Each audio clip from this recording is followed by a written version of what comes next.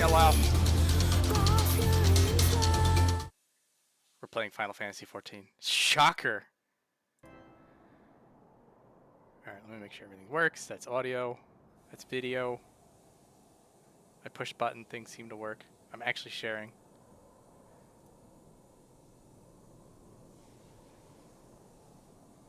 I'm not well stating. Keep the streak going, so good night. Sorry to hear that, Knifing. Yeah, get some sleep. Sleep makes everything better. Or at least lying down on a bed. Sometimes you do not have the option of sleep.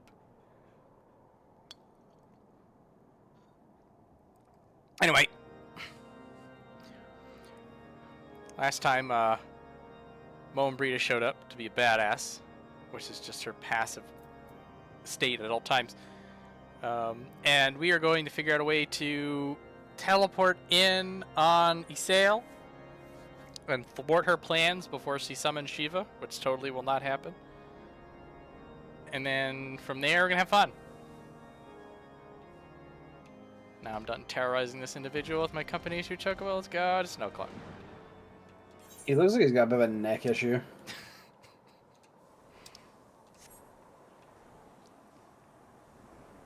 I had no idea where you were for a bit, actually. I like finding nooks and crannies. The game has a lot. Well, yeah, no, the game has a lot of those. There's a lot of places to sneak around in. Mm-hmm. I always, well, at least when I'm in new expansions, I always assume that some new corner that I found is like, oh, you're gonna go there later for some quest or something, and you're just there early. And so when that happens, it's kind of fun, because then I felt like, I found this place before you did, MSQ. I'm clever. And then sometimes it doesn't, and then it actually is a secret hidey hole for you and only you. Because not a lot of people go off the beaten path. Or at least we don't do it at the same time.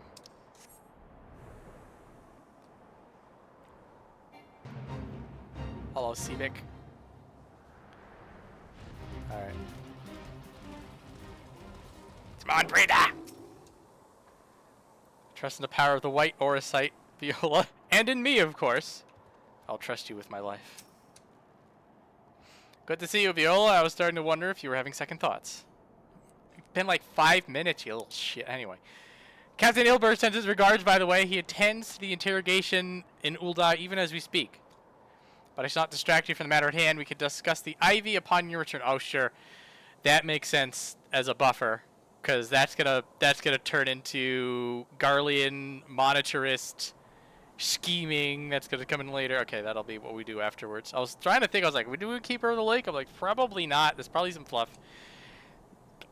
There's the fluff. I trust that by which to say, ahem. The others are waiting for us at the Aetheryte.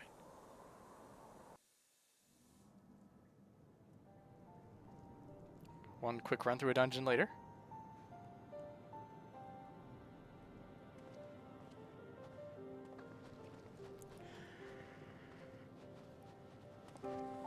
Bit sleepy today.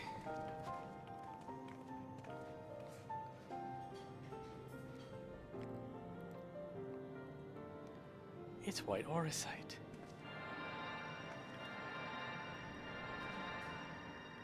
Everybody fire hand lasers. Not you, Alfino. I don't want to stress your delicate consonants. There, it's ready.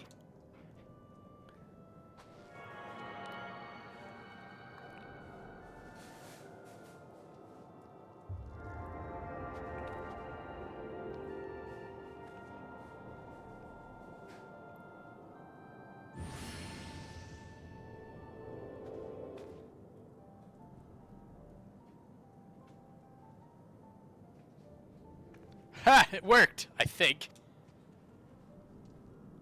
Try tuning the Aetheryte now. Feel for the current and try to locate the beacon. Stoic nod. Let's do it. Put your hand out there.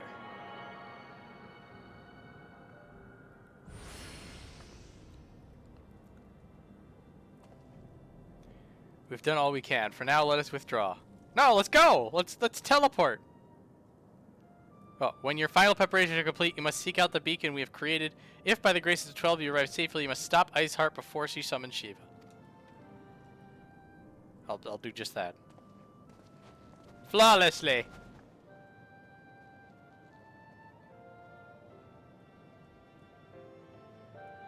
Ah, we're withdrawing and then we're going into Duty Finder. That makes sense.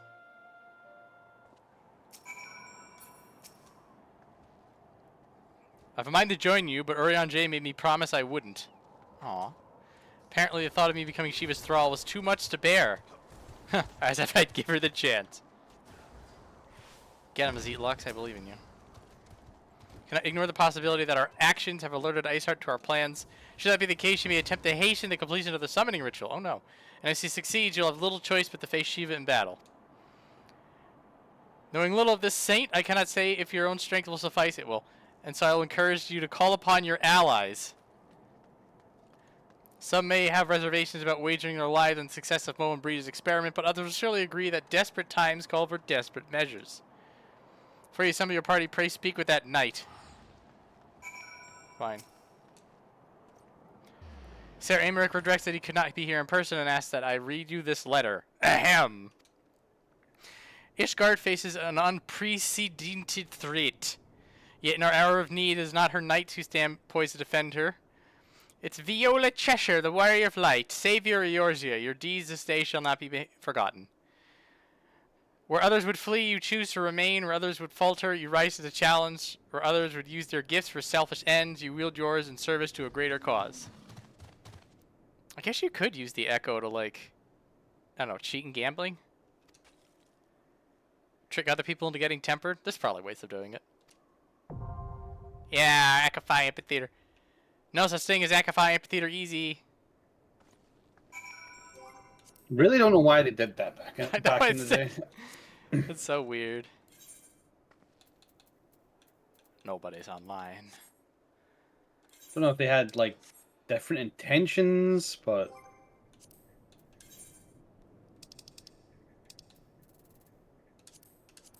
Yeah, because I almost want to be like, I almost want to see the easy modes of these now. I think what happened is that they sort of got stuck in the, if it's a level 58 man, it needs to be hard mode.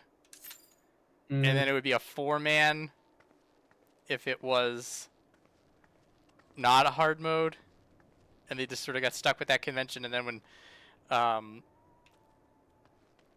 Heavensward showed up, then they're like, oh, we can just drop the hard mode because they're always hard mode. Even though it's gonna be easy. Easy. What am I inventory? Oh, right, garbage. I should have sold it. I didn't. Clearly not hurting for money. Maybe I'll get a Shiva card. That would be funny.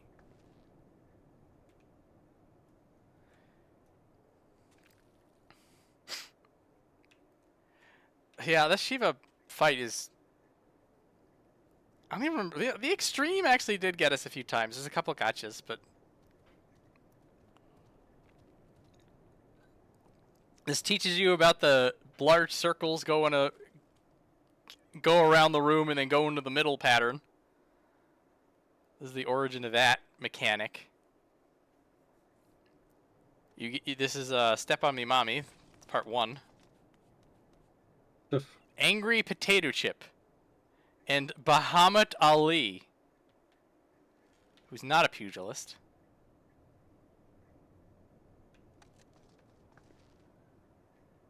I guess he wants tank keys. I'll allow it.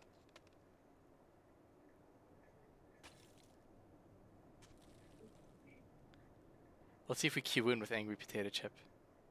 I'll make a new friend. You might, actually, given that it's taking a hot minute to get anywhere. Yeah, it's a 14-minute wait time. It's gonna be a little bit. If only your healers were on. Eh. Honestly, I'm just grateful that they showed up at all.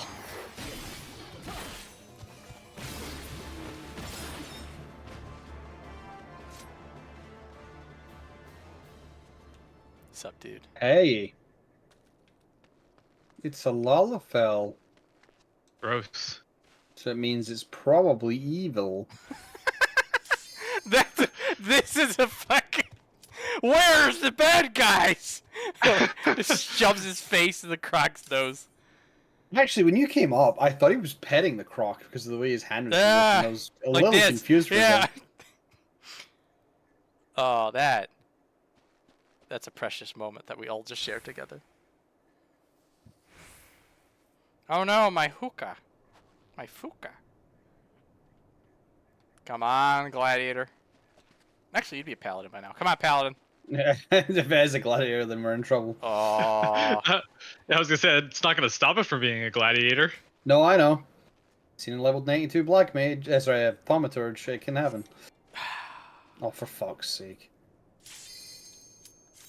I don't like. Actually, Shoot I think I blacklisted someone recently because they queued into like level 100 content as a no. Oh wait, no, it was diamond weapon. That's right. You probably want your job stone for that one. Yeah. Hi, Sal. I snuck in. You should never have come here, warrior of light. I labor only to forge a lasting peace. A peace you would deny us out of ignorance and blind faith. I feel like we should talk about the whole laying with dragon things right now. You might be able to recruit me. Then it is mine to strike you down. Christ almighty. Just no shame. I'm joining your team now. We whom gods and men have forsaken shall be the instruments of our own deliverance. Partake of my flesh. Fill this vessel with your light. Walk amongst your brothers and sisters once more. Oh, Saint Shiva, still the hatred within our hearts and bless us with eternal grace. So what if you just like pushed her out of the way when she was doing that? It's the typical. You're just gonna stand there and let them cast.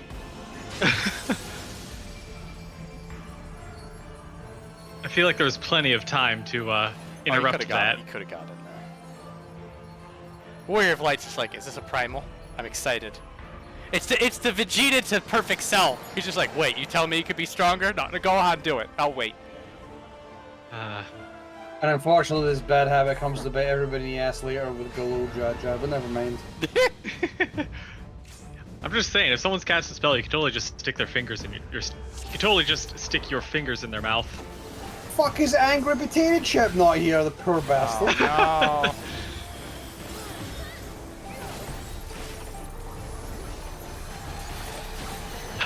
We need more weapons like that, Dragoon. Yeah, the big mace, I was going to mention that. Just that big spiked mace. Just more like weird weapons. Crypt Lurker was really strong in terms of the weapons and the gear. Here we go. Yeah. La la la la la. That was generous. No, I think it's Oh. fine. Yeah, you're not a tank.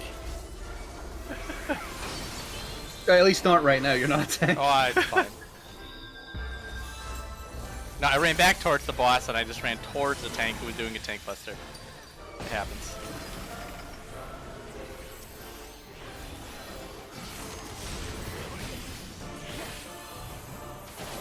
Okay, now you're a tank. Oh, no, man. We're not gathering. Oh, there they go. They figured it out.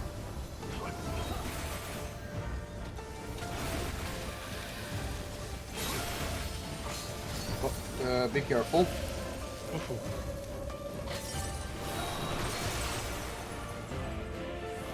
Shiva is in the area.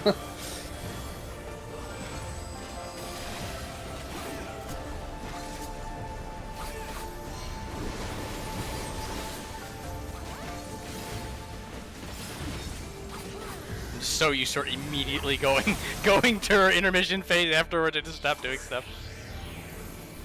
Alright, so I know Smile is a controversial song and I understand why, but I'm gonna be real. This song isn't great either. Yes! I have been chosen! Nice. Oh my god. Fuck It it. Bummy has actually stepped on you. stepped on. Anyway, I Nothing hate else this matters. song. I do not like this song. I'm just saying it right now. I think this song is garbage. So, I don't mind this song, but I do feel like it worked better with a different singer. Yes, it would work better with a different singer. That's the reason the song sucks in my eyes. It's Like, just, I the vocals don't aren't mean great. to like heavily criticize the singer, but she's almost a little too nasally. Yes, there's a song in the Sky of One that is actually really fucking good. Oh my god. It's actually really good, but the singer is fucking garbage and ruins the entire song as a result. Like, really, it sounds like somebody who... Clearly the singer is from a Japanese band, but it's like she was given the rough English translation of the words she has to sing, and it doesn't roll off the tongue very well. Yeah, And it's kind of awful, and it's really unfortunate because the rest of the song is great. I'm just the vocals are garbage, and I think it's the same thing with this one that really bothers me. I'm not a fan of the vocals at all. well, so for this one, it almost feels like the singer would be better in like a punk song, but Yeah. it is not a punk song that is playing. Also, holy shit, they just abandoned. You're just gone. Oh, they got the hell out of there. That was not a long cutscene either. They just all bailed after 20 seconds. Can we talk yet? Oh, that summoning was garbage.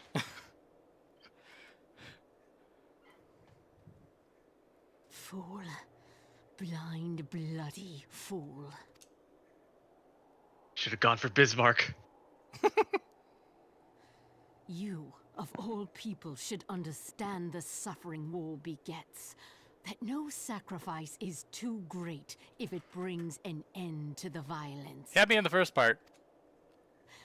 Mine is the righteous cause.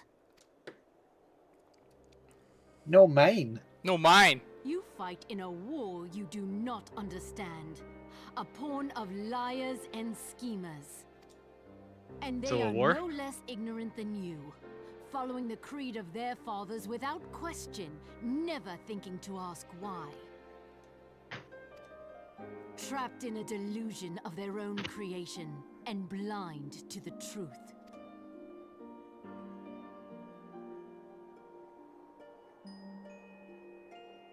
Warrior of light, redemption is not beyond us. We who walk before may lead those who walk after. Said the thing. Seek the keeper of the lake. See with eyes Oh, there it is. unclouded. Do not squander a mother's gift. I'm just gonna walk away. Oh, we're just gonna let her. Feel. Think. I'll believe that much. That she, when you name drop Mom, the Warrior of Lights, it's like, hey, hang on a minute. Only good guys know about Know that. her too? You know.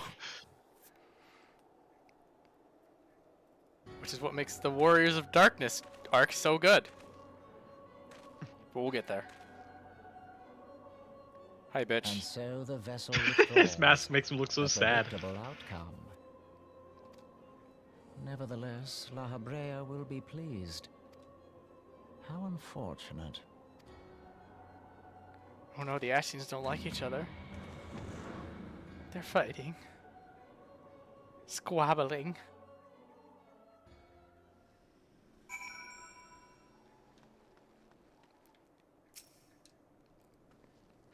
By the 12, you're alive. I mean, of course you're alive. Why wouldn't you be? I fought a chick and she talked about Dragon's Leg or something. I don't know. I just did what? Are you certain about that, are you? Look, if you say it's what you saw, I believe you. It's just that I've never heard of a primal being summoned like that before. Are you sure you're not injured? Head trauma has been to cause hallucinations, you see. No? Fair enough. I was only asking. Never changed, Moenbryda. So, the voice actor for Nabriales is interesting. Yes, Because I kind of hate the voice that's done for it. but But it turns out it's actually the same voice actor who does Urionji in A Realm Reborn as well. huh? They just asked him to go nasally. Yeah, they asked him to go real fucking nasally for Nabriales, and I'm not sure why. Pretend you have a cold. Well, I wonder if it's like, okay, we need you to voice someone else. Can you do a different voice? And then he's still like, I can try. I mean, I feel like they just dragged him in and was like, hey, do you want to phone this in and just get it done?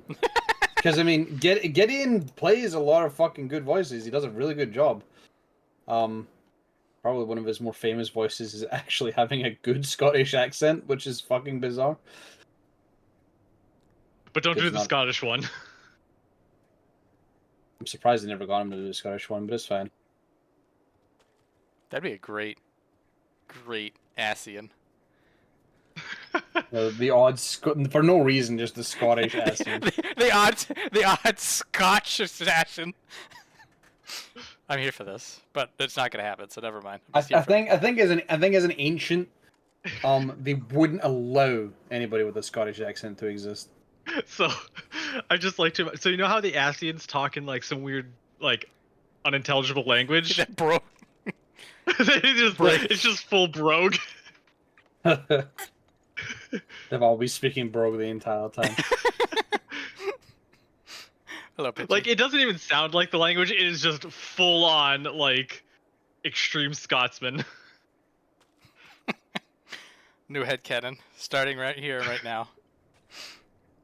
In the meantime, Moenbryda remains unconvinced that you have not sustained a head injury. We've all sustained head injuries here. Oh my god. I did sort of run into a tank buster back there. Valid. If you ask me, there's naught to be gained from mulling over the implications of your story in the freezing cold. Let's save it for the rising stones, eh? I'll get everyone to meet us there. Before that, you'd best pay to visit the White Brim. Fuck, I don't want to. God. Talk to Alpha Note. That or he's busy playing at politics with the Asgardians. Either way, I'm sure he'll be delighted to see you hale and healthy. Speaking of which, you don't have a headache or anything, do you? No? Blurred vision. No reason. Throw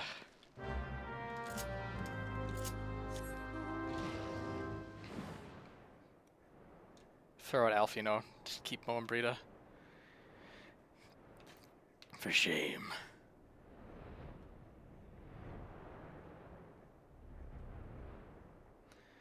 Alright, let's go to White Brim front. Talk to this tosser. Oh, this will give me lots of leverage in my squabblings. That's good to know, kid.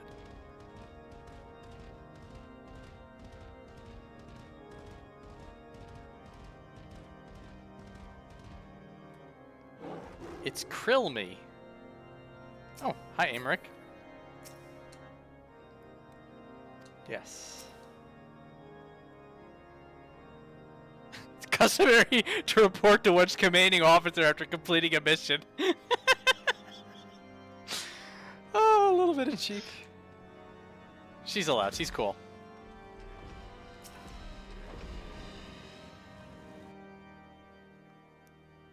There she is, and none the worse for wear. Was there any doubt that the Warrior of Light would succeed? I think I speak for us all when I say I should like nothing more than to hear the stirring tale of your victory, if you would be so kind. So there was this mechanic, I just wasn't paying attention. That we are too late to prevent the summoning. We're not too late to prevent further loss of life, an outcome worthy of celebration. And one for which we have Viola to thank! Yes, yes. I, for one, cannot have wished for a better outcome. Shiva is no longer a threat, and the heretics have been routed. This is the matter of Iceheart's escape. What happened again? She slowly walked away from you. Are you sure you don't know any way to stop somebody from slowly walking away from you? No? No? Okay, fine. Supplies that your men recovered have been prepared for transport in accordance with your wishes. Rest assured that my knights will see them safely to the Revenant stole. Of that I have no doubt. I take it these are the self-same supplies the heretics stole from the House Forton caravan? Less the crystals, which comprise the bulk of the shipment, yes. Scarcely a fraction of that which was promised, but a meaningful contribution to your cause all the same. Oh, on an unrelated note, might I trouble you to accompany me to Camp Dragonhead? Oh, for God's sakes. Not for my benefit. A certain lord was most distressed. Oh, hey, no, we're going for Archiphon. It's certain lord was most distressed when he learned of your intent to risk life and limb to stop Iceheart. It took a half-dozen knights to restrain him, I am told. That's my hubby. Men give vent to their anxieties in myriad ways. Pray do not think less of him. Oh, I will not think less of him.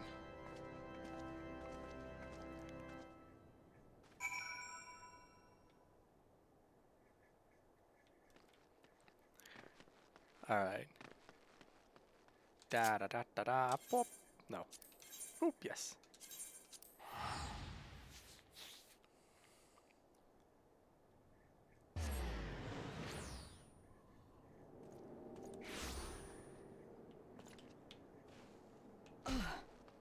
Oof.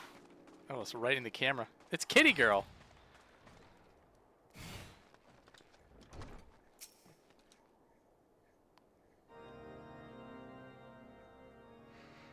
What were you thinking? Waging your very being on a dubious theory which might allow you to enter Iceheart's lair, knowing full well that she could have sufficient forewarning to complete her ritual to summon Shiva anyway. And then, engaging the abomination of mortal combat. Nice. By the fury, 'tis the stuff of ballads. Battle for the ages, without I had been there to fight by your side. Yet here I was forced to wait, condemned to wonder at the fate of a dear friend for a veritable eternity. I would not wish such torture on my most hated enemy. But you are here now, and that is what truly matters. Let us move on. Yes, to the bedroom. Anyway, Sir Emmerich wished to have words with you and Mr. Alfinode in private. He waits us in the intercessory.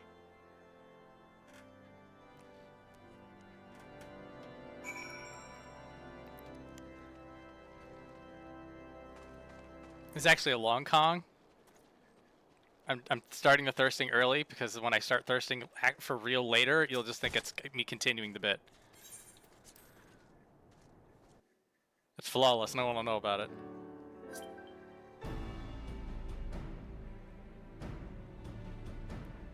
On behalf of the Holy See of Ishgard, allow me to express my deepest thanks. Never before have we been required to contend with a primal. Indeed, there were fears in some quarters that our knights might not be equal to the task. From what we have now learned of these beings, I can say with certainty that we would have lost a great many men had the Scions not intervened. Then the argument for preemptive action should be self-evident.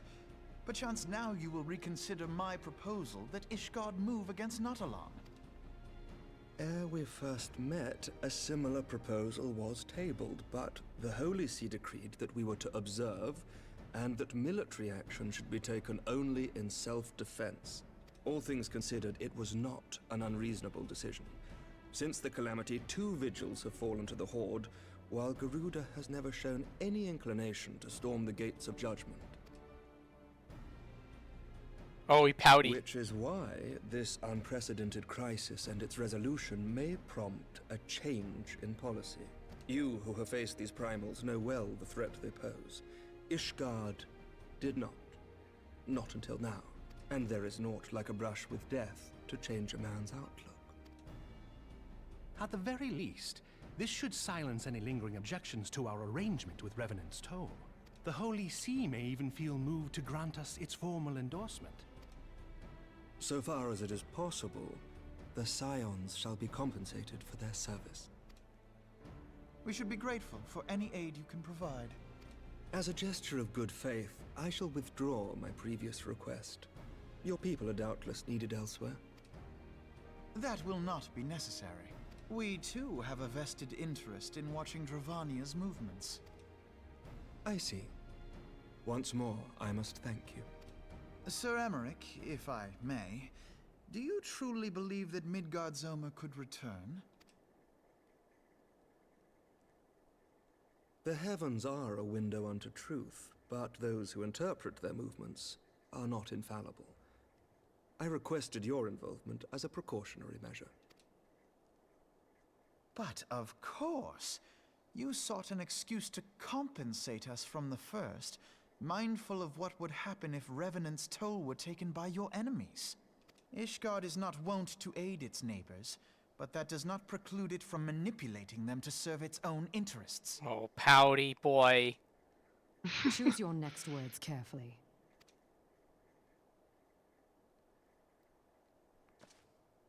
Do you know what sort I of man slapped this becomes child, Lord sir. Commander of the Temple Knights? Yet another reason she's a good character. She smells it from the beginning. She doesn't even have a name yet. And she's gonna throw down.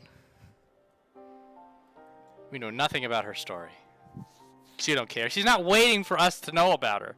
She's just gonna go punch a bitch. I love it. Old habits die hard. It's not wrong. She goes the calm professional route, but moments like that make me wonder if you could sort of just go to Yoko Taro, white-haired chick route. Just make eye contact. I do want them to like just hire Yoko Taro to write a character and then just sneak them in somewhere. Oh man. but once they show up, you'll know. You'll know. We just get everybody in Square together. just put them together. They're all some ragtag bunch of somethings. And you have 14's first F-bomb. Oh. And then the second. And then the third and the fourth. I think it'd be funnier if it's bleep somehow. Like if there's somebody like hanging out with like a kazoo right next to her. But you go hang hang. It'll be the Fairly Odd Parents method. Yeah.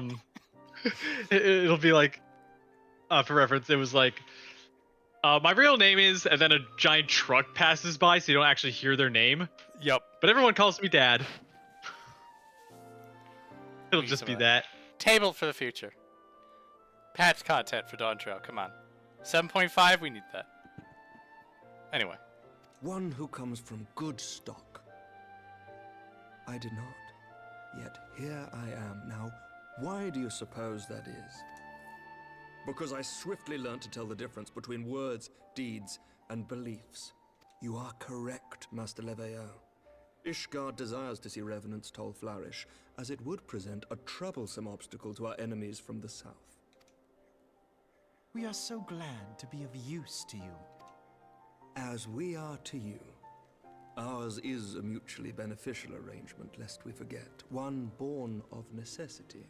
The dragons grow more restless by the day, and the heretics harry us nigh without cease.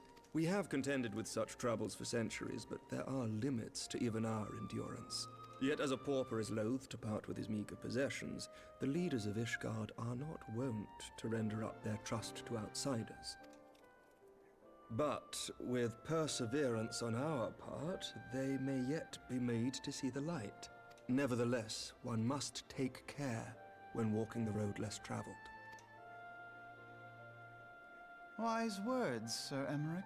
I shall make a point to remember them. I must apologize for my earlier outburst.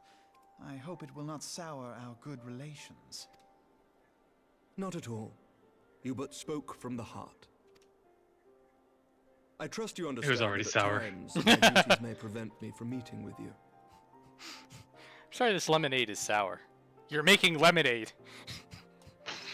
On such occasions, my second in command will speak for me.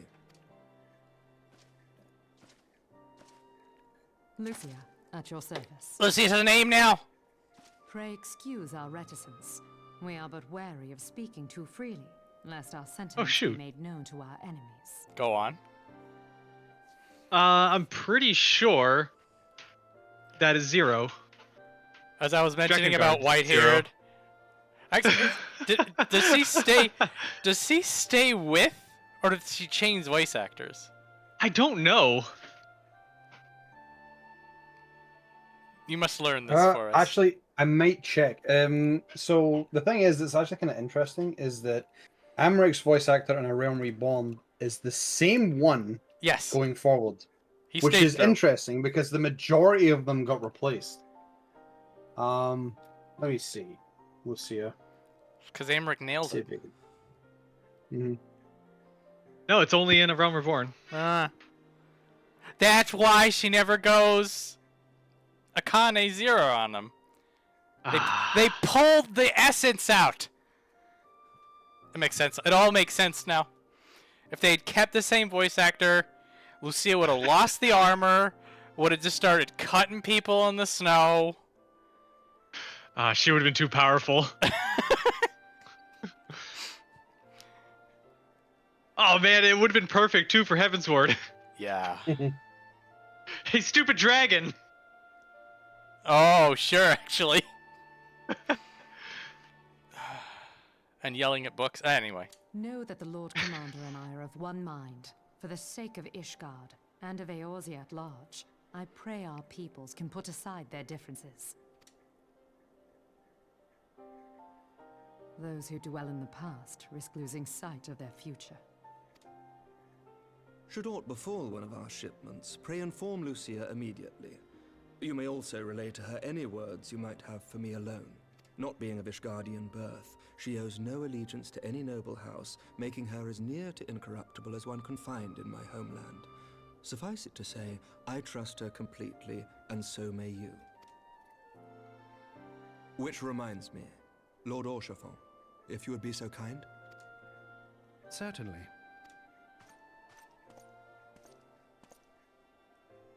In times such as these, trust is ever in short supply. Mayhap this will go some way to rectify the problem. The results of our investigation into the heretics' recent attacks, as well as our interrogation of the merchant you detained. Sir Emmerich, I cannot thank you enough. Think nothing of it. Ishgard may be many things, but it is no friend to Garlemald. Did I not tell you to have faith, my friend?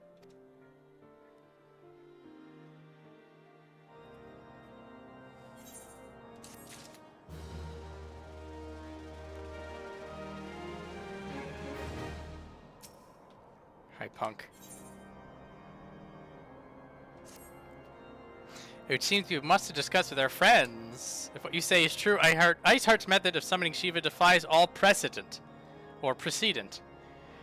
It necessitates a complete reappraisal of the primal threat and of our approach to combating it.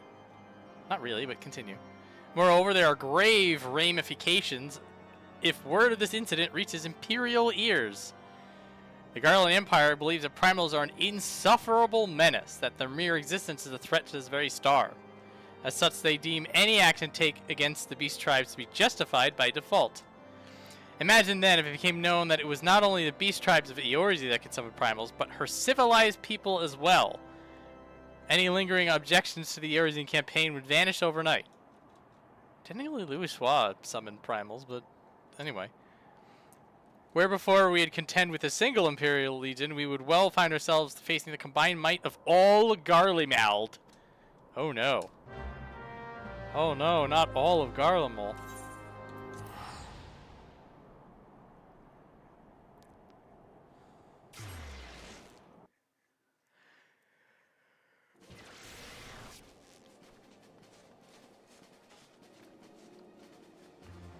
Pray return to the Rising Stones.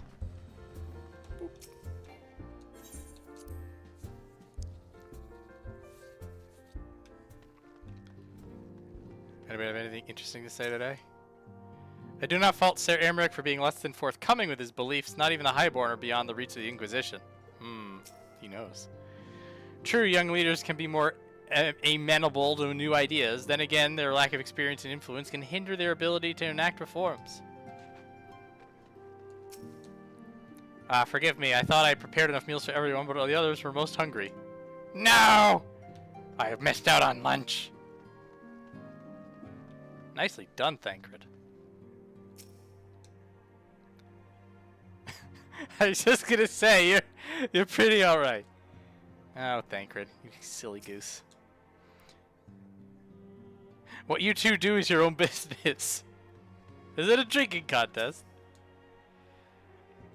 Trying to tumble the table now, are we? Don't give up yet, boy. You need to line them up. Drinking people literally under the table. Oh, hang on a minute. A sip before practice, a sip after practice, and all too often a sip during practice. I do believe Moenbryda has had quite the bad influence on you. Go get him, Moenbryda. Turn this place into a good place soon enough. How about Tataro? Little fortune and far less fame in being a receptionist, but one must be optimistic. Hold that thought.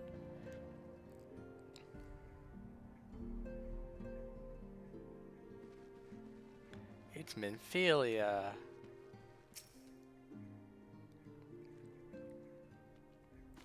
Words cannot well express how glad I am to see you return to us hale and whole. Needless to say, I am most eager to hear your account of that which occurred in Kurthis, assuming you're ready to speak of it. Excellent. I shall summon the others at once.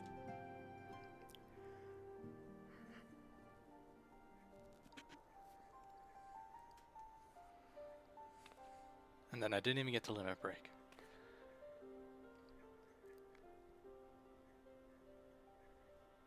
Iceheart used her own body as a vessel for a primal soul? Master Louisoix's writings make no mention of such a possibility. Can we be certain this entity was a primal? As certain as we can be that good King Mogulmog the 12th was a primal, I should think. Both were ostensibly summoned. Let's not quibble over definitions. Of more concern is the implication that Iceheart retained her will, even after she was possessed. We are talking about a mortal, wielding the power of a primal. It can't possibly be that easy, can it? There must be some sort of sacrifice required. Or maybe she's just special? What qualities this woman possesseth, I know not. But full sure am I that she was groomed for this role. Few are privy to the secrets of summoning, and but a single party standeth to profit from their dissemination. Well, I wouldn't presume to comment on how the lass came to know about summoning, but I will say that what she summoned was a primal. The readings were the same, or near as damn it. Strange as it all sounds, it's really no different from what you've faced before. Then mayhap it is time that we re-examined our previous encounters. Pack your things, Ida. We're going back to Gridania. Yes, sir. About Iceheart's final words to you. Hear, feel, think. Hydaelyn speaks to her as well. If Iceheart is blessed with the power of the Echo, she will doubtless have used it to further her goals. Or could it be that it was a revelation granted her by the Echo which first set her on this path? She did say that the Ishgardians were blind to the truth. Do you think she has knowledge of the origins of the Ishgardian-Dravanian War? It would do much to explain her unwavering conviction. Did not the Lady Iceheart implore thee to seek the Keeper of the Lake? And did she not imply that in so doing thou wouldst come to see with eyes unclouded? Midgardsormr was a king amongst kings who reigned for centuries on end. But he is dead and his wisdom lost to the ages. Unless the Ishgardians' fears are well founded. He's taking a very big nap. It would seem we have yet another reason to stand watch over the Keeper of the Lake. For a mercy, we are well positioned to do so. Iceheart, Shiva, Ascians, and Midgardsormr. I shudder to think how they're all connected.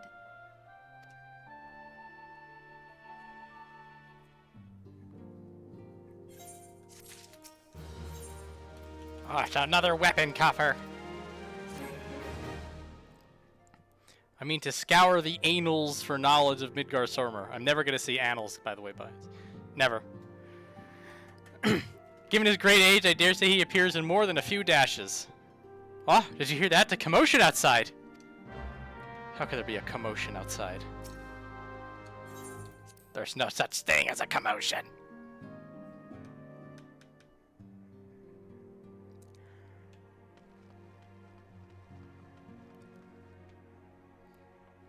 It's not a commotion, it's just a crystal brave. They're all saying the same things. Alright, fine. What's your commotion, Alpha Node?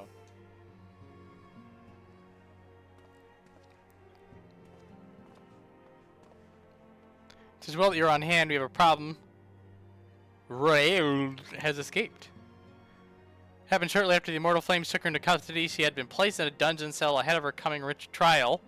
But apparently the accommodation was not to her liking. The turnkey was found slain along with 2 guards. It is plain she received inside help. Citizens report seeing Royale quitting the city via the Gate of Nald with a bloodied spear in her hand. She makes her Castor Meridianum, I'm certain of it. With her fate in Eorzea as good as sealed, what recourse has she but to flee to her imperial masters? Even as we speak, Captain Ilbert and the first are hot upon Ruel's heels. Play, make haste, Camp Bluefog, and join the hunt. How is this a commotion outside? That's just Alfino. Minfilia. Alfino's just being ultra dramatic as Ultra usual. dramatic as usual. Minfilia, come on, let's talk about dragons again. Just that fucking loser Alfino. What? Eileen, what have you done? Man. Now she's all distracted. Damn it. I wanted to learn about Dragon Dad.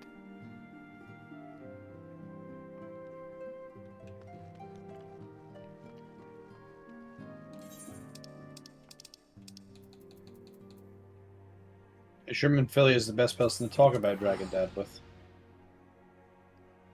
Probably not. Might as well just talk to the man himself. It's Puma King. Who else is around today? It's the Griffin. How you doing? Thanks for coming.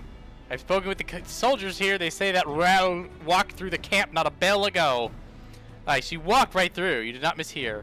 We have Robon's decision to keep the matter secret to thank for that. Bad for morale, he said. Morale must not be allowed to reach Castor Meridianum. Man, she had an hour to walk. Not a long distance.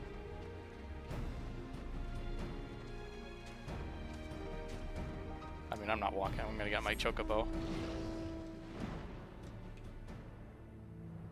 Maybe that's her saving grace. She didn't have a chocobo.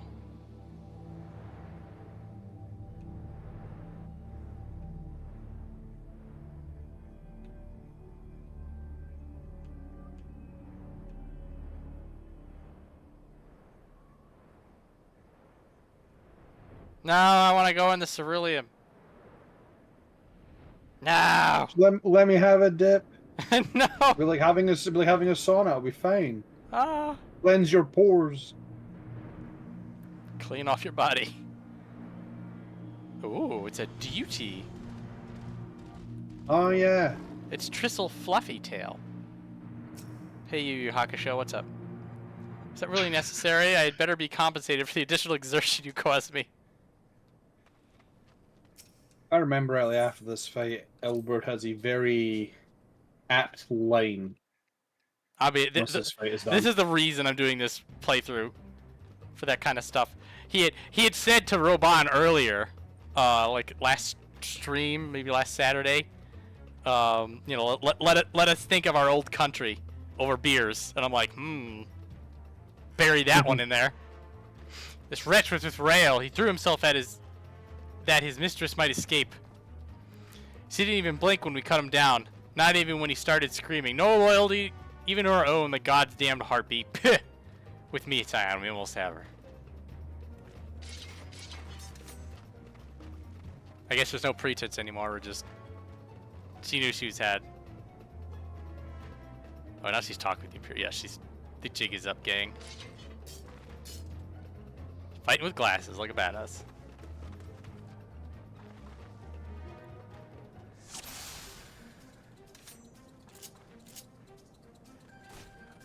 Kill the rest for Eorzea.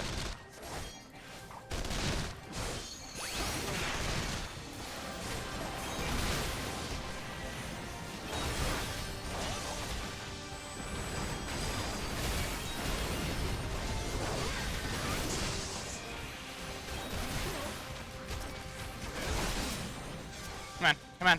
Stab that one. Fine, he's dead.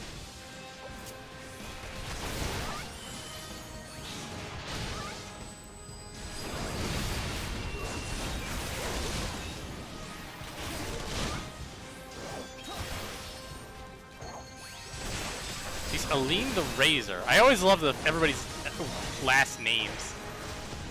You normally never get to say.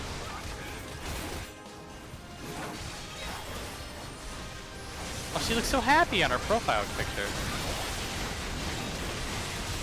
It's not so bad after all. Ilbert of the Dull Blade. I'm sure he wouldn't appreciate that. I was saying, that just makes it sound like they call him stupid. I know! Oh, he's the dull blade, is he?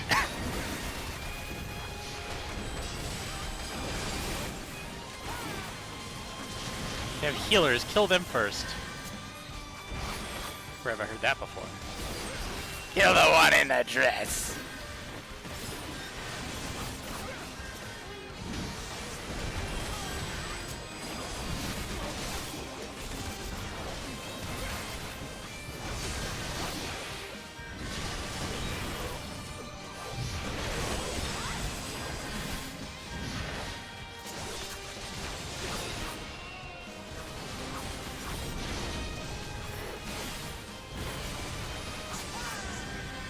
Oh, so oh, he doesn't know where the aggro goes. Got him on the run.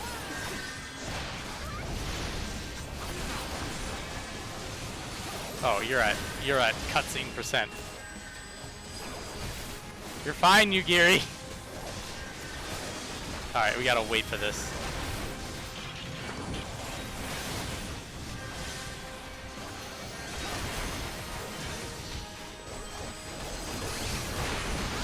What, do we have to lure people in? Do we actually have to lure them in, or is that just a suggestion? Let's find out. It's probably just a suggestion.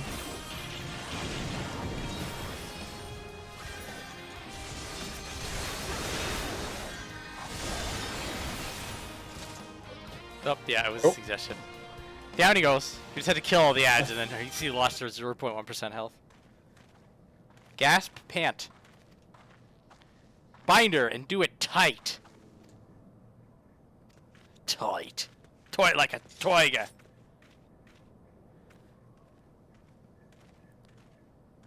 Good work, men. You bound her real tight.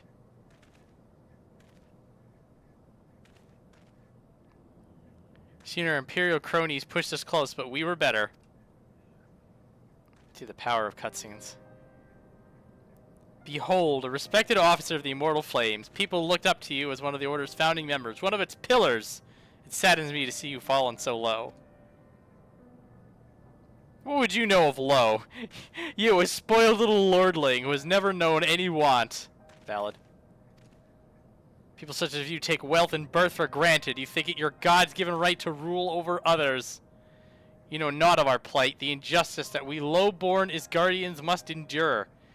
To the noble lords and ladies, we are not people, but resources to be consumed. I did what I had to do to survive, stealing, killing, even whoring myself. You didn't need to tell us that. It is no fault of mine if fools imagined me a paragon when I joined the Flames. Hear you tell it, one would think you're the only person ever to have suffered. In case you've forgotten, Roban himself was born into poverty, as was I. We lived hand to mouth with little more than the shirts on our backs. Hunger was our constant companion. Yet never did we bemoan our lot in life, nor did we begrudge others their fortunes. We accepted the hand that we'd been dealt and played it to the best of our ability. Life was a battle, aye, but no matter what fate threw on us, we took it in on the chin and came back for more. Ilbert, this is a very special episode. Come on. How were they different then? You're stupid. 'Tis true that we were both mercenaries of lowly birth, and 'tis true that we both had our fair share of struggles. But whereas I sold my sword, you sold your comrades. Ah, hit the music. Flight has taught me one thing, is that you never betray your own. I would sooner cut off my own arm than raise a hand against a friend.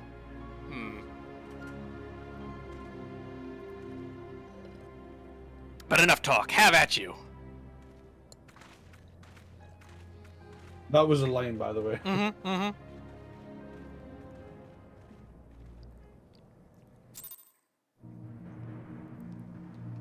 Any other nuggets? Join the Crystal Braves that I might strike a blow against the Empire. Those who cast their lot with Garlemald should expect no better treatment. Not so much as a hint of remorse. 'Tis well that this sordid business is finally at an end. Our friend's betrayal cuts deeper than steel. We must hope that we have chosen our allies more wisely than Roban chose his. Now that's another line. Just this screenshot. It's great. No, right here. Alvaro does it. Right here. No, you got it. You got this. You've got Ilbert right there. Talking shit. It's so much funnier because Alphino did it by complete accident when he does it. Just gonna leave this on the screen so everybody can enjoy it for a few seconds. You also just have to imagine reading this in his like snooty Armor Born voice. Oh yes. We must hope that if we have chosen our allies more wisely than Roban chose his. That's like a little bit of Papa Limo in there. I don't know what the fuck I'm doing. Anyway. That stupid Roban. I know. Ugh. He doesn't have a lick of sense. Anyway. God, if only he was as good as me. I know. If it was me, all of our problems would be solved. I've heard. Oh. Truly bothersome business. I was having a phone I call. thought that was Alphino. No, I do not foresee a problem on that front. The main concern is Roban. There is no telling what the brute might do. Have the blades watch him in the flames day and night. You may leave the Sultana to me. I shall personally attend her grace.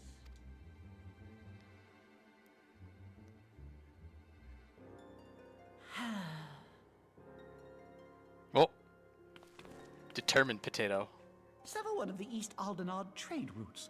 That ought to keep Lolorito occupied for a while. Oh, what a bastard. Mess with Hancock? How dare you? Nanamo Ulnamo. For my sake, pray be a good little Sultana to the last.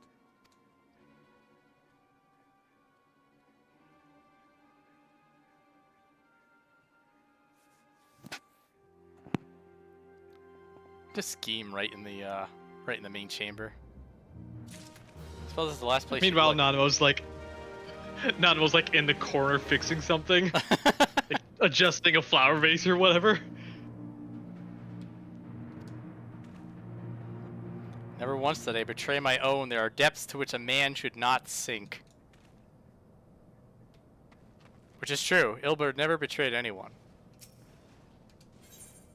Other people simply lost their nerve. Captain Ilbert and I have a few questions for the Flame Marshal regarding the circumstances of her miraculous escape.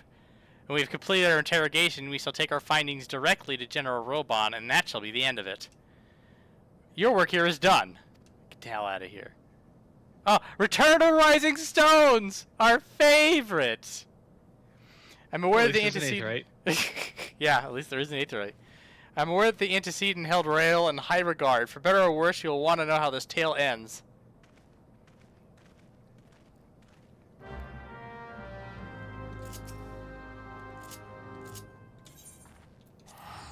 I do not want to fight the Magic Tech Vanguard H2. Thank you very much.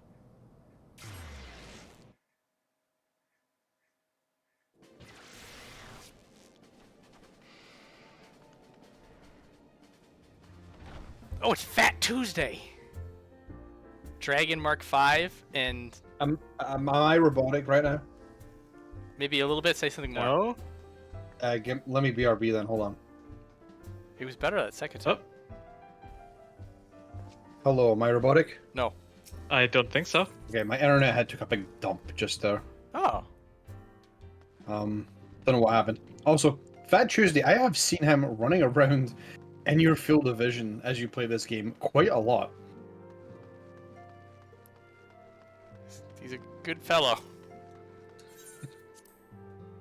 He knows how you handle Ash Wednesday.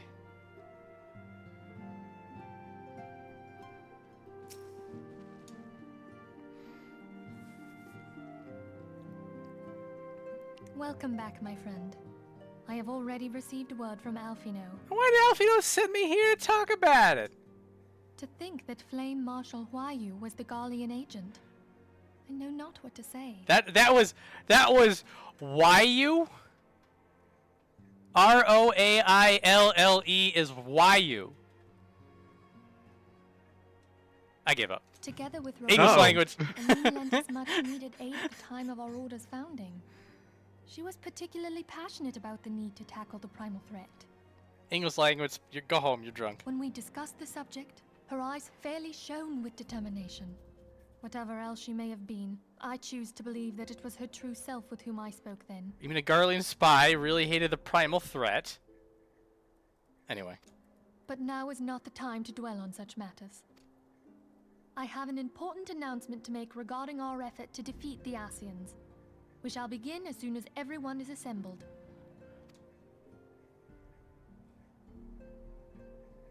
Why you never show up early to meetings? Because then you have to sit there and wait. My thanks for coming, friends. Moenbryda, the floor is yours. Moenbryda gets whatever she wants, Minfilia. By now, I'm sure you're all familiar with white auracite, the miraculous material that'll allow us to capture Ascian souls. Back at Snowcloak, we verified its ability to absorb vast amounts of ether. Alas, it leaves something to be desired in the area of stability. The stone can only store ether for a short while before expelling its contents. In addition to auracite's inherent limitations, we must needs be wary of our enemy's strength.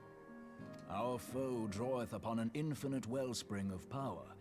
Even should we succeed in entrapping him, the stone will not long contain his wrath. Meaning that, if we want to kill the swine, we'll have to be quick about it. 'Tis our belief that an Ascian soul may be permanently undone, if smitten by a sufficiently concentrated burst of pure ether. The only trouble is, we can't say for sure how concentrated the burst needs to be. Without knowing how much ether an Ascian soul is composed of, we're basically guessing. Our sole clue lieth in thy struggle with Nabriales. During that encounter, Hydaelyn bid you forge what she called a Blade of Light, a weapon which took the form of a luminous stream of energy. Based on your description, we believe the blade with which you vanquished your foe was composed of ether. Admittedly, your victory proved ephemeral, as Nabriales was able to use a crystal of darkness to flee into the space that lies between our world and the void. How convenient.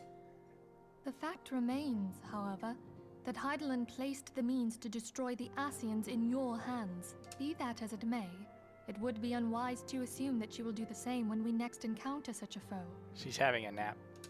Quite so, my lady. We must needs find the means to forge our own blade of ether, one to equal that which Hydaelyn did benevolently bestow upon her champion. Good old must needs.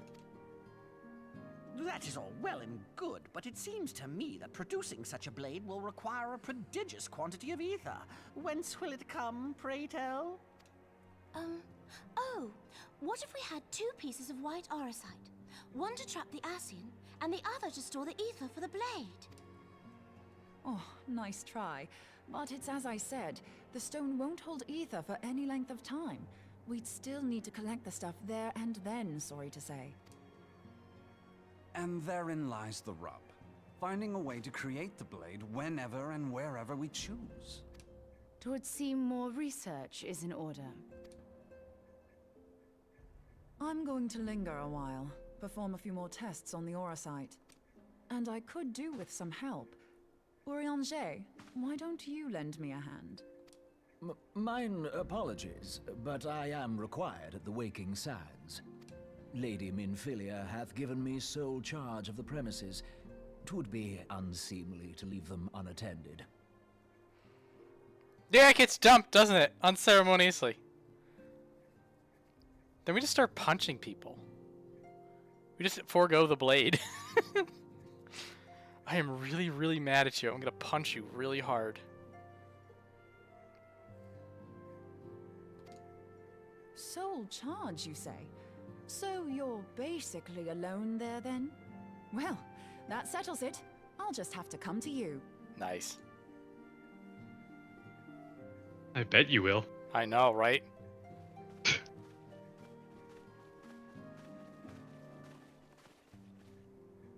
While you were afield, word arrived from the Sharlayan motherland. You will recall that a survey party was dispatched to investigate the incident at the Isle of Val. What they discovered was troubling, to say the least. I know, I hear you lose your experience there when you die. According to the report, the Isle has been erased from existence. 'Twas as if a hole had been torn in the very fabric of reality. Aye, yet the mystery endeth not with the Isle's disappearance. It hath come to light that a number of scholars in various other locales were reported missing at a similar juncture. What's more, they all had something in common with the head of the students of Baldessian. Every last one of them was researching a phenomenon called dimensional compression, or the rejoining as the ancient texts call it. I'll be damned if that's a coincidence. Wow, rejoining mentioned this early. Huh.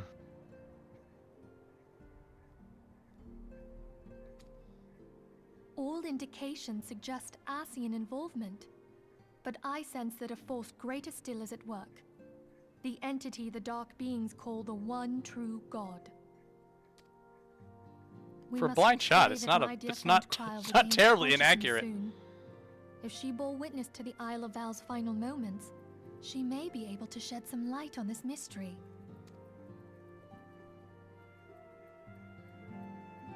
It would also make sense that if somebody finds out about what the hell the Ascians are doing, that they're just gonna sort of pluck them from existence. Not bad, not bad. It's a cutscene, yes it is. It's Ulda!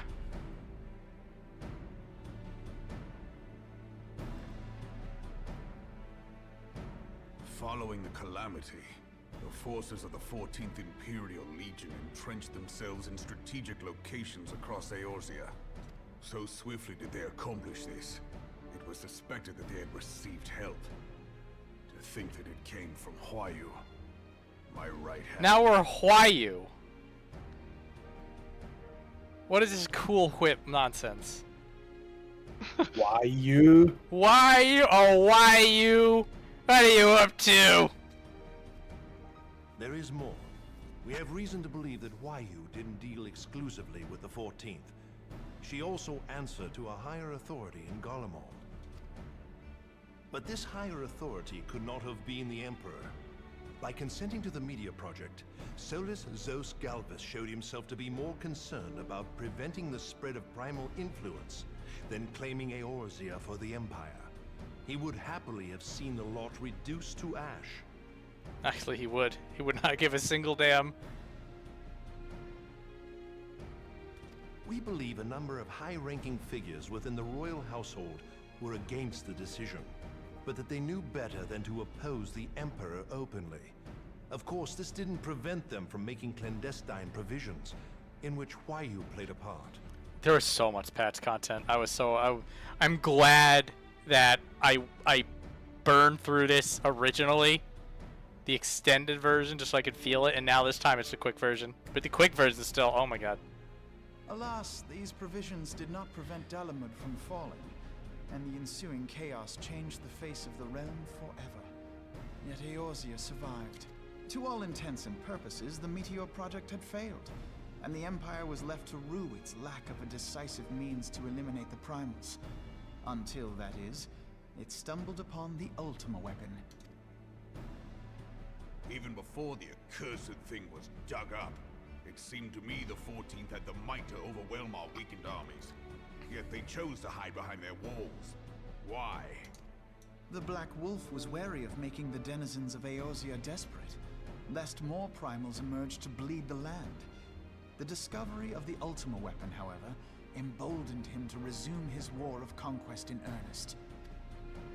But there was one in Garlemald who believed that Van Belsar's actions were premature. One who stood higher in the Imperial Army's chain of command.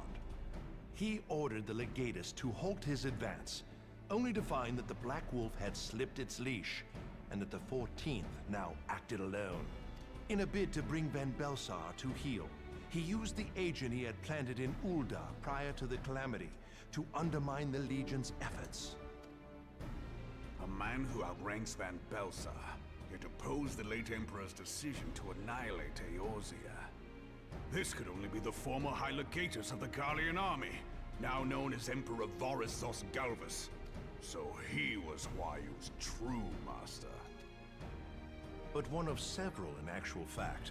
We've learned that even as Huayu served the Empire's interests, she sold Imperial secrets to a certain faction in Eorzea. A certain faction? In so doing, she helped to maintain the status quo, thus prolonging the conflict. Considering who stands to profit from war, it isn't hard to imagine who her other masters were. Seven hells! You mean to say that she was a double agent? Triple, if you consider her services to Van Belsar and the new Emperor as separate. As neatly as these pieces seem to fit, one aspect of the puzzle remains unclear to me. By whose will was the Marshal feeding intelligence to the heretics? And try as I might, I fail to see how aiding their cause would profit either her Imperial or Monetarist masters. Triple! 7 stream streak, very nice. Yeah, we're a triple agent. She's working day, night, and the day, night at the same time. Could it be that another hand is at work here? If so, why you must be made to reveal whose it is.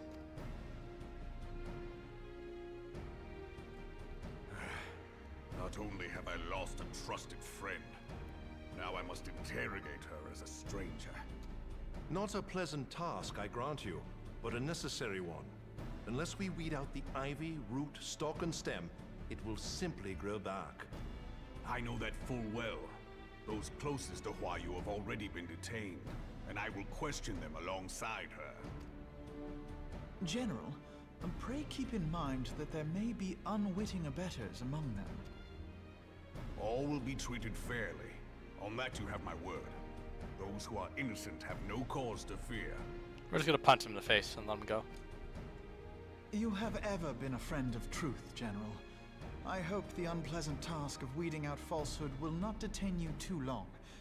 Though it be for the sake of Eorzea, doubting one's comrades is poison to the soul. Whomst you work for? You must needs tell me the truth. And with that, I take my leave.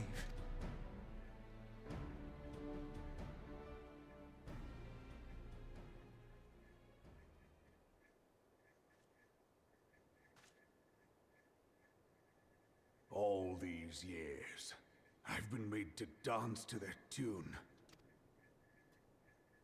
How could you, Huayu? How could you side with them? Those cankers who take from this land and give naught in return, who use their power to disempower and grow fat while the people starve. Ooh, music. I know you can hear me, monetarist scum. Your crimes will not go unpunished. Today I will purge this land of your sickness before the eyes of the 12. I swear it.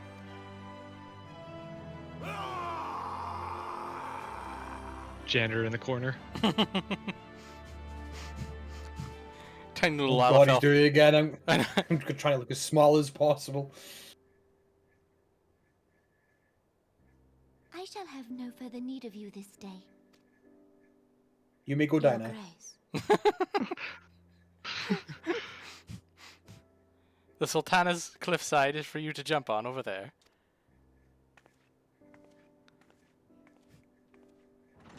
If you survive, that means the bodies are piled up too high. Please let me know. I fear that not even mine own chambers shall remain private for long. Own my own chambers. The bull scares me. Has the situation grown so grim? Who let you in here? Oh, yeah, actually. She snuck in! She's a ninja. Her chamber's no longer private. She's just sitting there the entire time. Caught in a reclamation bill, Teleji Adeleji has risen to greater prominence upon the backs of impoverished refugees. The monetarists were ever united in their pursuit of profit, but the man's actions have torn a rift in their ranks. They snap at each other as rabid dogs. Rabid dogs. Yet now is not the time to be bickering among ourselves.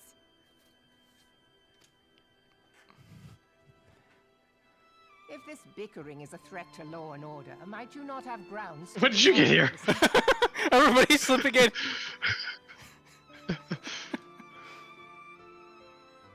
Would that the solution were so simple, Admiral.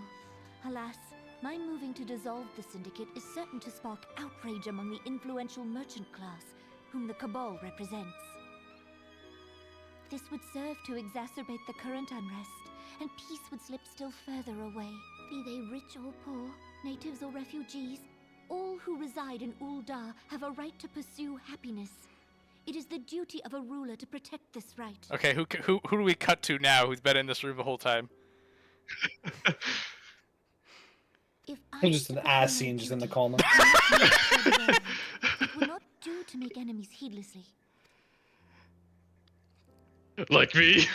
Were Lord Lolorito here, he would doubtless say that I have my head in the clouds. You do, Your But Grace. Sorry. A ruler is required to take a wide view. Try as we might to cater to all needs, some will inevitably be overlooked. As such, there shall ever be citizens who feel aggrieved. It cannot be helped. Minfilia too, yes. As you have informed us, the monetarists take no view but their own. They hunger for power while the masses starve.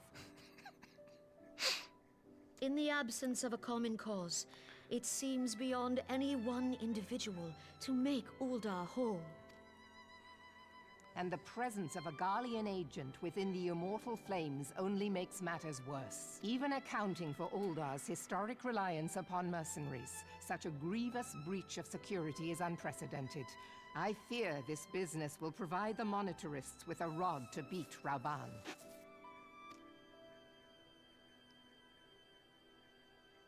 Eorzea can ill afford for the immortal flames to be dampened now. Ere long, the Garleans will turn their ravenous gaze toward our lands once more. If we are to resist their might, our nations must stand together. Yet for this to happen, our nations must be whole. Cannot be done to improve the situation in Uldar. The true wealth of Uldar lies in the health, happiness, and hopes of her citizens. Alas, the citizens shall never know these things, so long as their lives are ruled by the ambitions of the few. The monetarists claim to represent the best interests of the people, but in sooth they desire only to manipulate them for their own selfish ends. For the government to serve the people. What kind of cookie is that on the... It looks like a flesh cookie. Let me see. Like you mean next the to pink the one? cake? The pink one? Yeah. Hold on. It's the sheen on it that's kind of unsettling. Like, it makes sense on the looks like pine... It kind of looks like a dollop of pudding, honestly. I don't know what it is. It's... I know the answer to this. I can't remember its fucking name. It's driving up the wall. Is there See if some we can like... figure it out. Is there some like oddly sheened cookie? There is kind of a cookie that has that swirl. Yes, I know. Shape with it. And I think it might be a strawberry one, but I'm trying to remember its fucking name. It's driving up the wall. Chocolate shell butter cookies. Maybe. That's a it's very the, specific one. It's the way it's like the light hits it. Mm-hmm. I don't know. It does make it look like a flesh biscuit. It's very shiny. I get the feeling that might actually be an issue with the graphical update. I don't know if that added the shine to the biscuit by accident. Because I'm pretty sure that the cakes, the other cake, the pineapple cake, did not shine before. Maybe the other cake wasn't supposed to, but now it does. Because I've heard a few people that ran through a Realm Reborn that the graphical update has made a few things that were not shiny, and it's weirdly out of place. This might be something else. The muffins are fine. The regular strawberry cake looks fine. The shine on the teapot is okay. I don't know. It's just odd. It's flesh cookie. It's just a flesh cookie. I don't know. I mean, if Merleweb wants a flesh cookie, you give her a flesh cookie, right? It's her tea time. Well, okay, I am. She can have my flesh cookie. Got him! It's not only the syndicate that must be dissolved.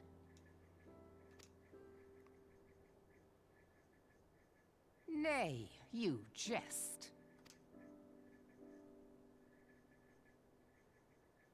My friends, it was for no other reason than to make known to you mine intent that I requested your presence here.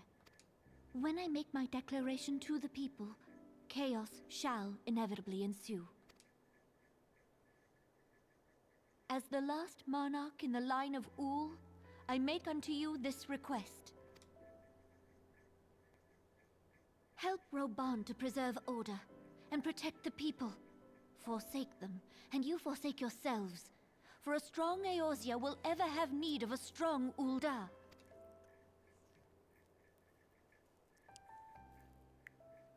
Your Grace, are you certain of this?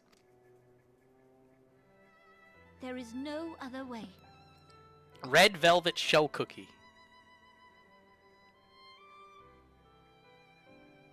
When the time is Potentially. right, the nation shall become a true republic. Both royalists and monetarists shall cease to be. Uldar will no longer belong to kings or queens or merchant princes, but to her people.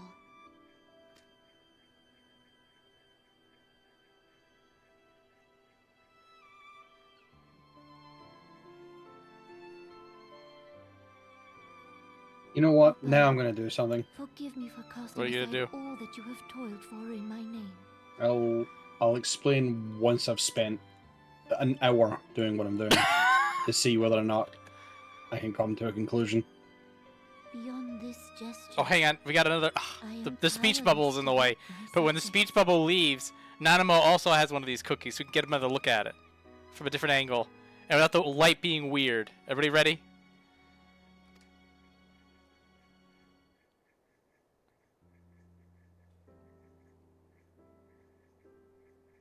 That's kind of quick.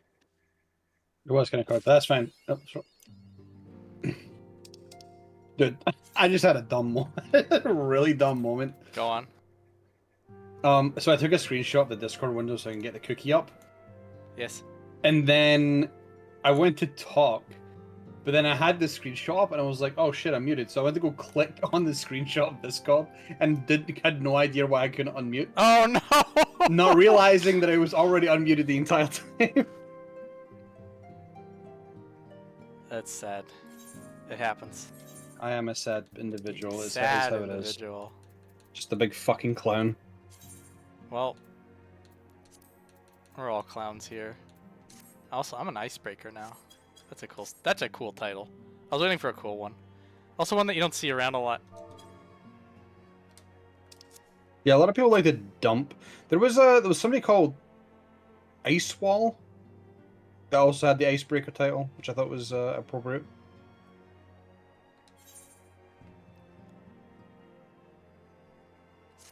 Good intentions. Good intentions. That's how you pave a road to hell. I am most eager to address the Ascian threat, however, we dare not neglect our other pressing concerns. We both know full well that Saint Shiva will not be the last primal we face, and our relationship with Ishgard is still tenuous at best, yes. To think that the resolution of the primal threat was once the sole priority of the Scions of the Seventh Dawn. Some days I wonder if it was wise of us to take on so many other responsibilities. This was your idea! Lest you forget, the Scions need not shoulder the burden alone. We're not the Crystal Braves established for this very reason. True, we are presented with a multitude of problems, however we all have the resources, blah blah blah. Viola in particular is ever a steadying hand who I trust will continue to support the Braves. Until they stop supporting us. To what do we hold the pleasure? Have there been further developments regarding the situation in Ulda? As expected, the Immortal Flames have been struggling to cope with the revelation that one of their highest-ranking officers was a Garlean agent. Suffice to say, Teleji, Adeleji, and his monitarisk ilk have wasted no time in attempting to turn the situation to their advantage. Coupled with ongoing unrest, the Flames are finding themselves hard-pressed.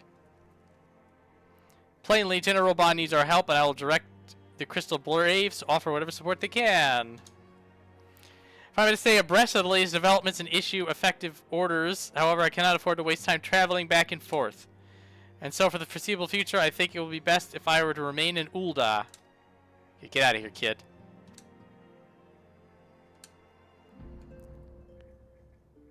Blah, blah. Key problem. How to form an ethereal blade at will remains unresolved. Viola, while we focus on that task, mayhaps you can assist Alfino and his Braves with theirs. It would do much to restore faith in the Immortal Flames if the Warrior of Light was seen working on their behalf. Never forget that your esteemed status allows you to act in ways that those more tightly bound organizations and nations cannot, as ever I implore you to do so. Stoic nod. Not that your cause is ever in doubt. Yeah. Now then, there are preparations I must attend to. He's proven to be quite skilled at gathering information others must kept secret, hence why I placed him under my direct command and ordered him to investigate. When you're finished here, join me outside. Yes, yes. Go to Ul'dah. Hang out with Crystal Braves. Monitorist's bad. Oh, no.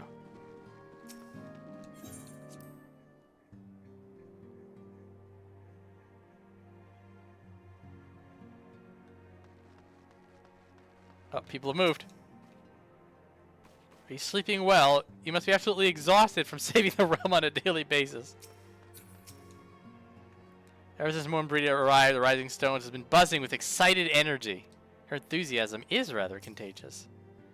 Moenbryda is charged us with acquiring some rather esoteric manuscripts, but I am afraid the task is proving to be nigh impossible. What do you think about that, Ishtola? When the City of Learning was abandoned, a great many tomes were scattered and lost. How smoothly our research might proceed if we were able to preserve the archives of yesteryear. City of Ark? That is a deep bury.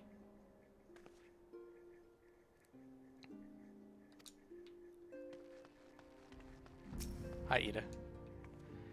We needed a rare ore to modify the right ore site, and Thancred solved the problem by using only his link pearl. I mean, it's great and everything, but where's the fun in that? And one is in need of precious commodities, helps have friends in the right places. Fortunately, I'm well acquainted with the charming daughter of a successful Ul'dah import merchant. What? Hoi, Boulder, how you doing? We were but stripling adventurers the night we saw a fire rain from the sky and a pillar of light scorch the heavens. What a sight it was, eh?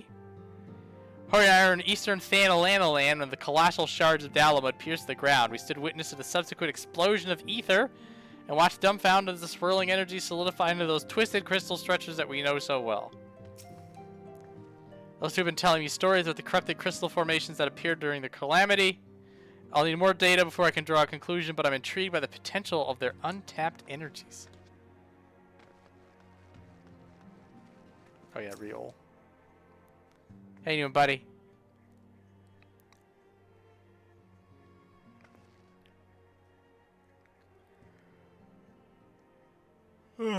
Excuse me. Pleasure as always. Will be escorting the commander. Yes. I have another task of mine for her. What? Be so kind as to repeat your report for her benefit. Me and mine have been making inquiries into the source of the weapons, what found their ways in the refugees' hands a way back. So happens we caught wind of something promising, a rather large purchase of sharp and pointy things by a black marketeer holed up near Highbridge. I doubt that this man would have secured such a quantity of weapons if he did not already have clients waiting. Clients that, for whatever reason, would prefer his transaction to remain secret. Brings to mind that merchant what caught an arrow while talking to Viola, don't it? Generous fellow he was, doling out our swords and spears to the downtrodden and disgruntled. Which isn't to say that these clients might have the same mischief in mind, but if you want to be sure, you might be prudent to intervene before they can collect their goods.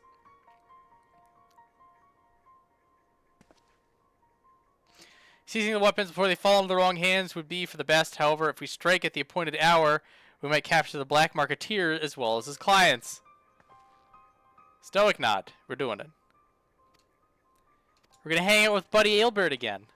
I forgot how many times we were actually doing stuff with Ilbert.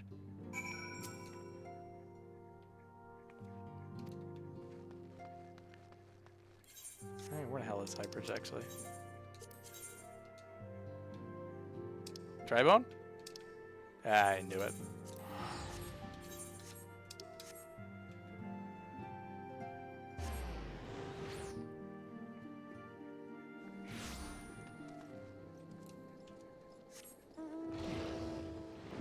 I've already passed the trials of how to leave Camp Tribone. I will fly proudly into the air.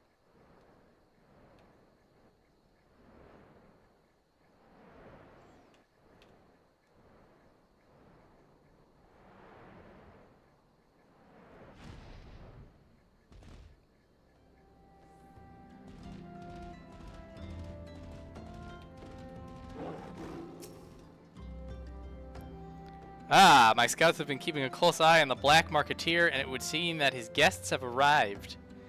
It also seemed that he has hired more than a few men to stand guard, common of thugs of no consequence, but they nevertheless pose a threat.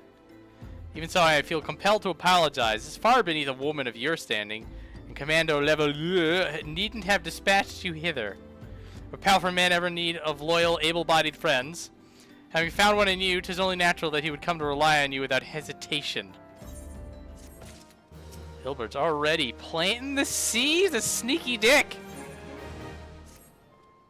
You don't actually need to be here for it, but while you're here.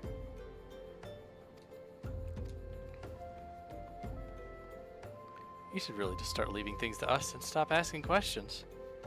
We have everything in hand. You're just far too busy.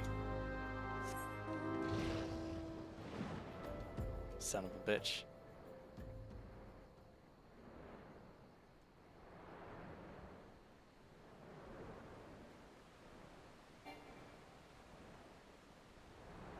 Down we go.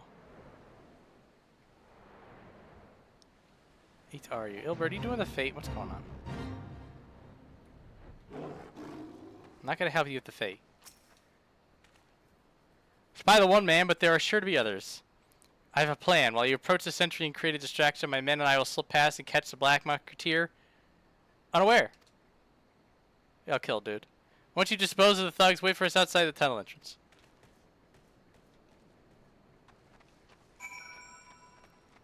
Literally just go down there and kill a dude? Yeah, I guess. Let's go. Is it down?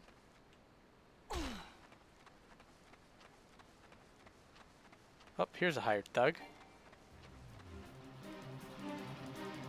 What do you got on you? That's standard crap. Damn fool, you should never have come here. Oh no! Oh no, a guy in cloth armor and a sword and shield for some reason. Come on. Maybe you should have cast fire. Why are you targeting the dude a bajillion miles away from me?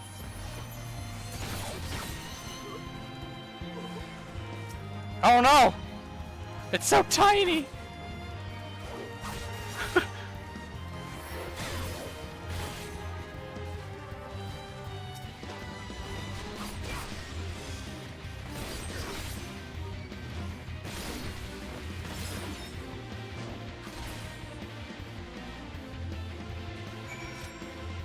Speaking with the hired thug.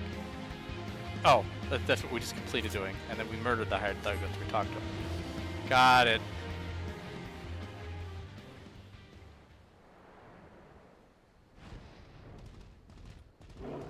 Then we wait for the bitch. Very good, very good.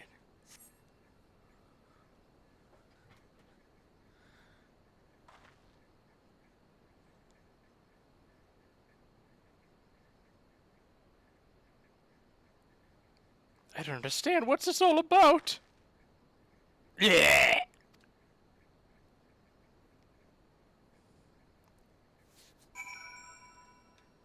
There was a disturbance. Oh no, did you kill the Black Mates guy?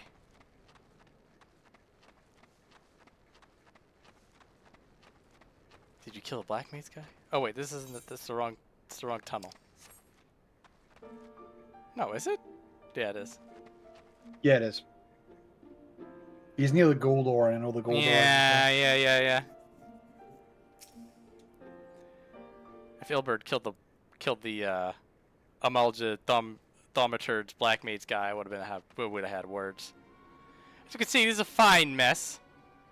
I tried to restrain him, he drew a hidden blade and lashed out. Before I could disarm him, one of my subordinates panicked, and this is the result.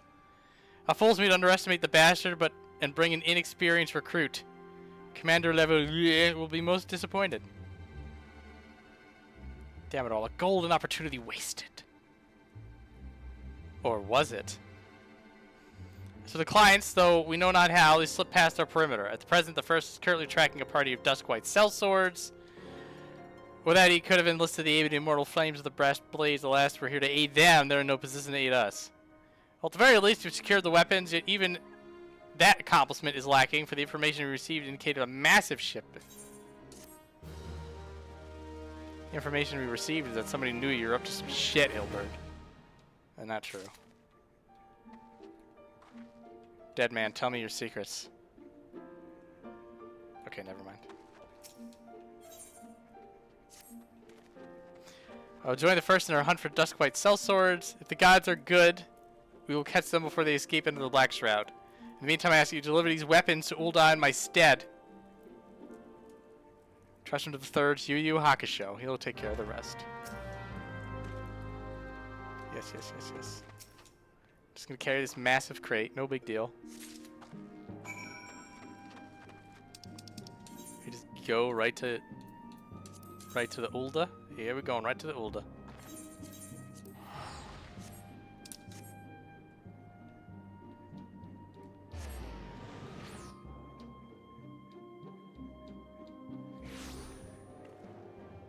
Alright, who we got today? Ooh, you look good in the Omega outfit. Damn.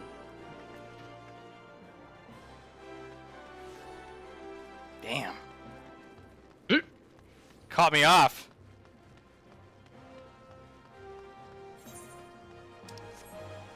Caught me off so much I realized I probably could have taken the Aetheryte. Hang on. Walking away in a daze. Somebody better get in this sooner for Flame Dragon. Oof. I don't have it on my bars, I'm sorry. Typical. Bro just wants his cues.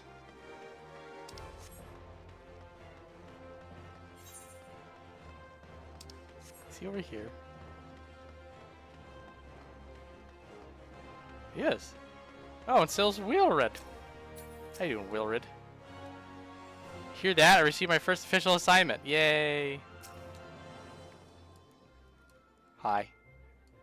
Rush wishes me to thank you for helping us to rescue her from Castrum Centra. How fortunate we can meet again so soon, yeah. Would you like some swords?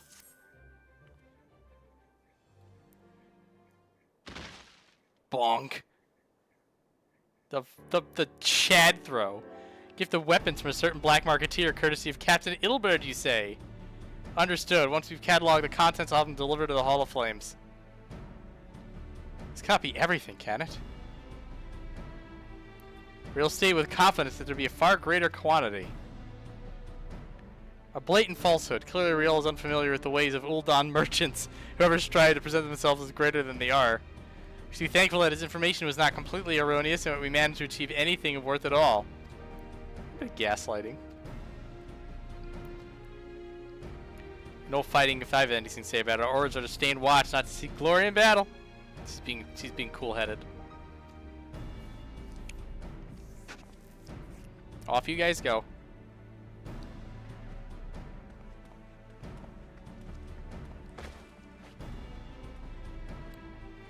Excellent work as always. Rest assured that the Immortal Flames will hear of your contribution.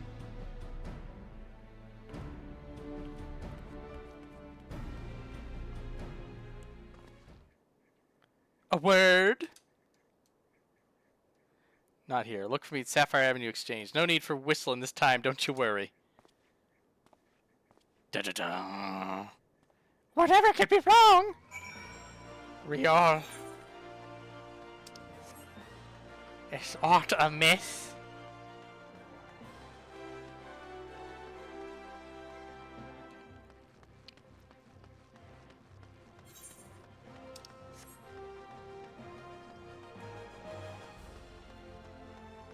Hello, Garlean. I won't tell anybody, it's fine.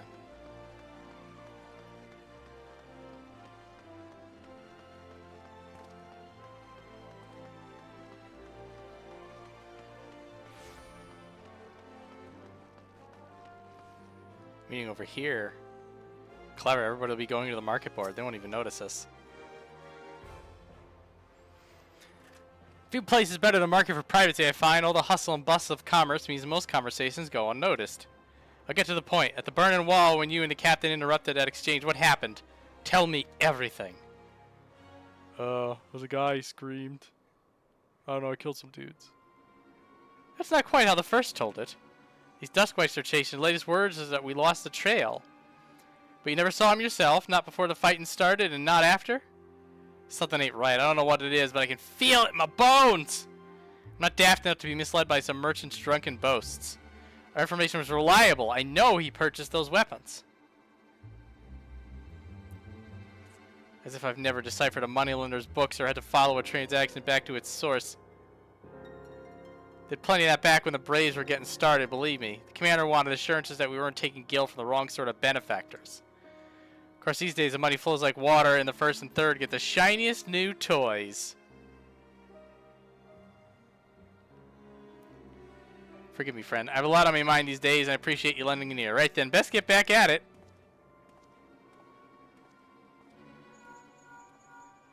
I got a phone call. It's Tataru! Presence is urgently requested.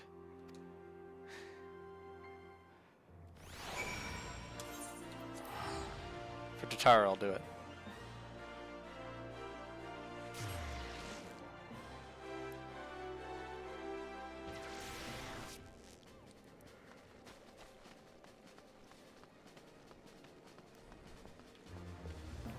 Huh.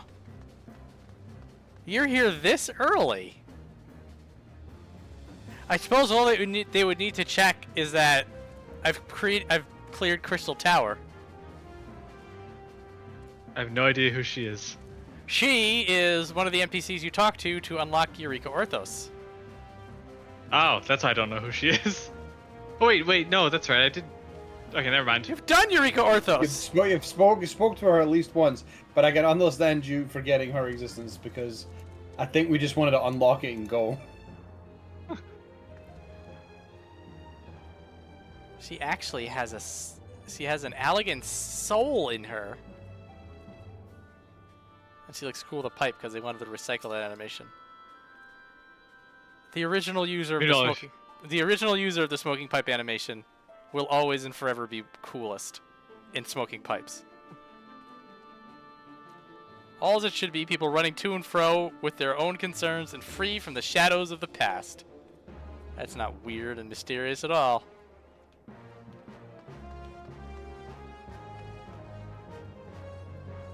I will miss the outlandish man. But I don't have to miss him for too long. Just long enough to be desperate. Anyway.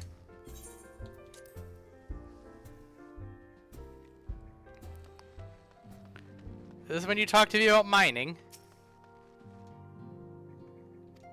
If a guest from Ishgard wishes to speak to you, a most determined lady by all indications. Yes! Time to see Dad! I guess this is the antecedent. Yeah. Let's go say hi to Zero. An oddly, like, reined in Zero. Hi, Lucia. What do you got to say, Moenbryda? Are you breaking this man's pelvis? At this point, it'd be more unnerving if he spoke plainly. Yeah, don't hit him too hard. Unexpected tidings from the north, borne by the Lord Commander's second. What manner of wind bloweth this day? Hi, Lucia. Good of you to join us. Yes, it is good of me to join you. There's no time for idle chatter. Tataru, how dare you? All I care about is idle chatter. You've hurt my feelings. Make it up to you by making a fuck ton of gear later, okay? Okay, good.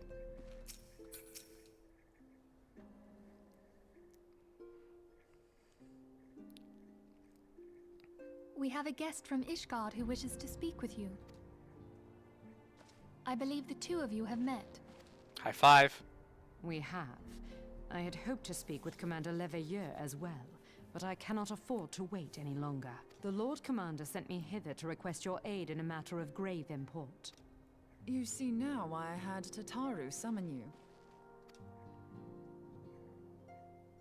Now that we're all assembled, perhaps you would be good enough to elaborate on the nature of the matter which brought you to us. Does Moenbryda realize that if C called me instead of Tataru, I would have gotten there faster?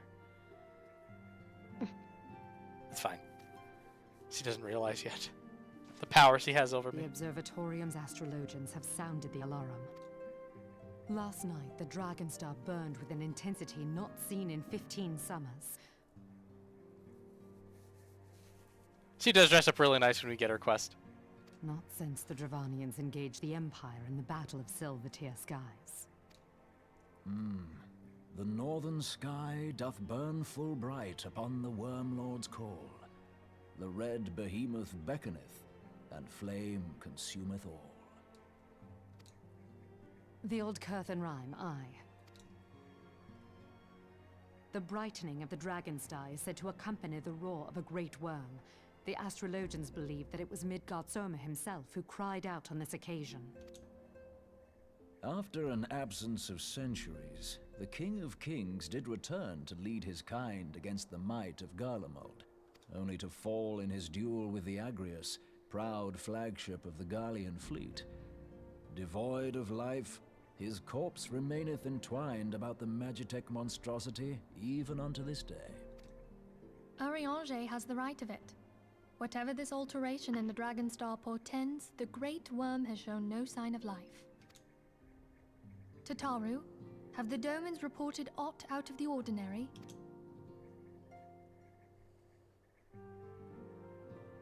Tataru's voice actor did not show up. Correct me if I'm wrong, but if Midgardsormr had roared, wouldn't we have heard it here in Revenant's Toll? Roar is but a figure of speech. Dravanians can communicate in ways beyond our ken. It is for this very reason that we are forced to look for signs in the heavens. We cannot say with any confidence that a great worm roared at all, much less that it was Midgardsormr. Only by directly examining the Keeper of the Lake can we be certain. However, it will take too long to gain the Holy See's approval to dispatch the Temple Knights. Therefore, Sir Emric would entrust this task to you. Do you accept? Do you want to go talk to Dad? Yes. We knew you would not disappoint us. Now, if you would excuse me, I must return and assist the Lord Commander. We have precious little time to prepare. To prepare for what, pray tell? When a great worm roars, his brethren cannot choose but answer. We prepare for battle.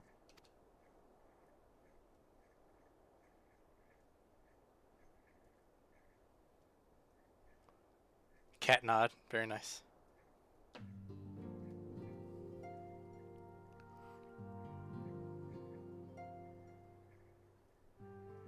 Forgive me if I state aught which you already know, but I would ensure that you understand the nature of your destination. It's the big fucking dragon down south. As Randy stated, we now call the Keeper of the Lake is the records of the Agrius, former flagship of the Imperial fleet, and the corpse of the worm responsible for its destruction.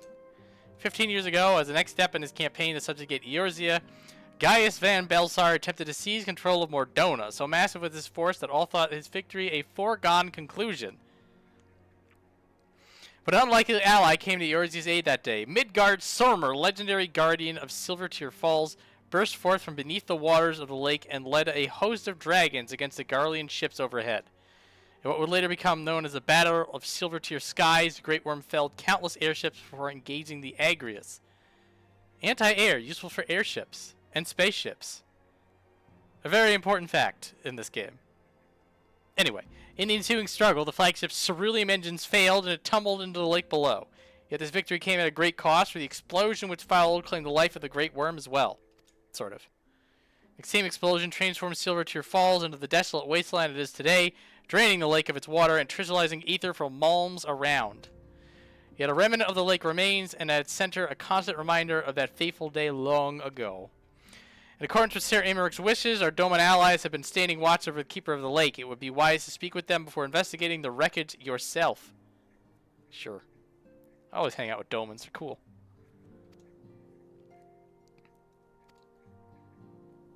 Everybody else go back to work.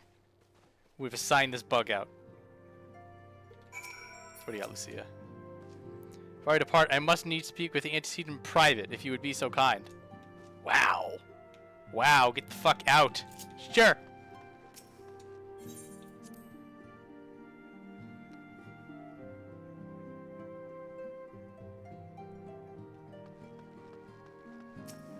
Anything new? Oh god, if that charred monstrosity actually returned to life, I don't know what I would do. You'd give him a high five because he's cool. Everybody else have a... Were you able to locate those elusive manuscripts in the archives of the Thaumaturgs' guild? I had not spoken much with the new guild masters. Thankfully, you were quite willing to accommodate us in our search. Oh, they have updated dialogue. That may seem tedious when compared to the smiting of terrible foes. Poring over crumbling scrolls is one of Ascians' most important duties. Without the illumination of knowledge, we but vainly flail at specters in the dark. Well, some Scions' duties. Ida, how do you feel about those crumbling tomes? Traveled to Ul'dah to meet with Thancred's friend, the one who promised us that rare ore, and she began cursing me with words I've only ever heard about from the mouths of pirates. I still have no idea what she was angry about. In hindsight, maybe sending a lady in my stead was not the wisest of decisions. What do you got? Relationship between those crystal formations and the destruction of the Ascians quite escapes me. Professor Lambert Tinkt? Whoa! That name? Is that who's his face? The dude who talks to you about stuff in Endwalker? No. No? Or is that the, never mind. That's the old dial, researcher. The one that we had all the cracked, the cracked pot guy? Okay.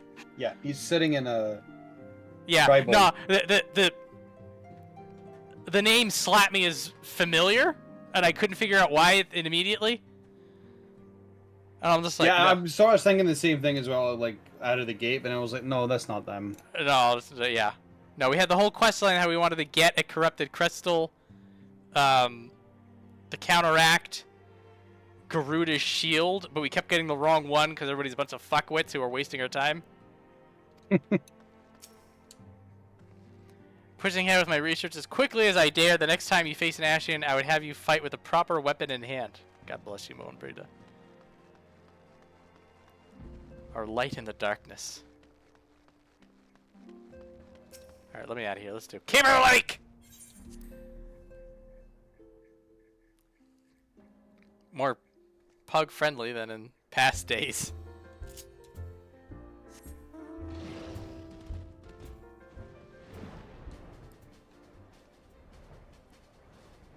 There he is.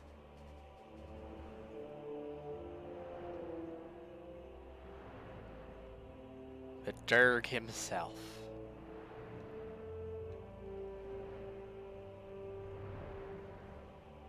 Oh, I'm just realizing. There's actually a lot of, Oh look! Angry Potato Chip! He's doing stuff with us. It's just... We're slightly off. Oh wow, he's wearing that, Daystar stuff too. Interesting. Hi, Doman Watch. You're in luck, miss. I was about to send word to Revenant's told about the Garleans. Of late, I've seen small airships, likely from Castum Santra, come and go from the Keeper of the Lake, though I cannot say for certain at this distance. I believe they may be salvaging something within the wreckage. The Castum supply lines have been cut for some time, and a wager they're desperately in need of spare parts and other equipment. I need to go over there. So it's true then. These Guardians honestly fear that the worm might rise again. Well, from here, that seems rather unlikely, but if it's assurances they want, you've no choice but to inspect the corpse in its entirety. I'll go over every inch of it. Easier said than done, given the creatures which inhabit the wreckage and the aforementioned Garleans who won't take kindly to your presence, of course. They're sure to fire upon an airship, so I'd advise a more stealthy approach. Take this boat and a few of your comrades to the base of the Agrius and climb to the top. Bong. Got him.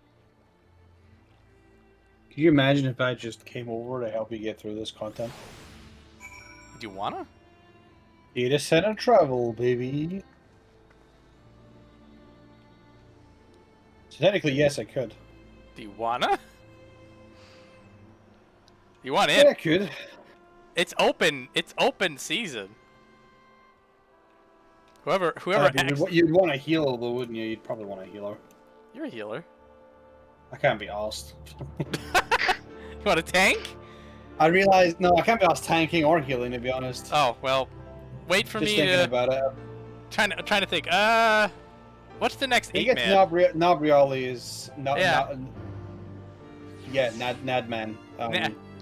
Yeah, Nabriales. Right, hang on, I said queue up. Yeah, I'll come back as a DPS then. I just realized like my brain's not on a heal and it's not on to tank either. Well, and I'm not on to really play DPS. Tell me this: what's the worst that can happen for having a bad healer and Keeper of the Lake? You die. Repeatedly. Also, yeah, me and Tatsu can actually answer that question really fucking well. Go on, please. Look, here I have 18 minutes. Pray tell, pray tell. Set the scene for us. We go to Keeper of the Lake, but we have an ass healer. What happens? What's the timer on four-mans? Isn't it 120? I feel like we were down to like 20 minutes. It took us 90 minutes. It took us 90 minutes to get through it. Something like that. We had like not long left. It was kind of ridiculous.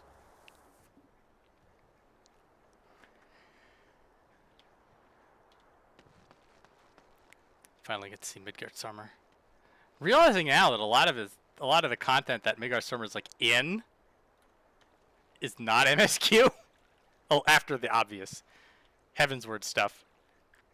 Where you're sort of just hanging out in the back, you know? We gotta do Omega. I actually don't know how to do other data center visits. It's in the login. Yeah, I was like saying, when I think you're when you log out, Definitely in the login. Yeah, when you're hanging out in the nebulous blue void, you click your name, and I think it pops down a menu. Where you right click your name, and there's a drop down, and it's like travel to data centers.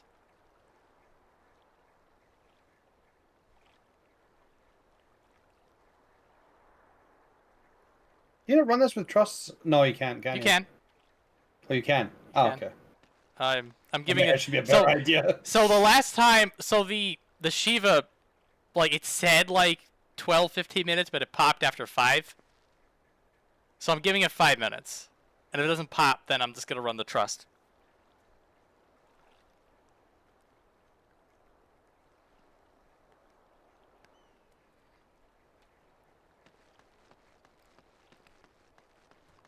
Who is in the? Is it just random scions? Yes. It's your scion friends.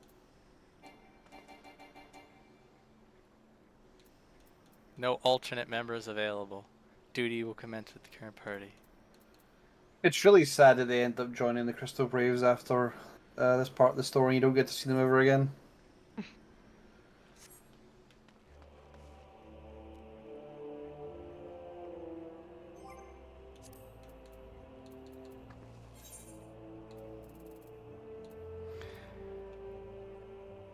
Yeah, well also, like, once you go to Heavensward, like, things are a little bit more thematic. Like, if you're running the Vault, like, you'll have, like, Temple Knights. When you're running, Sorkai?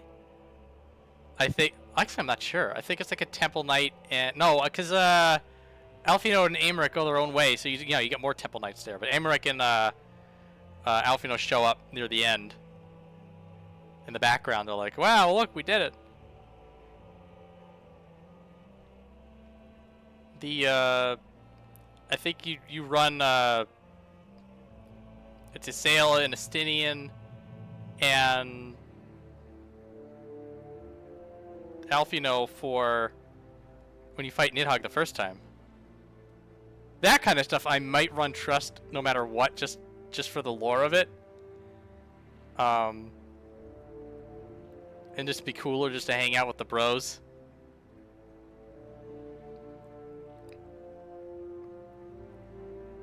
Once we get to Doma and we're hanging out with Yugiri and Gosetsu and Hiei, like there's just no chance. I gotta run at least one trust to hang out with the dudes. I think Siren Song Lake you actually fight with Captain Cavalier. Like I think he's the tank. That's pretty cool. Random Limsa schmuck who's actually got a lot of backstory. All the pirate clans in Limsa. It's fun. It's fun. I like it. Okay, whatever. Get off my back. You're allowed to like it. Okay, good. Thank you. I wasn't sure if I was.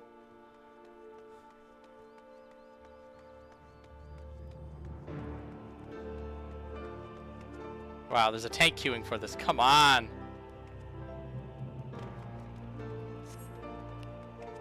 Who are you? Probably a summoner, or else you would have spooky prince. Oh, these guys are running stuff together. It's a fruit snack. All right, I gave it 5 minutes. You all saw it.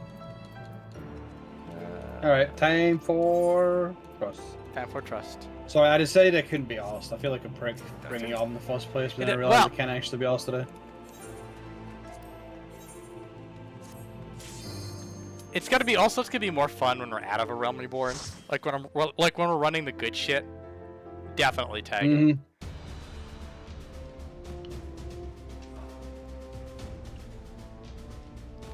Yeah, that's also like what I'll be like. Hey guys, I'm a dying gasp.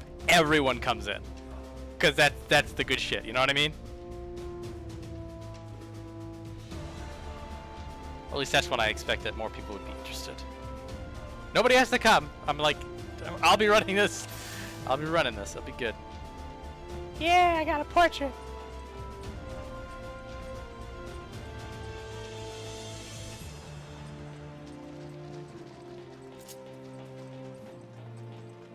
And right here. Get him. Get him. Come on. There it is.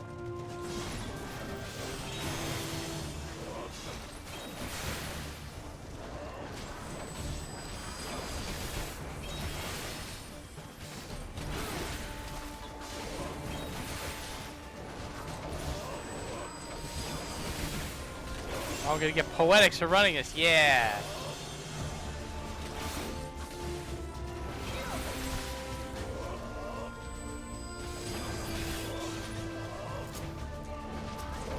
See the rogue going nuts over there.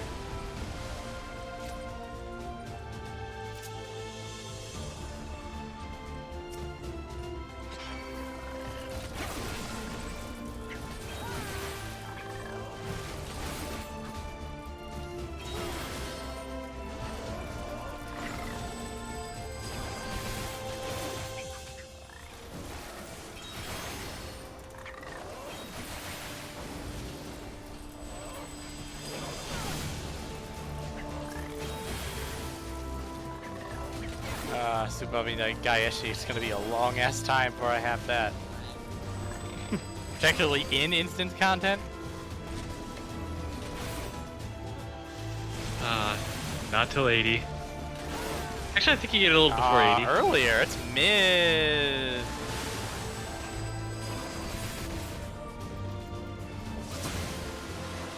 $74, yeah, you get it in mid Shadowbringers. Ah, for some reason, well, actually, no, that's right. Shoha was the 80. Yes. And it felt bad when Shadowbringers first came out.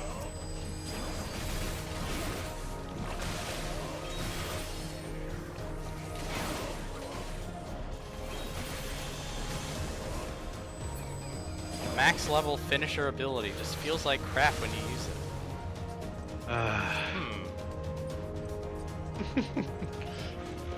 But they fixed it later, right? How long did it take them to fix Shoha? I believe it was the raid tier after the first. 0.1 patch or the 0.2? I don't know. I'm pretty sure it was 0.2, but I could be wrong. It was a minute. Detazu didn't really main Samurai back then. I don't think so anyway. Because he was stuck playing tank with the group. No, because I was originally machinist, and then we actually needed a melee, so I swapped to samurai. I did samurai. I want to say we cleared Voidwalker. Then when we got to Leviathan, that's when we needed the tank. Yeah, and we got Jasper and then Samurai afterwards. Yeah. Which, honestly, fair trade. Oof. Look, that's it. I'm not saying that you're bad, but Jasper was extremely fucking good at the video game. I know.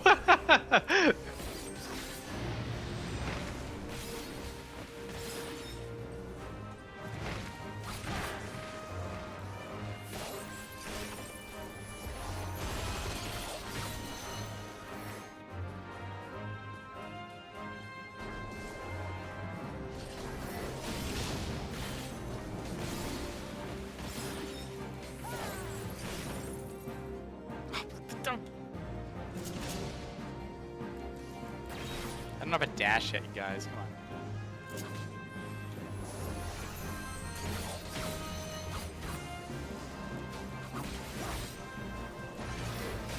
The balls not thaumatars just standing right next to the tank. Fearless.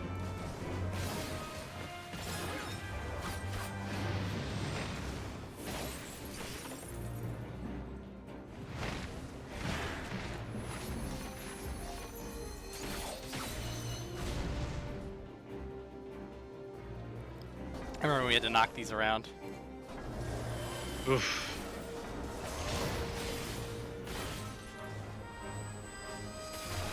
I forgot the fight had changed. I was standing and fucking everything during this fight. So I was expecting a knockback ship.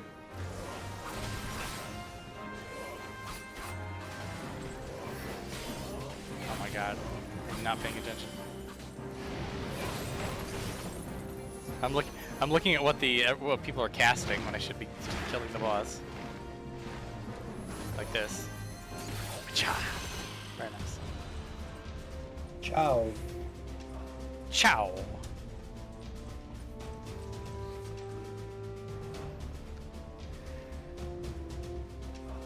Move to the Agrius quarterdeck. Yay, now you're gonna pick things up off the ground! My favorite!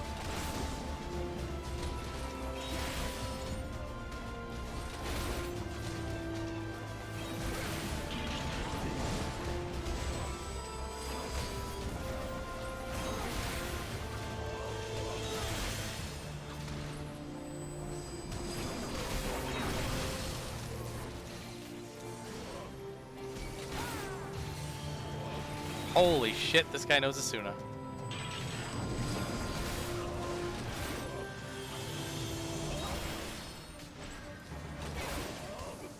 Said it couldn't be done.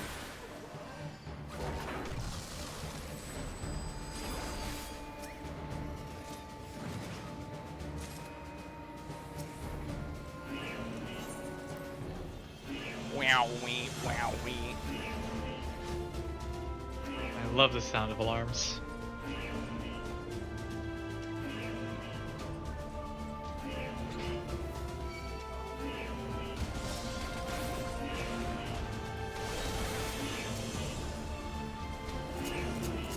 Did you just provoke the Magitech field inductor? Oh my god. Oh my god. Oh, it's precious. I get exactly why he did it too, but it's no less funny.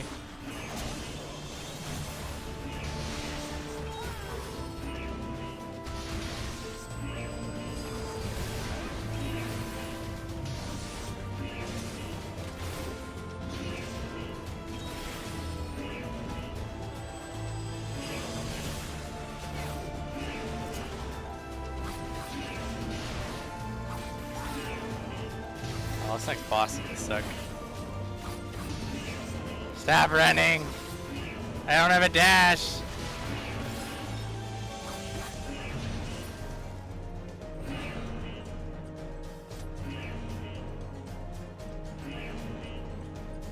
This guy took a while to kill, huh?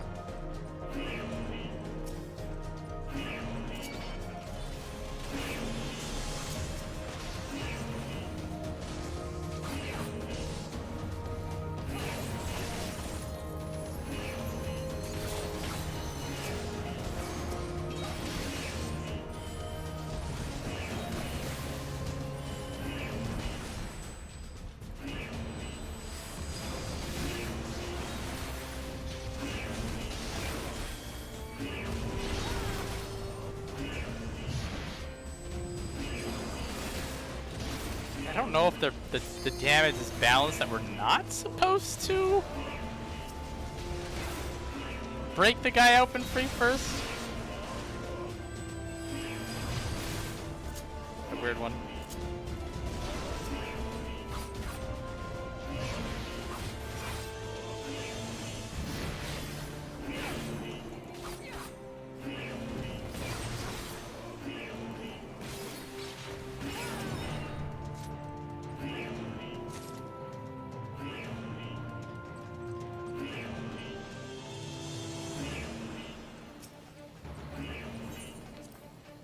Come on, guys, we're about to fight question mark, question mark, question mark, question mark. After this boss.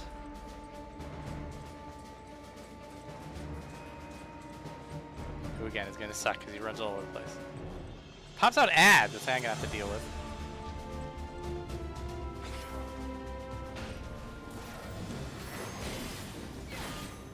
Oh crap. Fine.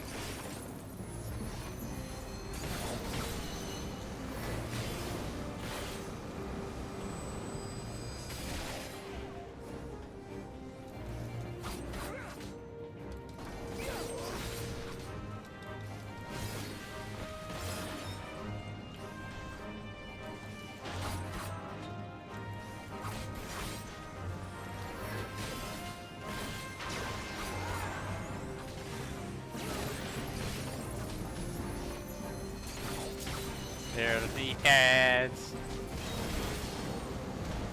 Oh, they don't have a lot of health. I think I got this in a roulette relatively recently. It just like fell over. Nah.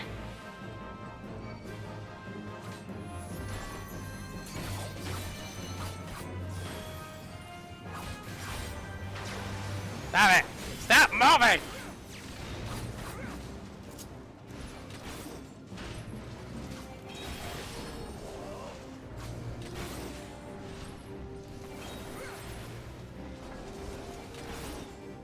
We're gonna update this boss. What do you want to do? I really hate melees. All right, cool. Well, to be fair, if they're working on Dawntrail while they were doing this, that would make perfect sense. I don't think I hate any of the Dawntrail bosses, to be Nope. honest. They're mostly all good. Okay, technically speaking, they are all good, but there are some that I think are a bit lacking in terms of difficulty. That's fine. They're still fun fights. I leveled up though, 59. Almost 60. Then you can go fight the Pope immediately. Wouldn't that be nice? Actually, it wouldn't be because Heaven's Word is actually good content.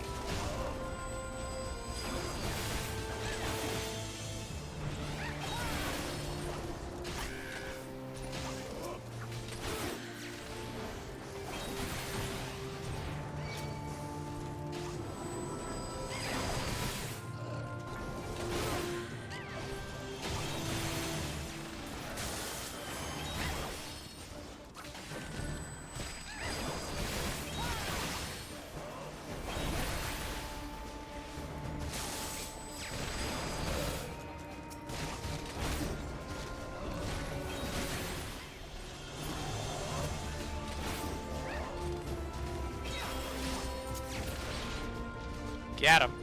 Oh wait, gotta get in the AoE before it ah. God damn it, man. Gotta restart the whole dungeon now. Yeah, I want to be hit by it. Yeah, it's so bad. It's a loyal biased.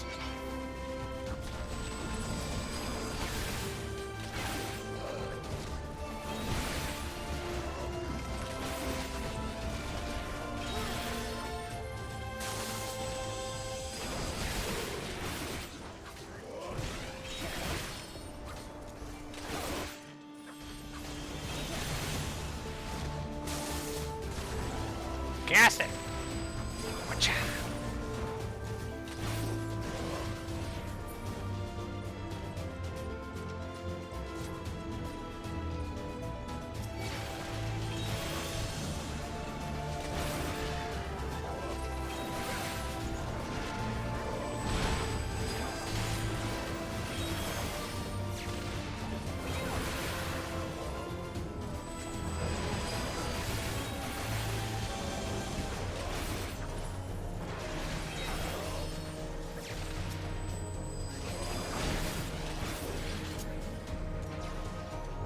Be done. It's time!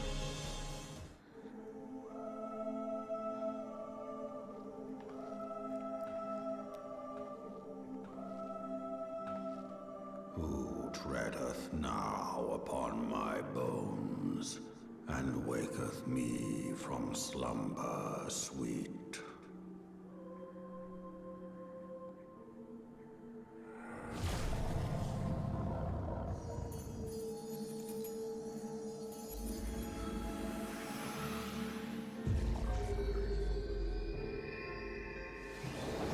Thou hast forgotten the face of thy Lord. Remember, mortal, and fear me.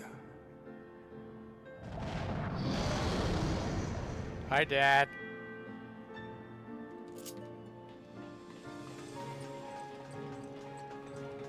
Super cranky in the morning. He hasn't had his coffee yet. Hashtag relatable.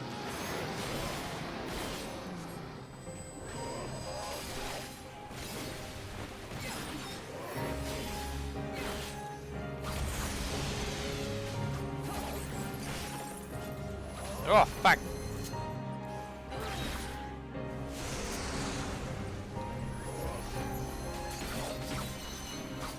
So that trick about the arrow inside and outside of the circle, I'd always ever just use the back of the circle, but this is a situation where it is in fact quite useful because you cannot actually see the back.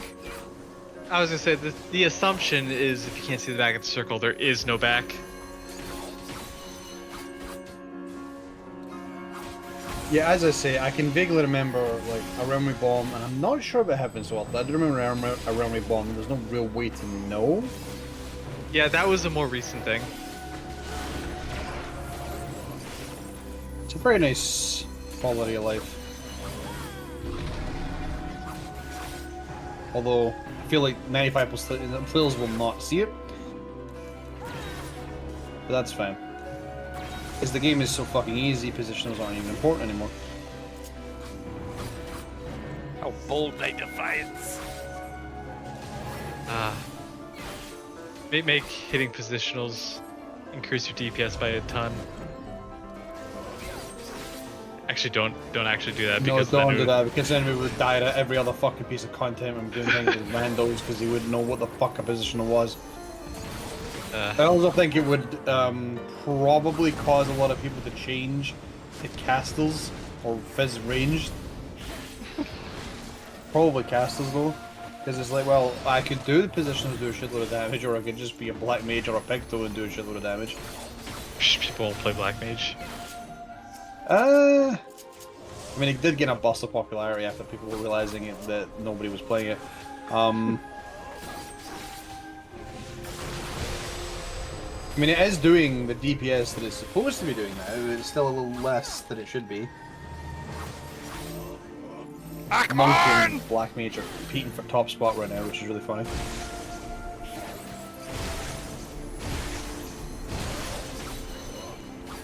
Oh, now I'm just checking it. Monk apparently pulled a big lead. What the hell? Interesting. It's now second on DPS. Who's first? Picto, by a long shot. It's still by a long shot. But like Black Mage, Viper, and Monk are like all in the same area. Dragoon's not far away as well. Interesting.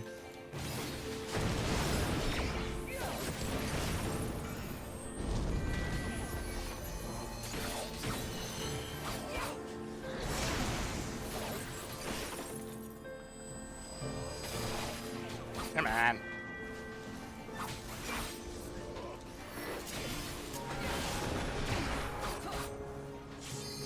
There it is.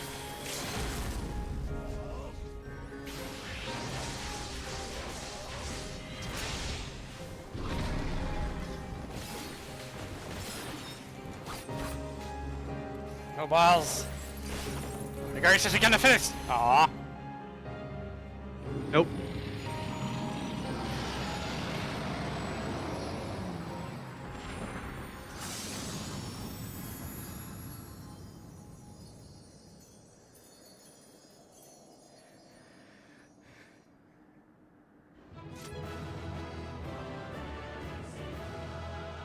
They're just standing cool by the exit. Anything cool to say? They're just celebrating. They're allowed to celebrate. Bye-bye, treasure coffer. Also, this is the last dungeon you can do with trust with these guys, right? I think so. By her gifts hast thou earned a moment's reprieve.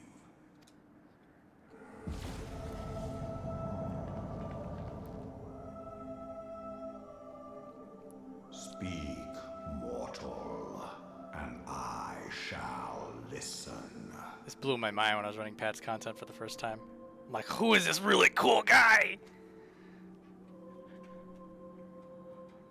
Mom says hi. By a star. An actual My people have heard the song. Ishgard shall burn.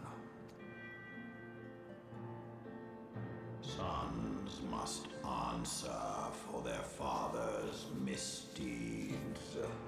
We do not forget. We do not forgive. That really does encapsulate dragons in this game in its entirety.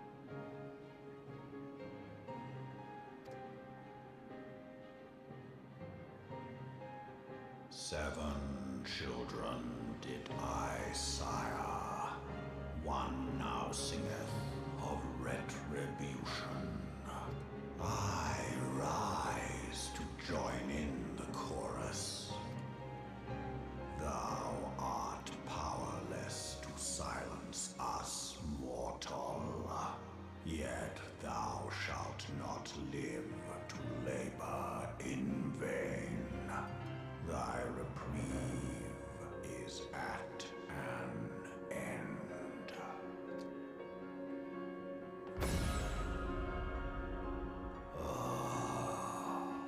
Trickery is thy shield.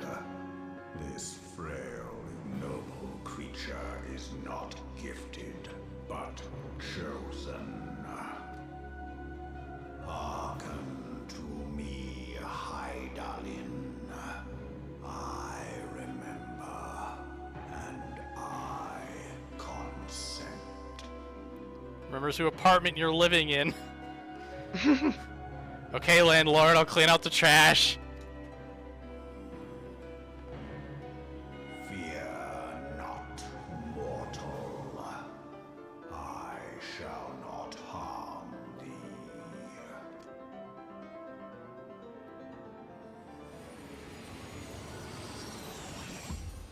Yes. I'll not harm you. Impaled.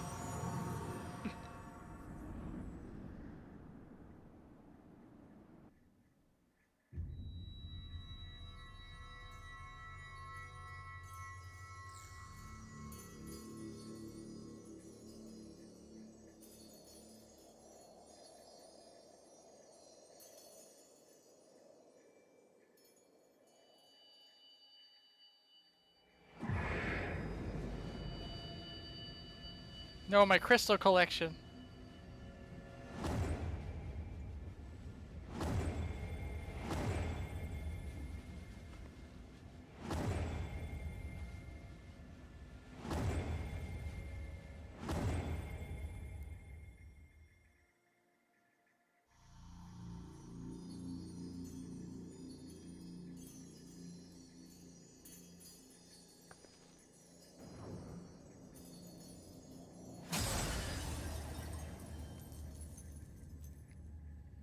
You mean I was standing on nothing this whole time? Spooky.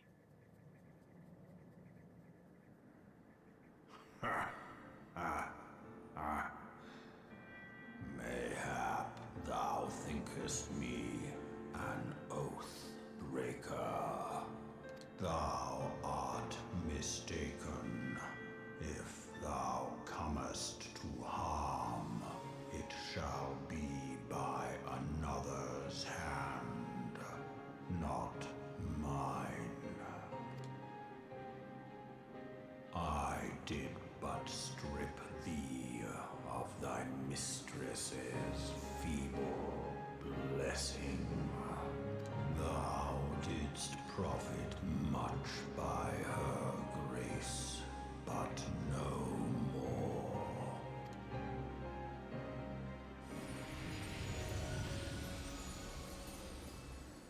Yes! It's the little one! I know, isn't he so cute? The covenant binds me to thee.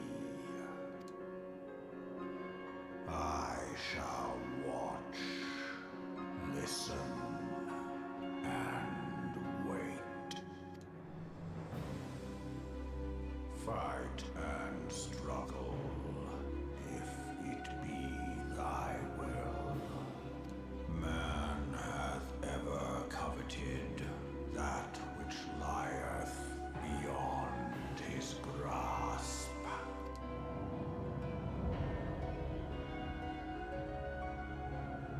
I drink of her body, and thence doth mine own find new life.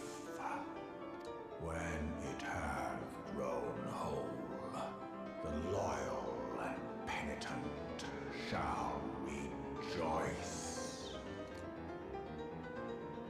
The Dragonsong heraldeth our beginning and an end.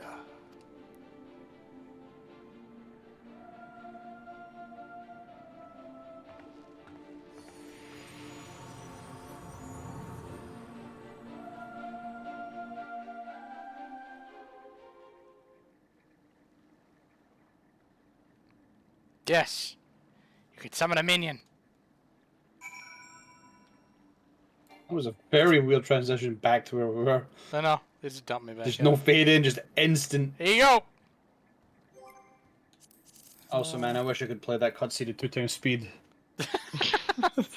He was a little bit deliberate, wasn't he? You know, I really hate the way a lot of the voice actors deliver the dragon language when they start speaking it.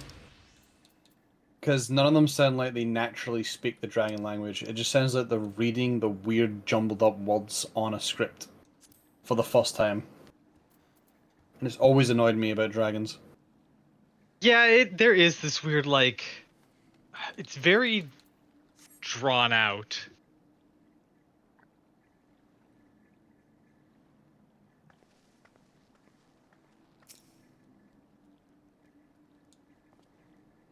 Beginning to fear the worst. Who were those explosions I saw? True Snack and Spooky Ghost are also coming back out. Which means that's how long it took them to queue in. So Tresh was the right choice. But she didn't waste time talking with me. Alfie Nodes left a message stating you would return to the Rising Stones. Of course, I was supposed to return to the Rising Stones. So at this point in the story, could the Warrior of Light be tempered? I don't think so. Oh, you mean... It's a good question, actually. Does Midgardsormr count as... He's not a primal. But, like, if a freak shows up right now and points at me... Because Midgardsormr turned off the mark, which, by the way, never comes back up again. Probably for our benefit. Because he says that we no longer have her power. Does that mean we've lost the echo, or that we've lost everything?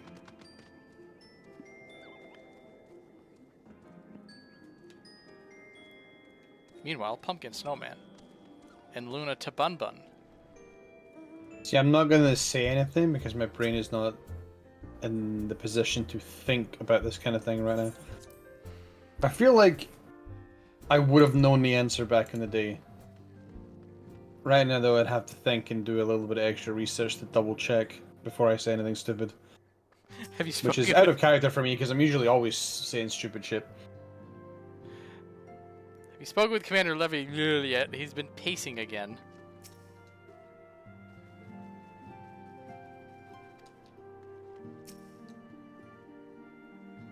She does cut quite a gallant figure. You're saying the same crap. I think everybody's saying the same crap. Everybody talking crap. Yeah, gameplay-wise, naturally, they're not going to gimp us if we want to go back and do older content. Actually, maybe it'll come up. The extent of this.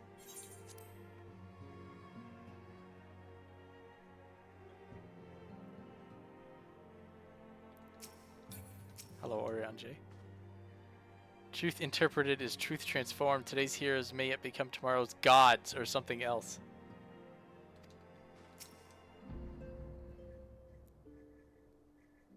Alfino was worried sick about. Why don't you go set his mind at ease? Here, Alfino, you'll never have to worry about anything again. No? Okay, fine. Came as soon as Ophelia reformed me. You have completed your investigation to keep it related, I take it. Then I would hear your report.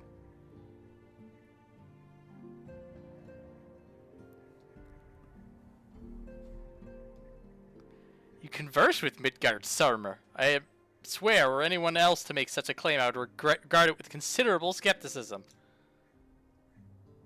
We'd understand that the Worm Lord did not perish, but has in sooth lain dormant these past 15 years? Less a resurrection and more a rejuvenation for he who dwelleth in eternity, years passing as moments. Those words were ambiguous at times. One statement left little room for interpretation. My people have heard the song, Ishgard shall burn. Yeah, that one was pretty on the nose. Further an attack is imminent. We must share this information with Ser Aymeric immediately. However, we dare not divulge your conversation with Midgardsormr in its entirety. To even acknowledge that you've heard the voice of a Dravanian is a grave but necessary risk. Lest we forget, men have been executed as heretics for declaring as much. For your protection, for the sake of our tenuous relationships with Ishgard, the truth cannot leave this room.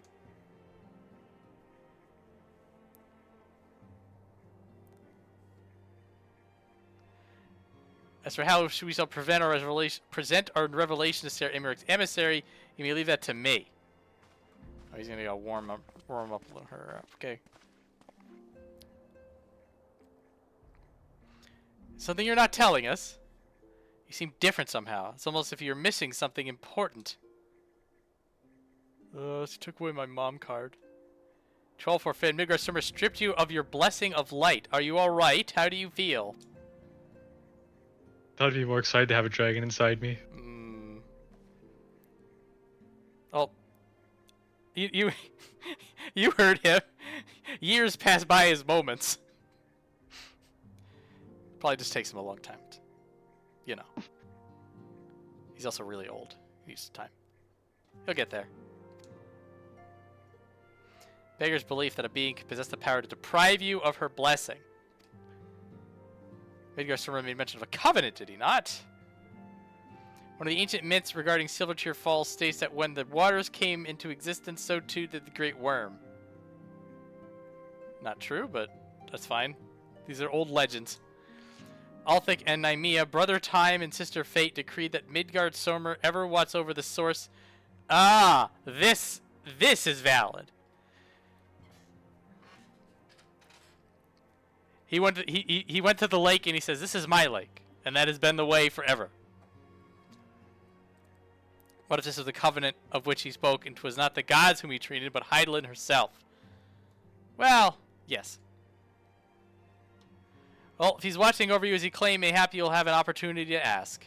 Let us keep this matter to ourselves. I do not wish to burden our friends needlessly. Yeah, let's not ask one of the most learned congregations of people if they know anything about this.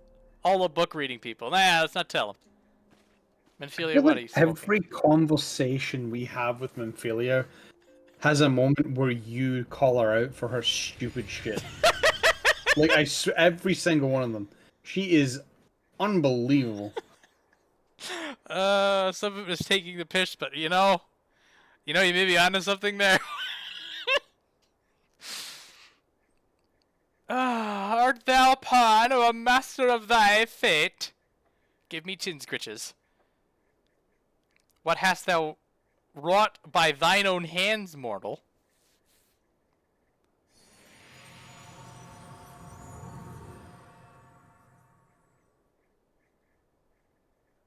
Feels just like I got to deal with this shit all the time, aren't I?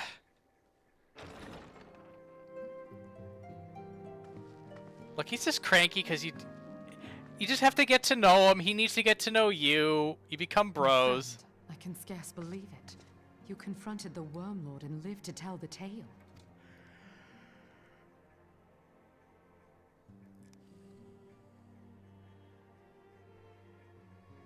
I give thanks to Helone for your preservation. It is our soul calls for gladness. Your encounter with the Keeper of the Lake served to confirm our fears. A great worm has roared, and it makes little difference if it was one of the two in Eorzea or any other. Two in Eorzea?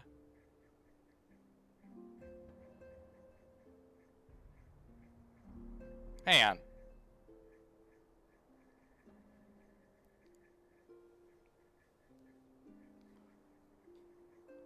So there's Midgardsormr, there's Nidhogg, there's Hrossfelgr, there's Vitra. Tiamat. Tiamat's the other one. There's Tiamat, yeah, there's Tiamat.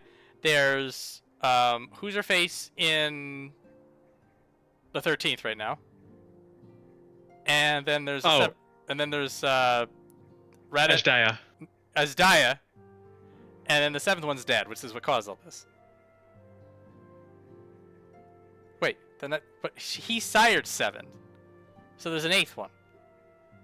I'm stupid, I should know this. Wait, Tiamat isn't Midgardsormr's partner, is she? No. Okay. I think Midgardsormr is a single dad. Like, we never meet the mom.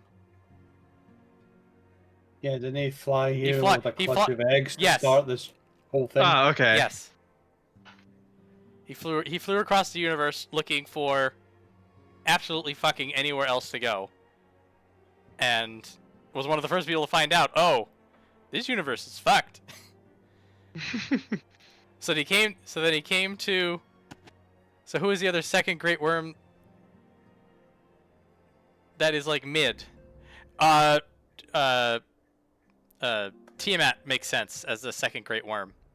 Because Tiamat is, well, Azislaw's not in Eorzea. It's the in Eorzea that's throwing me off. Actually, let's see if they say it. The Dravanians are coming. No, they don't. I think, I don't know. It's not Bahamut. Because the actual Bahamut is not around.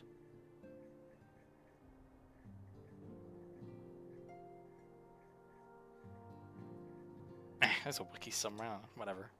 I am told that I did well has for magical myself. defenses against Dravanian attack, though I am not privy to their exact nature. Will they be enough to repel a massive force? Ishgard has weathered countless assaults over centuries. This will be no different. And now that you have confirmed the threat, none can ignore the Lord Commander's calls for the wards to be strengthened. I dare not presume to speak for him, but I expect the Lord Commander would sing your praises. Your job is to speak for him. I must away, but we shall meet again soon.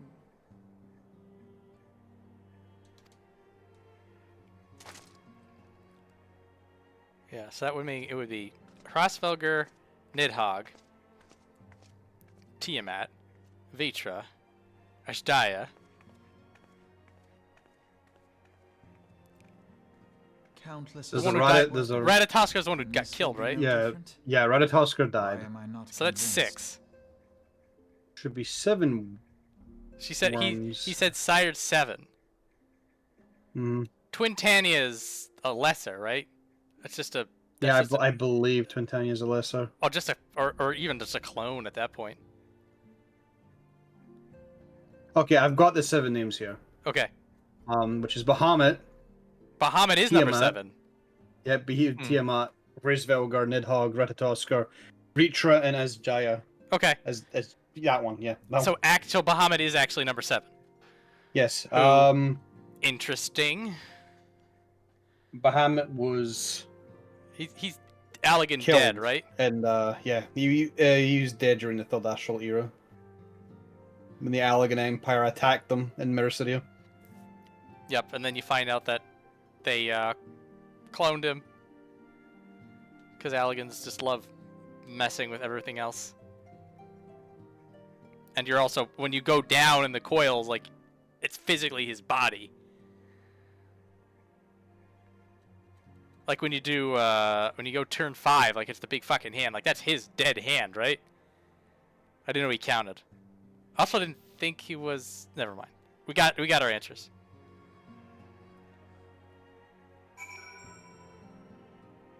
Okay, I go to bed. He's Okay. being a bitch. That's allowed. Being a bitch and going to bed are both allowed. Snooze.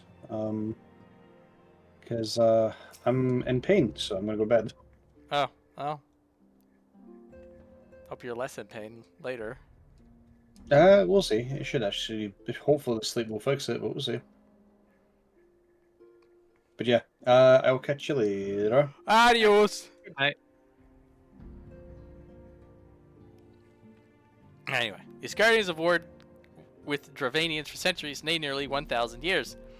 In all that time, not once have their enemies breached their defenses and entered the city proper. Yet regardless of how strong these magical wards may be, I nevertheless fear that the Asgardians are underestimating the gravity situation. Though it was not Midgardsormr who roared, a call to arms by one of the first brood cannot be ignored. Until such a time as they choose to request our aid, we can do naught but observe the situation at a distance and pray that our fears are unfounded.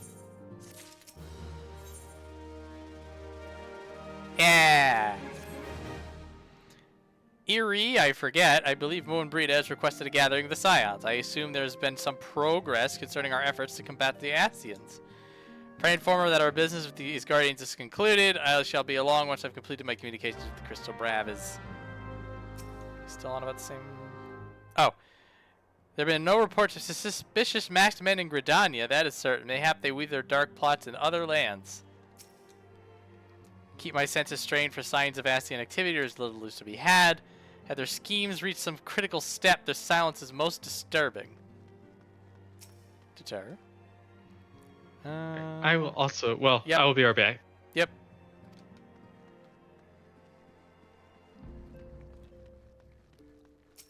Ida. Telling you, Thancred, keep pestering Moenbryda, and the only thing you'll become intimate with is her axe. Got him. Such statuesque beauty, and possessed of a mind for research to match her belly for hard liquor. What does a man with so many charms see in musty old Urianger? Little do you know, Thancred, that you too will see charms in musty old Urianger. But that's a fanfic for a different time.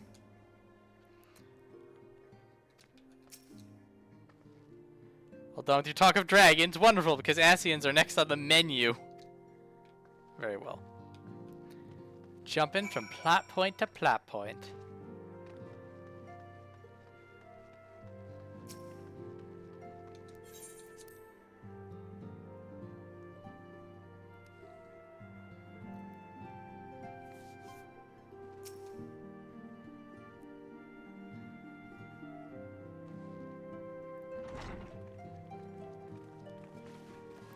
It's the gang! Now that everything's calmed down a bit, relatively speaking I mean, I thought it might be a good time to share our progress on the weapon. I believe we're on the verge of a breakthrough. Well, don't keep us all in suspense.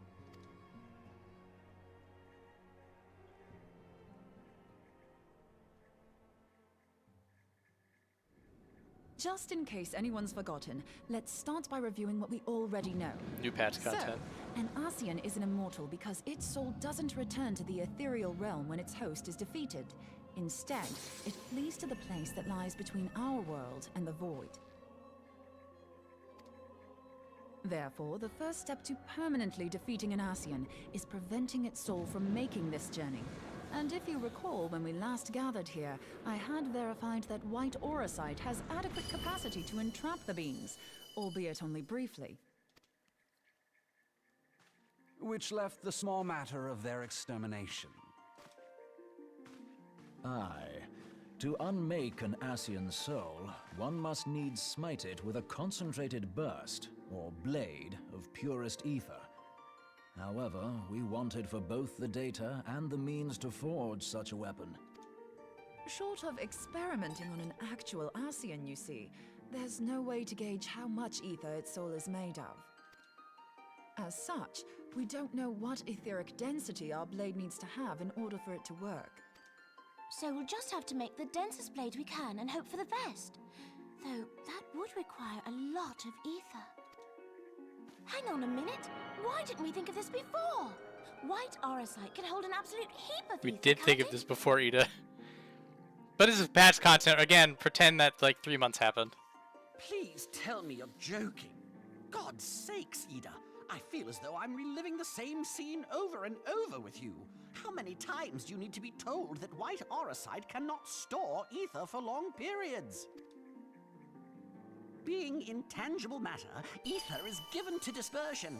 Only in its crystallized form is it a stable source of energy. I will test you later on this, so see to it you do not forget. Ah, Papalumo's on our case. Right, yes. It's all coming back to me.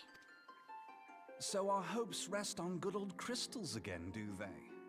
While they are certainly reliable, they leave something to be desired in the area of portability.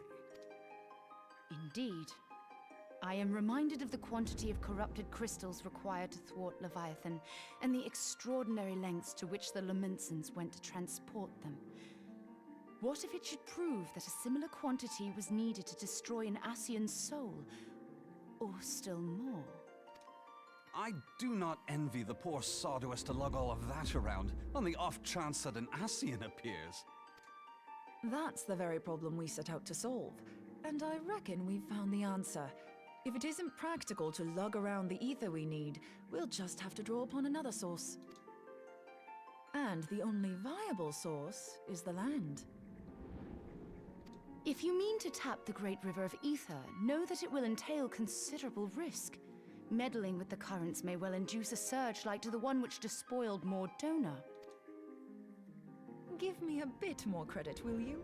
Why would we need to tap the river when there are veritable reservoirs jutting out all over the land? I speak of corrupted crystals. It might be that their aspect is out of balance, but a crystal's a crystal. It contains ether, and we can help ourselves to it. While corrupted crystals are indeed abundant, there is no guarantee that they will be in close proximity at a crucial moment. But what if we don't need them to be? What if we could tap their power from afar? A malm away, say? If we could do that, we'd have ready access to ether aplenty in almost every corner of Eorzea.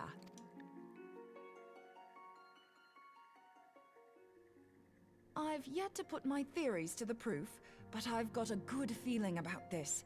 If no one has any objections, I'd like to see where this avenue leads. If you think it worth your while, you have my blessing. But tell us, what are your theories?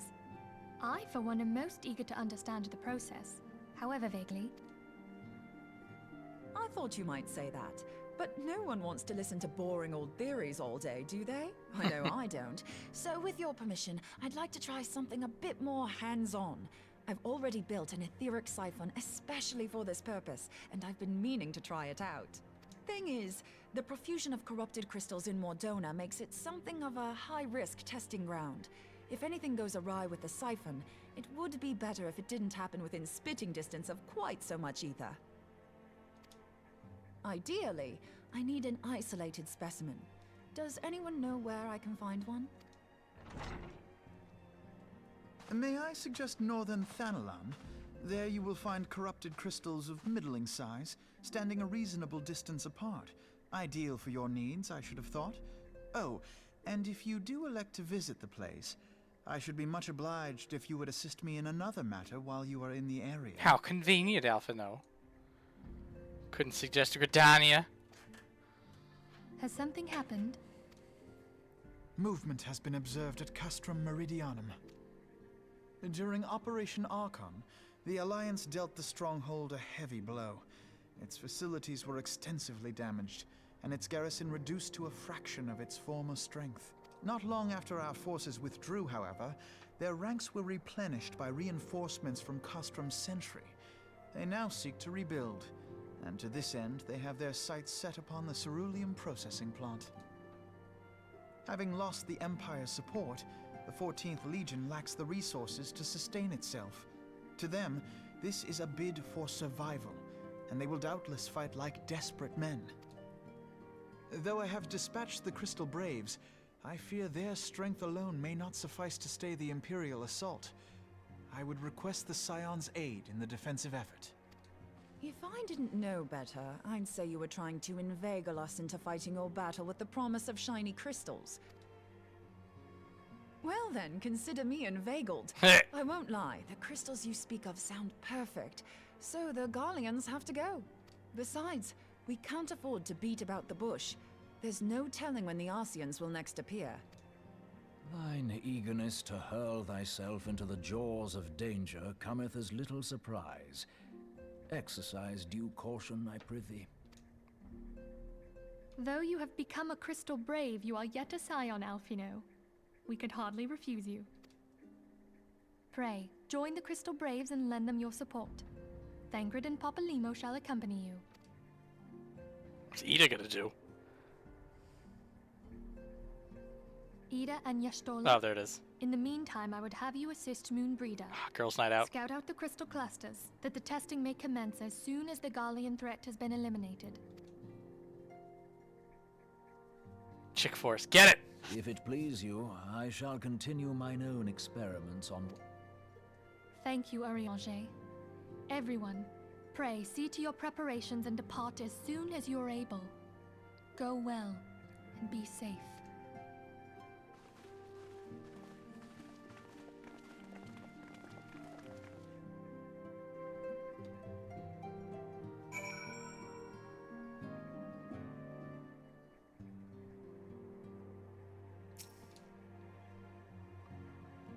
Yes, yes.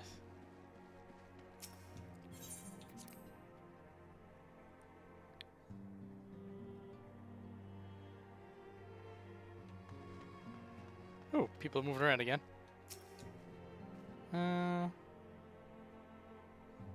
For a small organization, we certainly chew through a prodigious amount of foodstuff. Perhaps I should put a lock on the larder door.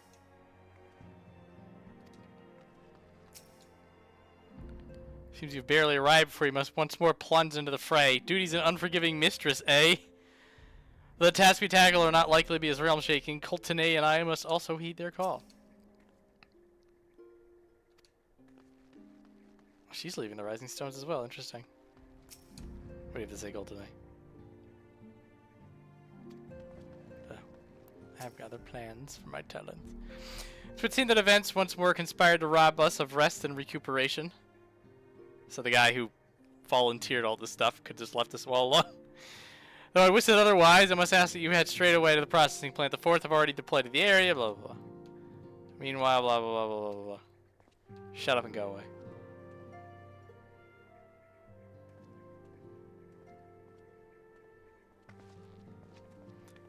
Yeah, Hoary Boulder! We too must say our farewells to the Rising Stone for a time. Flamen travels to Ul'dah, and we shall serve as her escort. Oh, here we go. My daughter's behest, I go to contact certain old acquaintances in the Gilded City. We're beset on all sides by civil unrest and imperial machinations. Threatened by primals and troubled by dragons. We need all the allies we can muster.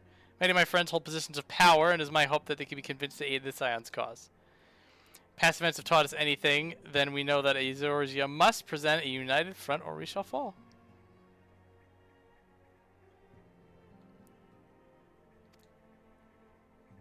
Yes, yes. Ul'dah has become a place of danger even for one so familiar with their streets.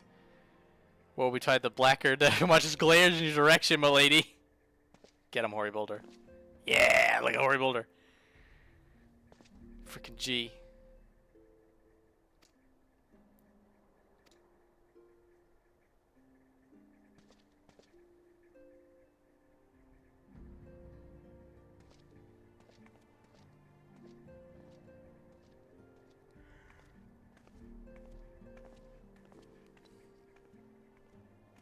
We have to say goodbye individually. Couldn't just bow together. Fine. Get out of here. Very well. Huh. My thing's not working.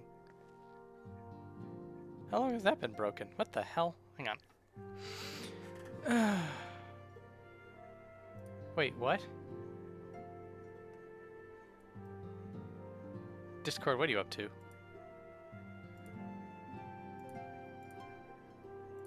It's all fine. Oh, now it's working. I'd have to be mad at it. No, it's not. What the f... Okay, hang on. Something is being weird. It's working on OBS, but it's not working in Discord? Is there an update or something? What's going on here? I want my bouncy thingy.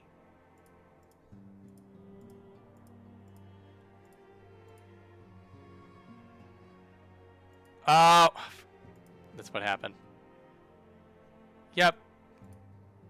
Discord, you no, it's still not working. Oh, damn thing's all busted.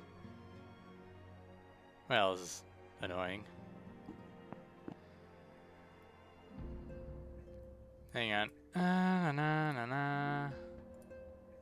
Go back in. Everything's fine? Everything's fine! I turned it off, I turned it on again. Whatever. Punks. Frickin'. Alright, whatever. I don't need to understand it. It'd be nice to understand it, but it's just not gonna happen. Wait, what? They took cerulean processing plant off the list to make you walk there? Very well. That's a weird one.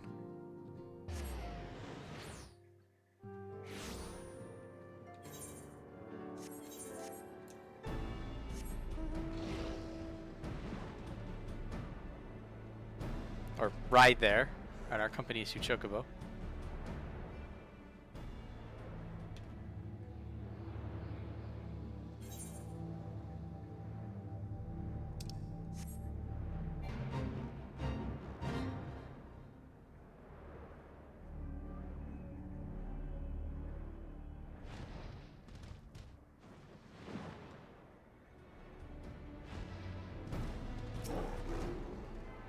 So weird. I teleported this place like to deal with the Ivy guy. I don't know. Funk train cometh. Hi, Wilred.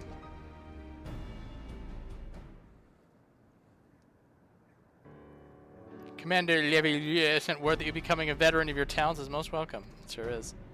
Not that I don't think we can handle the situation, mind you. I've learned a trick or two since that disaster with the Amalja. Isn't that nice?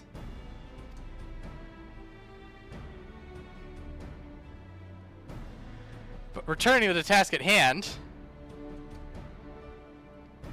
Flames reconnaissance scouts have reported Imperial soldiers assembling at Robon's Push. Such a force is likely interested in only one thing, getting their hands on the resources found here at the processing plant.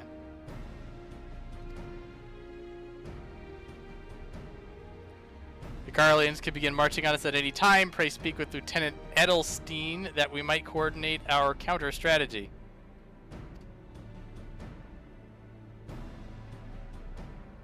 In the meantime, I'll inform the others that you have arrived. No doubt it will be welcome tidings.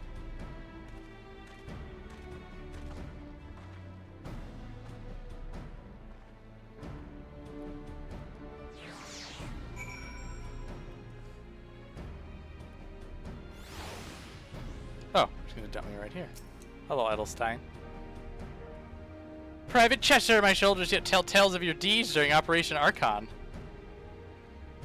With that, we could sit a while and reminisce about old times, but I fear your more pressing matters require our attention. This is one of the guys that we had to do the emote to spook him. So we're coming back around to him. It's nice.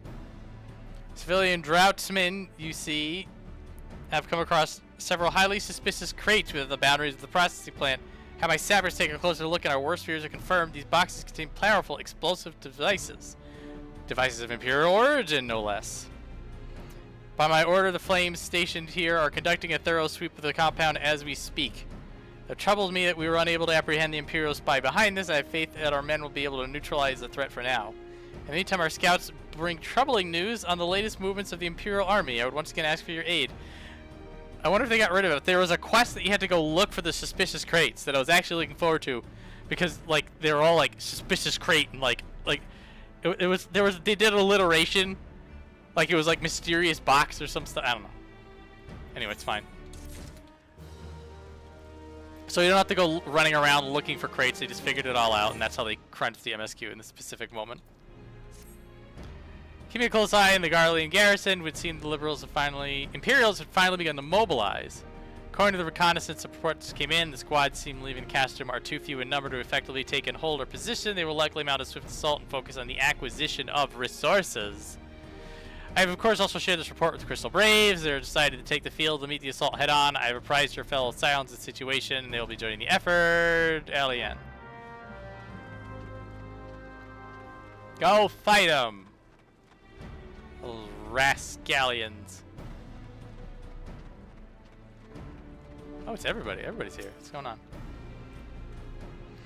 Have you seen Moen swing her axe? Swipe, slice, cleave. There's really no stopping her. Mostly. Impressive piece of steel. I agree, Ishtola. Everybody knows that Moenbryda is the best. Isn't it a beauty? A lady merchant in Revenant's Toll simply gave it to me. Said she was investing in the future or some such. Oh dear. You got this Rowena! It's a sick axe though. Look at that damn thing. Yes. Considering the weapon she wields, I don't believe the lady's in need of additional protection.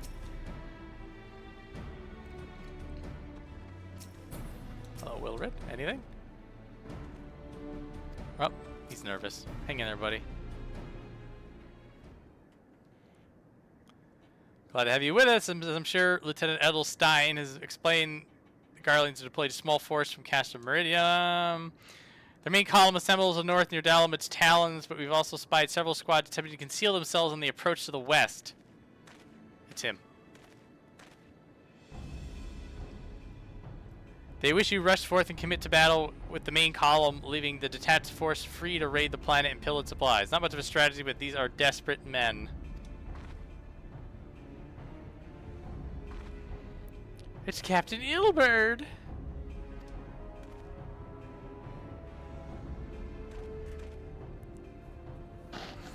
Greetings, Scion. I understand that the commander bids you and your fellow come lend a hand to the Braves with its mighty heroes at its disposal. The fort should have a little trouble contending with aught that Garleans might throw at them.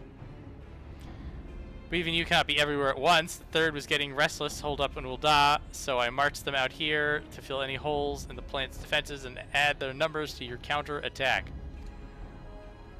Our reinforcements are welcome, blah blah blah. Yes, yes, let's fight them outside the town, not inside the town.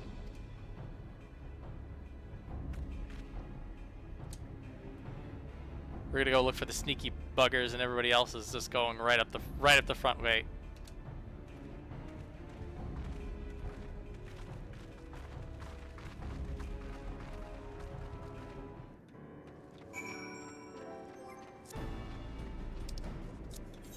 That's the button. Map, get away. Thank you, Map, for your help.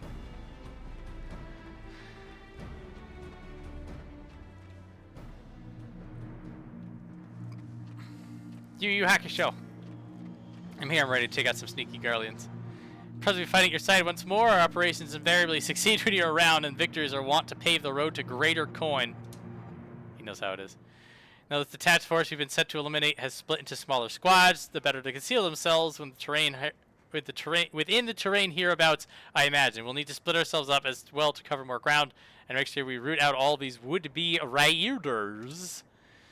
Single your army to yourself. I've assigned you to your own areas. Or does that good? Hang on a minute.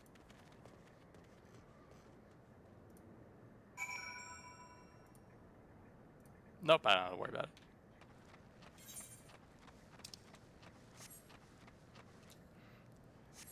Let's ride out. Oh, the ominous purple circle.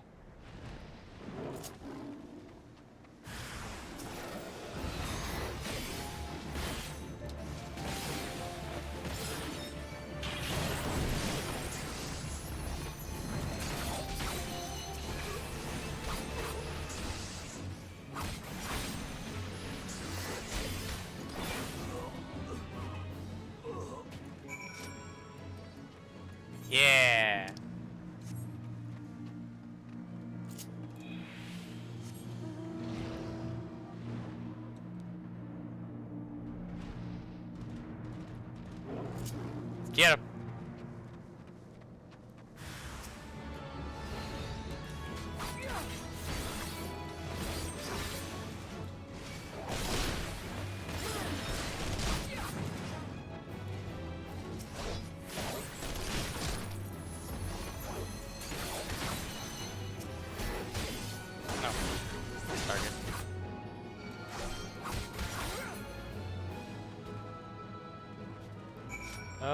that's all they need me to kill. Up we go.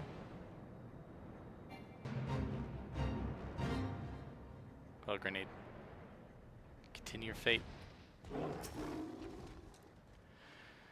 seem grim. I'll take it to mean that between us, more than a few Garlands will be making it back to the castrum. These Imperials, though, they certainly made us earn our pay. I'd be a happy man if I never had to tussle with another one of those Magitek horrors. It's time we bid this war-torn land farewell. I'll contact the 4th, let Lieutenant know the west is now clear. Yep. We thrashed them. Come on, come on. We fly.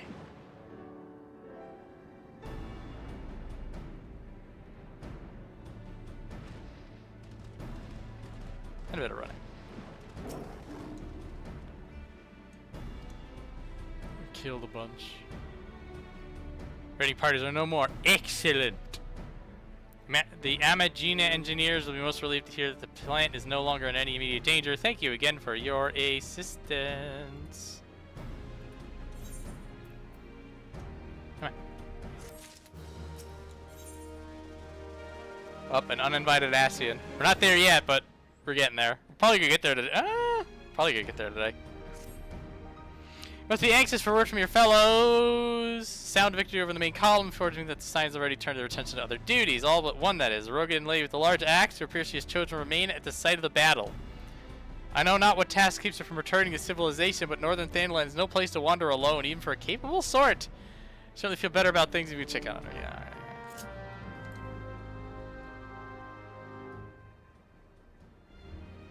alright. I wanted to do that anyway, but I want to do this.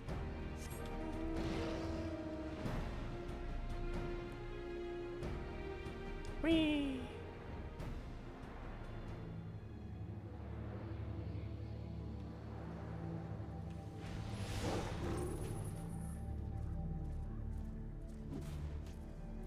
Oh.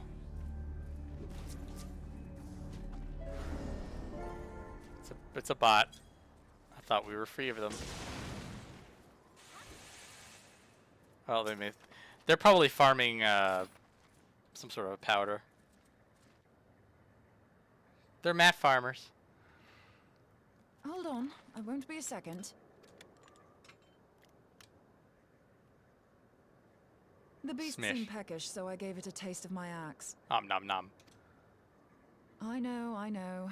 As Urianger never tires of reminding me, an axe ill becometh the hand of a scholar. The imitation. What can I say? I like axes. To hear my mother tell it, I came into this world holding one. And it's not as if it stopped me picking up a quill, is it? I often think of the man who introduced me to the joys of learning. He's one of the reasons I decided to come to Eorzea. Him and my excruciatingly stiff childhood friend. Considering how unalike we are, it's a wonder we ever got on. Aye, that ought to do it.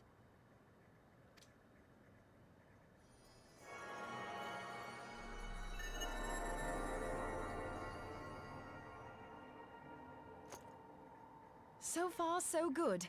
At these concentrations, it shouldn't matter too much if something goes awry. Just enough ether to make it interesting. Did you see that? The way the crystal glowed? The siphon works, I'm happy to say. With a few refinements, it should satisfy our appetite for ether, which just leaves the small matter of forging our blade. 1 second.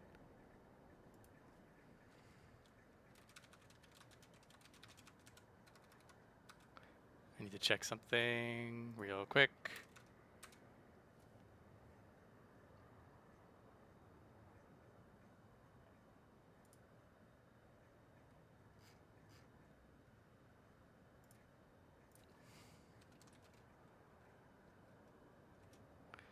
Okay. I'm not sure how to go about it just yet, but I swear to find a way. I'll put a blade in your hands if it's the last thing I do. No, don't say that! She senses me. A useful talent.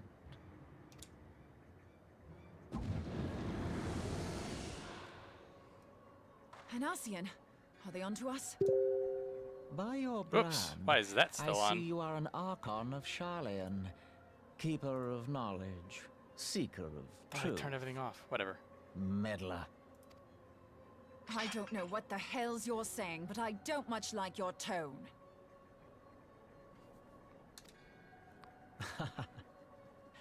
Your instincts serve you well. But come, be not unsettled on my account. That lovely brow was not made for frowns. But I waste my breath. Let me direct my words to one who understands them. We meet at last, warrior of light. I am Nabriales. The son of a bitch.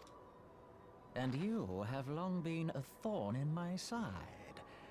I suffered the overweening presence of La Habrea that men might host the power of gods, only for you to undo my hard work. Oh boy. Oh, bugger. The anime finger block. Settle down. You must concede that I acted in self-defense. But what's this? I do not sense the blessing of light. Oh dear. Could it be that frail Hydelin has forgotten her champion? This I did not foresee. Shorn of light as you are no longer a threat. And better yet, the seal is broken.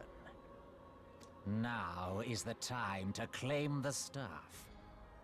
With it in my grasp, I shall rise above them all and take my place at Lord Zodiac's right hand.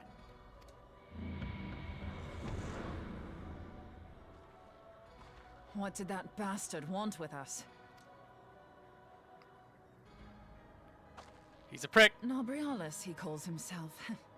With charm like that, I'll bet he has maidens falling at his feet. Unconscious. But this staff, you say just talking about it had the bastard grinning like a brat on his name day. Must be quite a staff. Oh, gods. He means Tupsimati, Master Louis Soir's staff. Minfilia's in danger. We have to get back to the Rising Stones.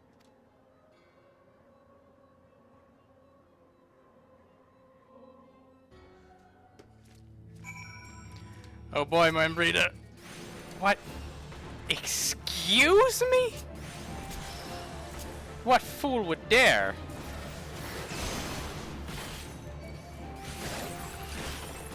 Away with you.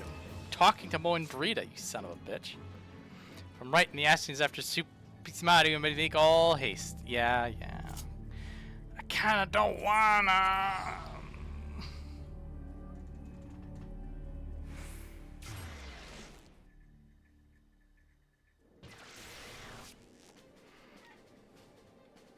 Ah, it's Valina again. What a badass. This is gonna make me happy for what's gonna happen. It's Luna to Bun Bun.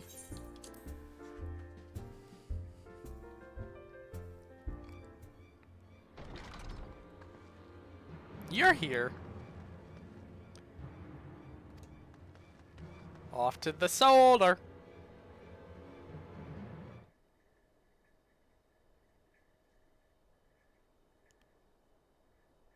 It gone. You two.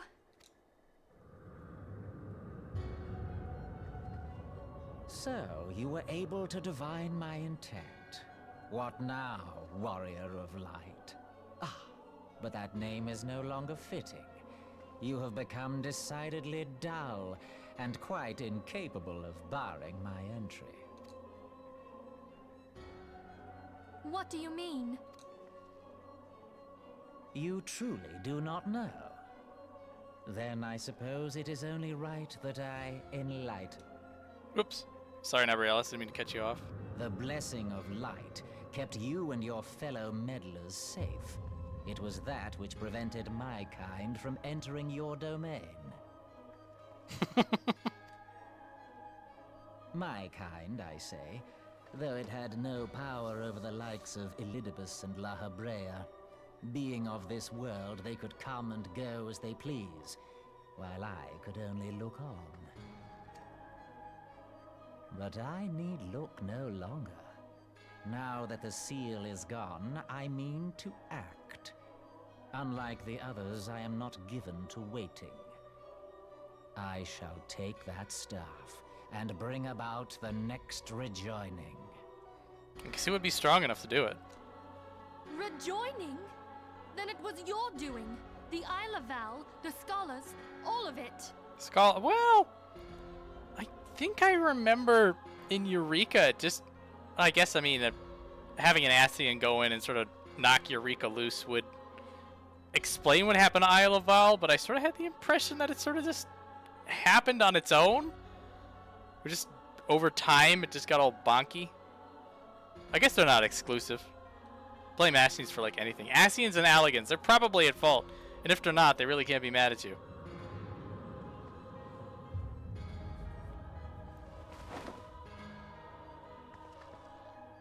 You will not harm her!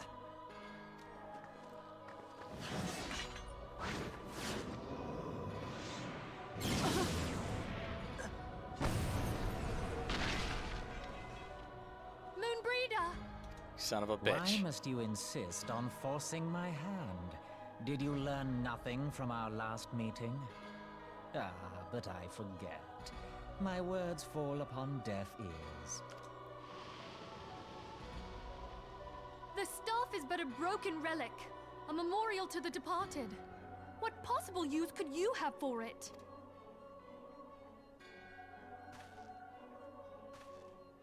What use? You mean to say that all this time you kept the key, never knowing what it was you possessed? The staff Tupsimati, or rather the stone tablet it bears, is host to a great power.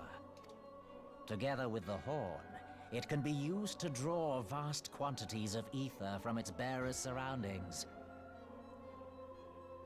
How else do you think Louis Soir was able to invoke the power of the 12 without making them an offering of crystals?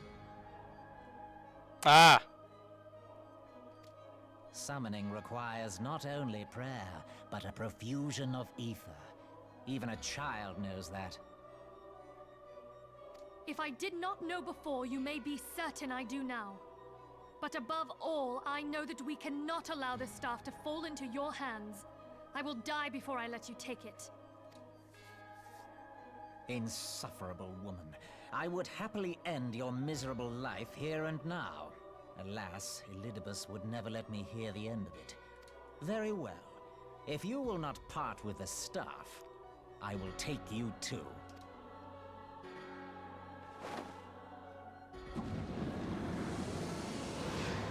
Shoop!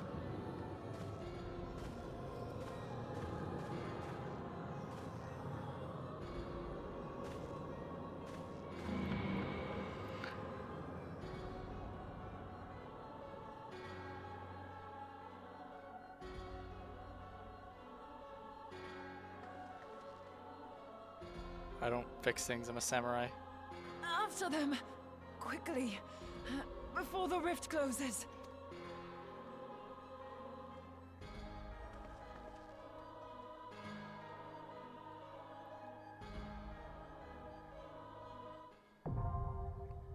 Nabriales, fight! We've done it.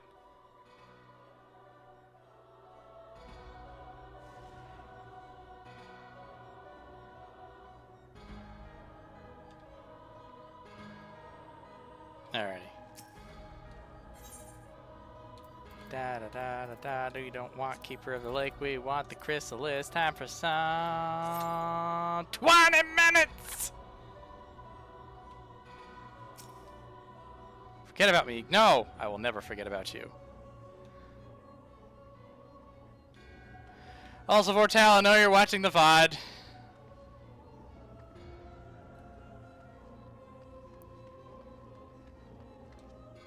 Here, let's have a sit over here. Let's ponder. or pondering.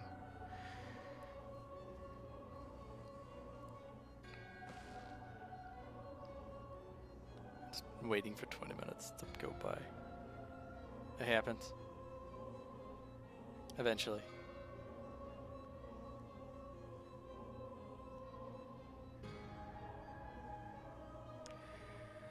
Alright!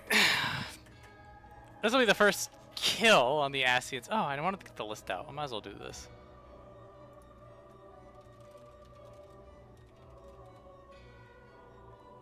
Da da da.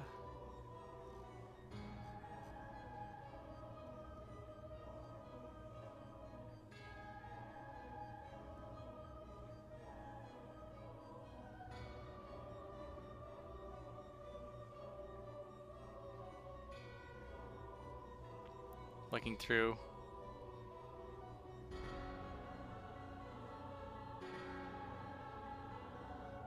Alright,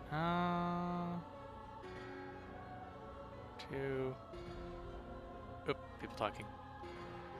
So confused about that comment about the other elder dragon. Yeah, that's that's why I had a pause on it. I'm like, the hell. I think the other elder dragon is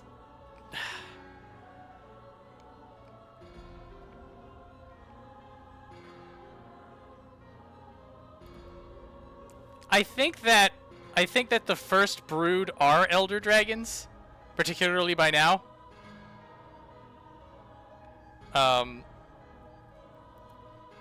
Because it was just Midgardsormr and his 7 kids. And then sort of from them bore all of the rest of the dragons. To the best of my understanding. Though he did say that he had a clutch later on. So maybe like 7 of them were his, and then there were some that were like the rest, lesser dragons or smaller creatures. But that would explain, like, you run into the dragonflies and like the little fluttering ones, and all the like the different variants of Dravanians that show up. Like, you have the ones that are like turtles, you have the ones that are just like the Gwyvers and the amphitheaters and all those. So maybe that's going on. But like for the greater worms, it's the 7 and the dad. So theoretically, Bahamut is in Eorzea because he's in the coils, just buried in the earth. So there would be two dragon corpses in Eorzea. But it's not a greater worm's call. Also, theoretically, Shinryu is a primal, correct? Also, Shinryu does not exist yet because somebody needs to have 2 dragon eyes and use a body of corpses to summon it.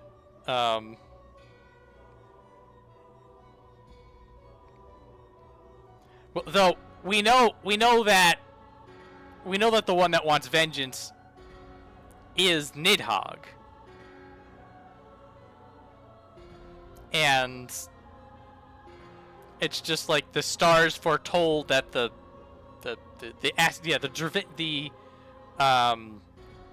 Ishgardian astrology predicted the rising of draconic power or draconic influence were to happen.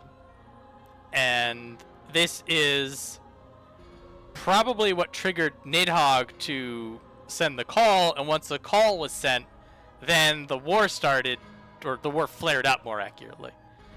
Because if you look at it from the other way around, like when it comes to then it comes back to the question of who's the other greater worm in Eorzea. I think the only other one would be Bahamut, who didn't make the call.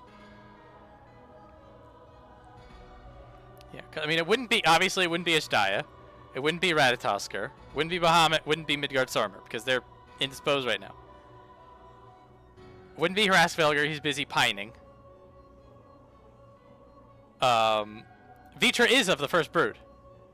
Vitra is also right now in Rides at Hand. He's in Thavnir, just living amongst the people and being a shut-in.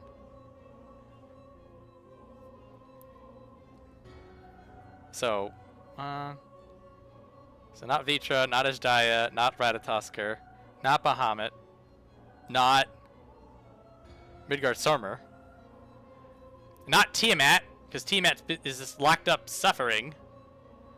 Not Hrassvelgr, who's pining. So really, the only person who could sound the call would be Nidhogg. We went up to 26 minutes. Oh my god.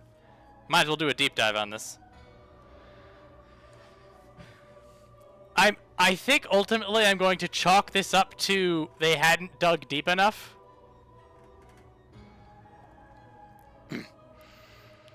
Up to you if you want in on this. It's Nabriales. It's not what I'd call interesting content. But I mean, everybody's welcome to join any instance content. You're welcome in. I just understand that this is a perfect. This is like the perfect stream to have on in the background while you're doing something else, or the perfect stream to watch later. And what you do is you sort of you track through it and like you skip the mundane nonsense. Like that, like this is the perfect side piece stream. So in a way I'm like, really, you do not need to help unless you want to, unless it's content that you're compelled to do, that you have an interest in doing. I will appreciate people coming in that are tanks or healers, but I will not ask it, because this is nobody made me do MSQ content in frickin' Realm Reborn. I did it to myself. It is my own suffering.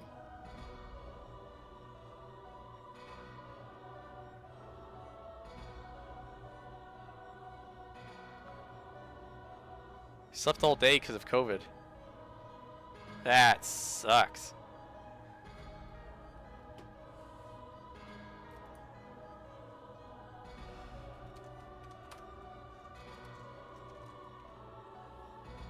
Oh, well, if you're logging in.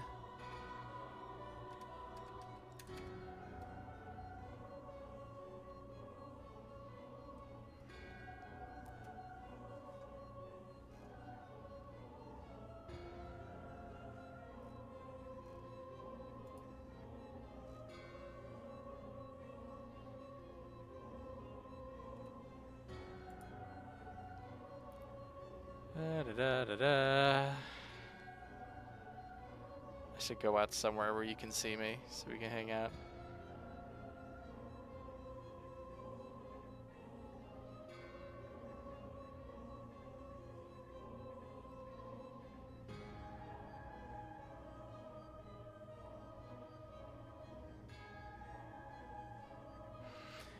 All right.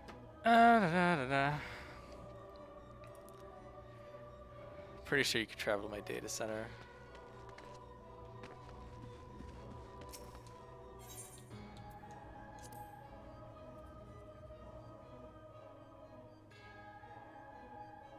I'm gonna go outside in a Revenant's Toll so that we can find each other.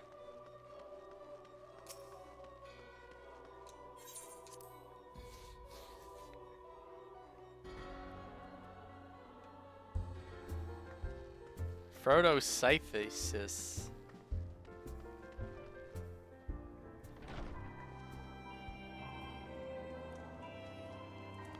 Yeah, so I'm just gonna be here and I should get out of the.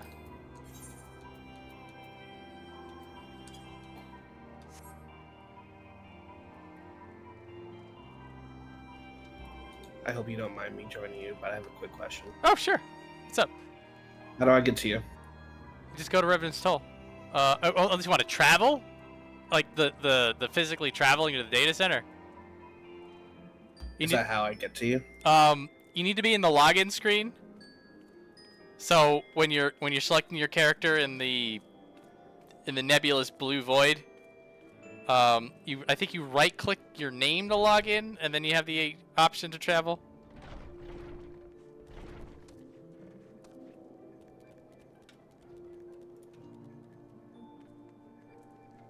And then you are at Kraken. Dynamis. Dynamis Kraken. Hang on a minute. I think I have Kermit for this. I do. Tzinch's Kermit. I still have him. Kermit the Frog? Remember you had the Kermit the Frog that was Tzinch? Oh, right, yes. It just hung out in OBS.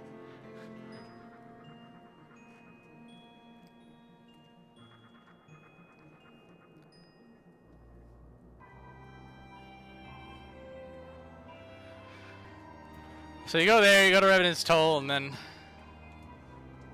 Yep, I'm coming in now. It's like, it's really, really quick. I might be able to, go to our main place nowadays. I've not actually tried because I'm just having too much fun with these crazy names.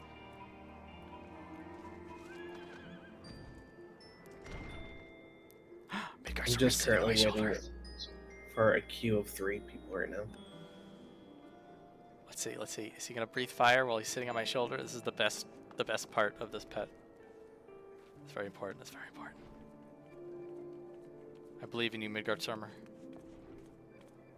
For the stream. For me, for our ever-present friendship and admiration.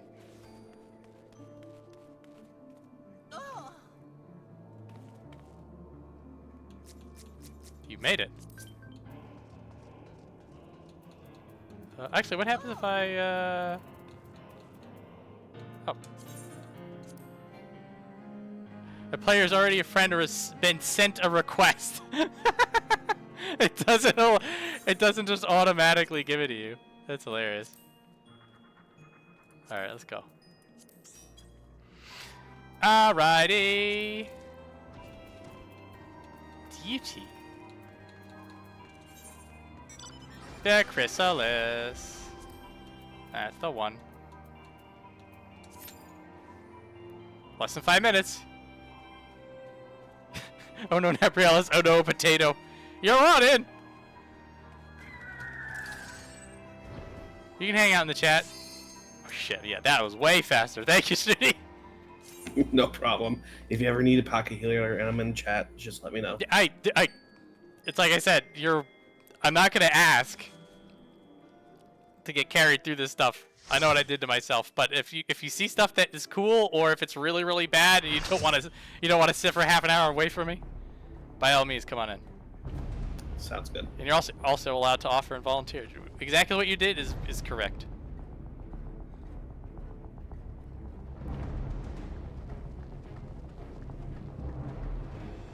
You can hang in the chat. It's fine. Oh no!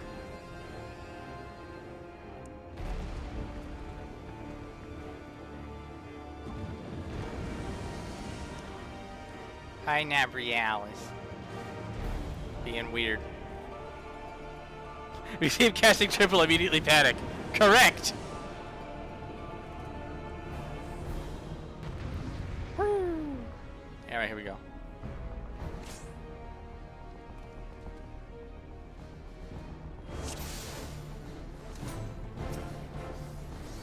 Only 2 portraits. For shame. Just us 2? Just us 2.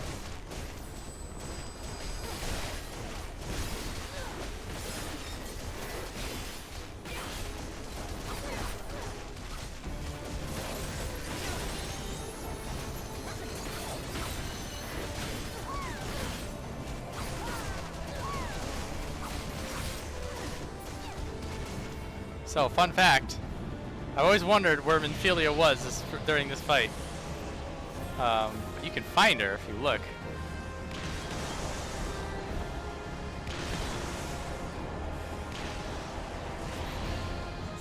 Yep, there she is. Hi, Minfilia. Hanging out? Having fun? Yeah, there she is.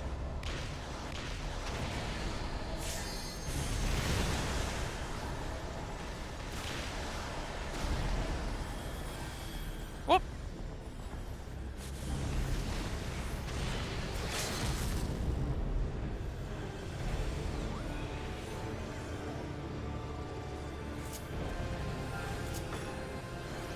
feel like we're gonna die. Not yet.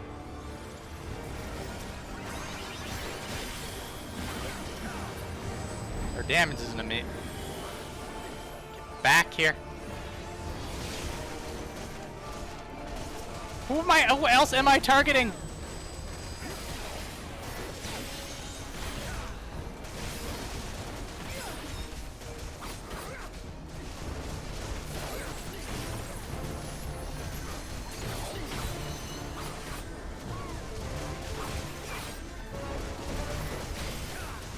I'm guessing that these are Vipers that are leveling. I'm beating them all in DPS, which is not how this works at 50.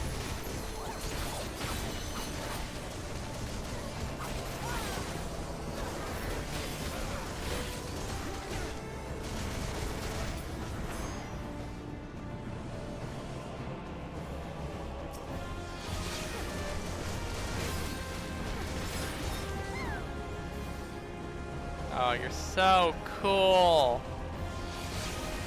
Do you have your dash ability at this level? No. I'm sorry. Oh, we gotta eat more orbs, guys. Sorry, not enough damage.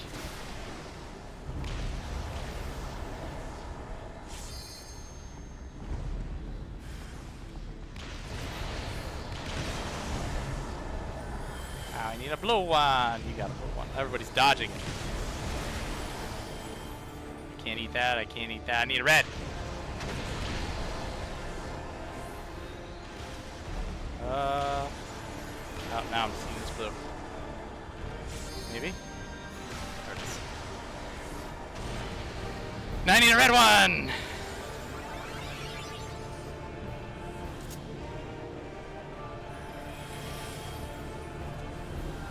Alright, we have our level 3 limit break. We should save that for the other phase, right? We certainly shall. Yeah. No. But we're not gonna. Now we might die.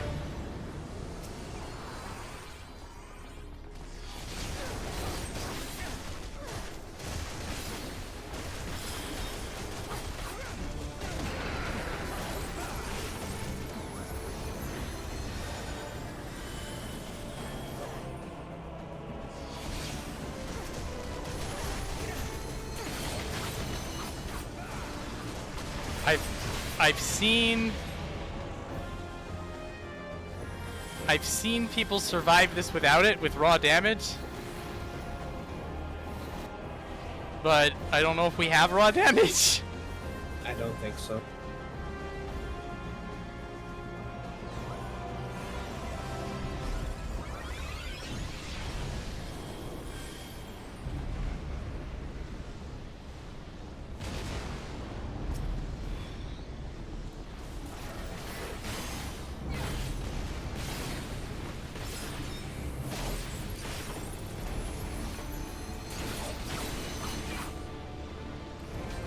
Well, not with the dead healer.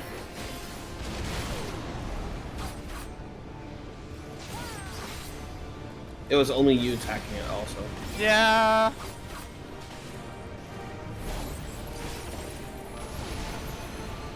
There it is.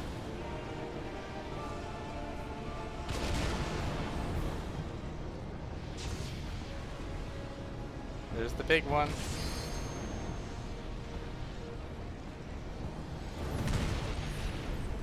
Yeah, you can't home game that, guys.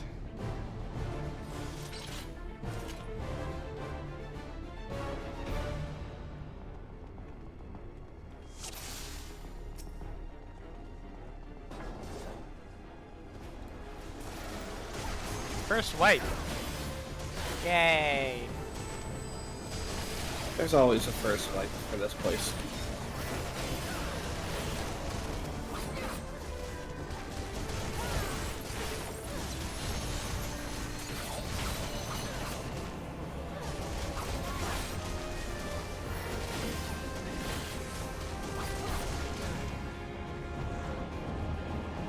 Oh, we suck. Now I need red. Red. Pump. Now I need blue. There's blue. Now I need red. There's red. Now I need blue. There's blue. Now I need red. Oop, that's blue. Oh, that hit me. Damn it.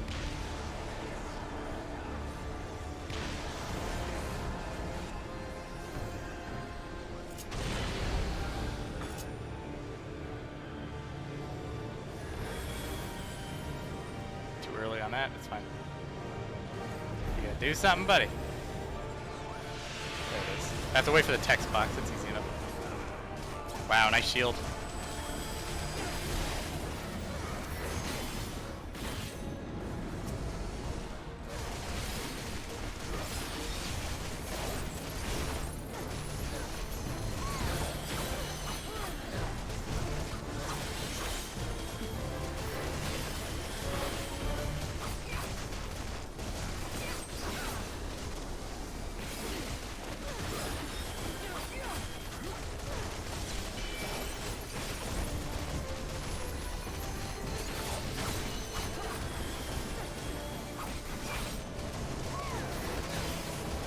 Wailing on him now, though.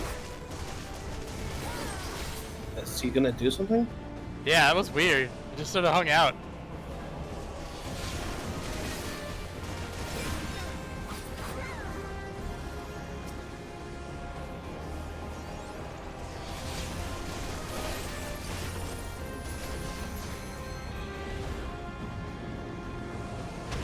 Of course you will. Fine.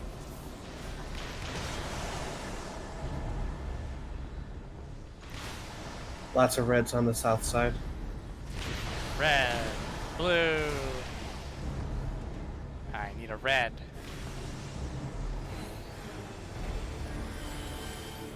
Red. Oh, can't touch that. Blue, yay. Oh, no. Now I can touch a red. Red. Blue. Blue. So away from the talk.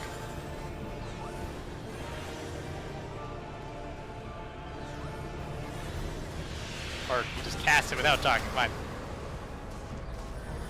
What do I know?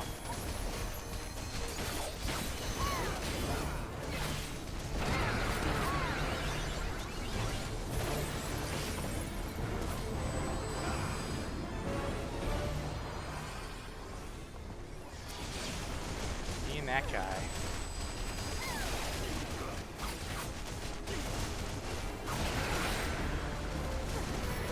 I'm trying to leave and leave.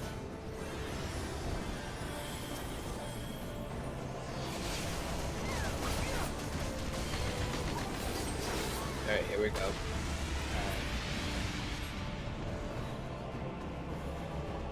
We have the limit break this time. We have learned from our mistakes.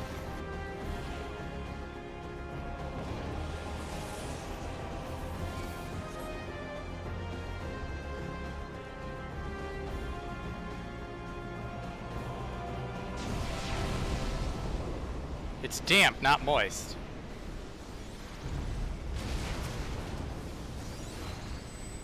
Go ahead, do it.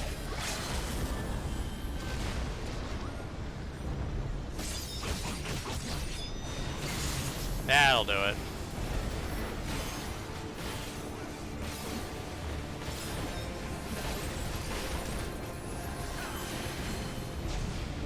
Awesome. Easy.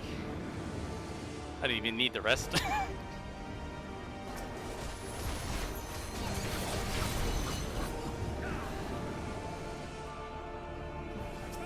Yeah, the rest is just cake, whatever. Have a dot for no reason. Got him! Yeah! Get out of here, kid.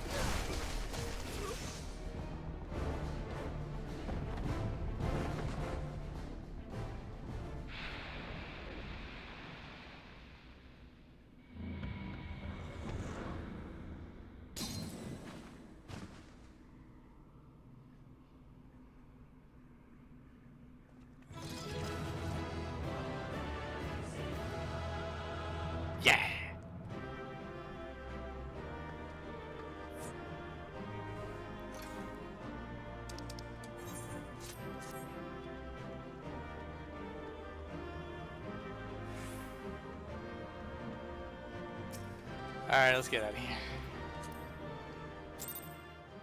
Everybody's sitting around waiting for comms. No, you're not getting it, Viper. We wake. You're safe.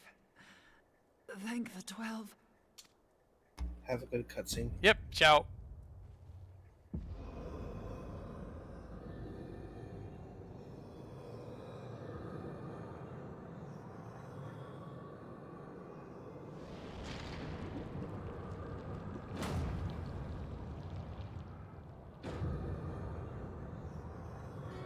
You may have bested me this day, but what of the next?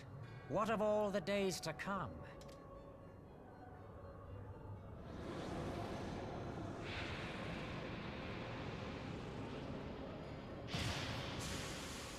Remember, light no longer holds sway here. I may return whensoever I wish, again and again and again. Eventually, you will falter, and the staff will be mine. Until next time, Scions.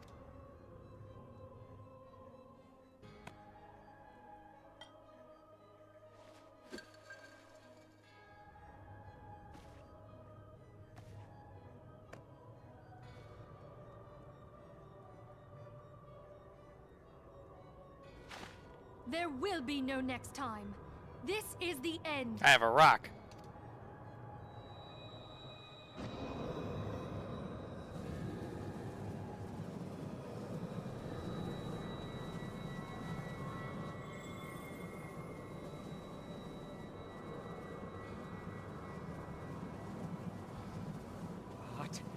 What trickery is this? No. No! Cannot! No!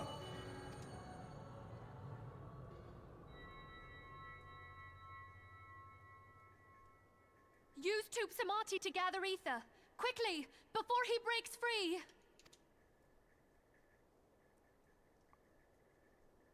I have a stick.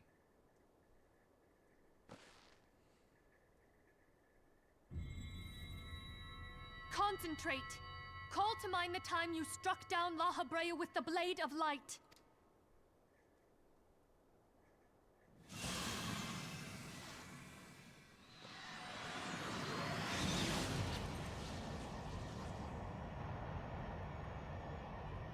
Why won't it work? Is it because we lack the blessing of light? Damn it. So much ether. And it still isn't enough. Fools! No mortal prison can contain me! I shall make you pay for your insolence!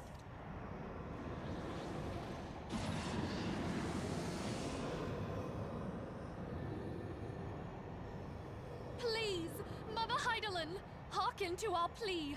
Lend us your divine light. Why can you not hear us? Do our words no longer reach you? The ultimate weapon thing really sapped her, man. You gotta be considerate. If only we had a bit more ether.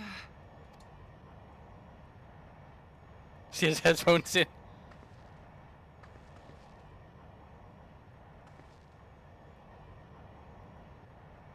Moenbryda, what are you doing? Something, unlike what you're doing. Master Louis Soir, I understand now. The choice you made in death. There is life. Farewell, Urianger. You daft old coot.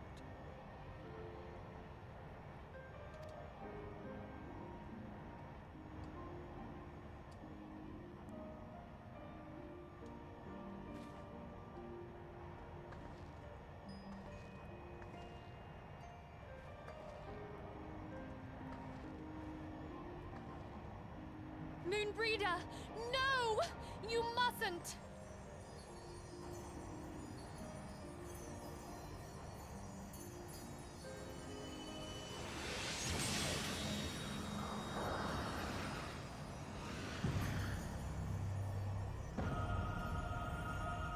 What? No, it cannot end. I am eternal. I am immortal.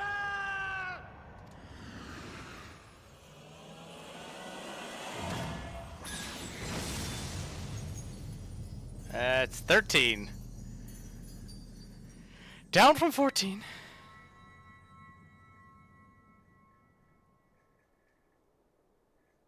Moenbryda. She's gone.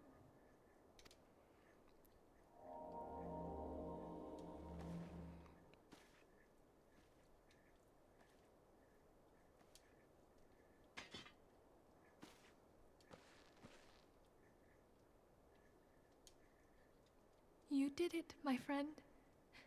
The Ascian is dead.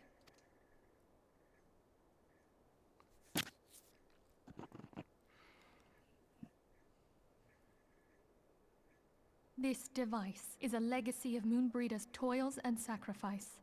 I shall hold on to it for safekeeping. Minfilia, are you all right? I am. Oh, we were surveying northern Thanalan when we received the distress call. We returned as swiftly as we were able. It seems you have everything in hand, however. What happened here? Where is Moenbryda?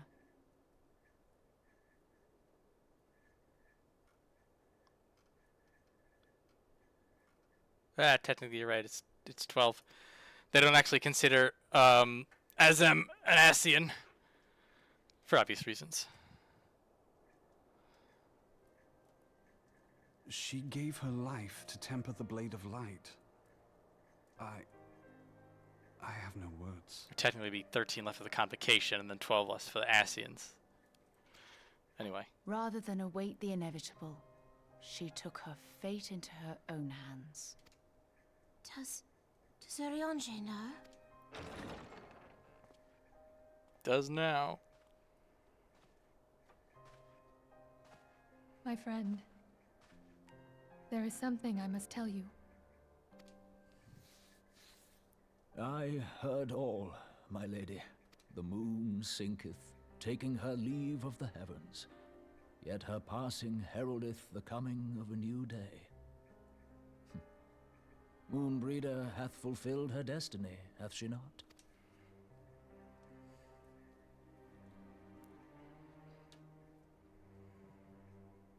Long ago, far across the seas in the Sharlayan motherland, Moenbryda and I did study under the sage tutelage of Master Louisoix.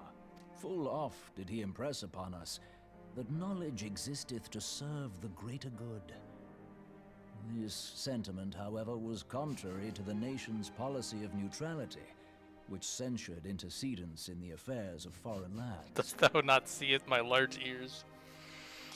Also, sometimes I feel bad for roasting Minfilia, but in spite I'm not going of to vehement stop. opposition, he founded the Circle of Knowing, and journeyed hitherto the heart of Eorzea. Through his noble sacrifice was the realm spared its doom. Yet this great soul, whom all should rightly have honored, was branded a pariah in his own land. His peers did accuse him of forsaking his duty as a man of learning, and of meddling in the course of history. Call back to the why do men of learning, even the great Louisoix, grovel at their feet from the Baelsar monologue in Praetorum. When he left Sharlayan behind, Master Louisoix gave no word to signal his intent to Moenbryda. Close as they were, as master and disciple, she was deeply wounded by the sudden exclusion from his confidence. Above all, however, she was confused. Try as she might, she could ill comprehend her master's motive. The slanders that were heaped upon him after his passing served only to inflame the turmoil within her. I believe that is the explanation, yes. For years upon end, she knew not what to believe.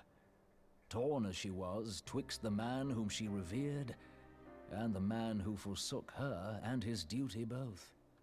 The Louisois I knew would never forsake his duty, much less one of his own. This I know full well, my lady. 'Twas not for want of love that Master Louisois hid his intent. He but desired that Moenbryda discover her own path, free of the shadow of his influence. Long did I contemplate revealing the truth to her, and long did I hold my peace. After all, was it not Master Louisois' wish that she come to the truth unaided? I told myself it was, and resolved to let her suffer. Knowingly did I deny my friend the comfort she craved. And now she hath gone to her rest, with doubt still in her heart. 300 who wants to bang, please reply. Yes, also, this, I'm realizing, starts the storied history of Urianger forced to keep secrets from his friends. Well, forced is a strong word in this case, but it's an interesting trend. Discord's being weird again. Whatever. Speakest thou in earnest? Did Moenbryda truly come to understand Master Louisois' will before the end? The realization hath set her free. She may now find the peace which hath for so long eluded her. I slap Discord with the back of my hand. It's causing troubles again. Oh, Moenbryda, my dearest. I shall miss thee. What the hell's wrong with this thing? Whatever, we're almost... Or not actually, almost done today. Get through the scene. Moenbryda gave her life that we might possess the means to defeat the Ascians. Her sacrifice must not be in vain. Let us continue her work on the Blade of Ether and see it to completion. My lady, I would mourn Moenbryda in mine own way. I beg your permission to return to the Waking Sands. Of course, my friend. Take all the time you require. We shall be here should you have need of us.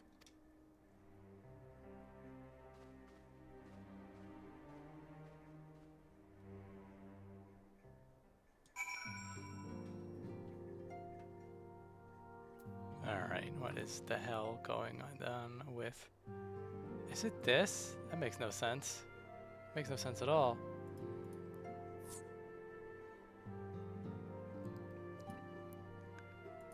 It's not this. This is set properly. I don't know. It's so weird, but then I do this, and everything's fine again. It's like it never broke. Maybe it needs an update. Maybe something needs to be punched in the face. Ah, frustrating. I'll look into it later. She was counting on the theory that a soul's ether burns brightest the moment of its passing. A scholar until the very end. Our list of grievances against the Ascians was already overlong. Must they continue to add to it? Yes, Thancred. Yes.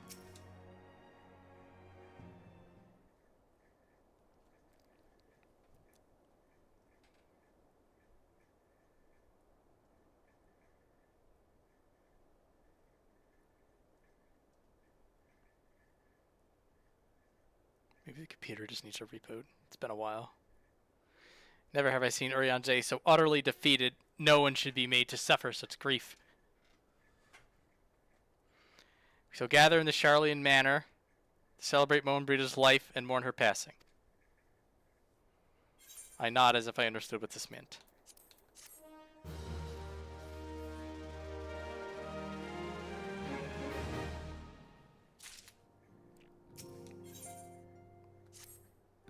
Moenbryda was a native of Charlian. I feel it is only fitting that we gather before the mark of the scholar. Monument found at Raththrust, the sacred Athaliah, guardian deity of the city of learning. There shall we pray for our dear friend's soul and bid her a peaceful return to the light of the Mother Crystal.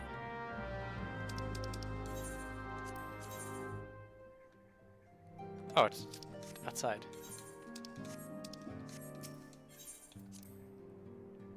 Ah, yes, Midgardsormr wants to talk to us after this.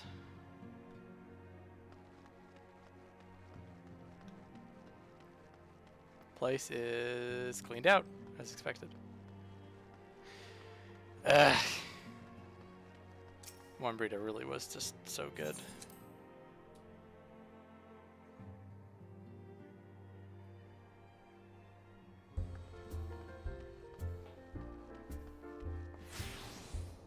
See you around, Snooty. Valmer and Saronix.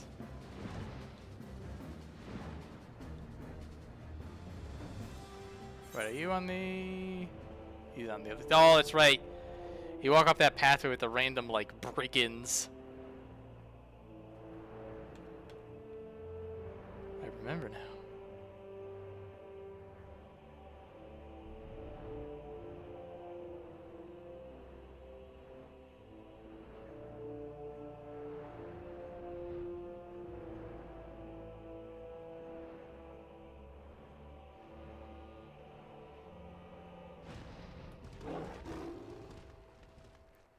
Mark of Thalic.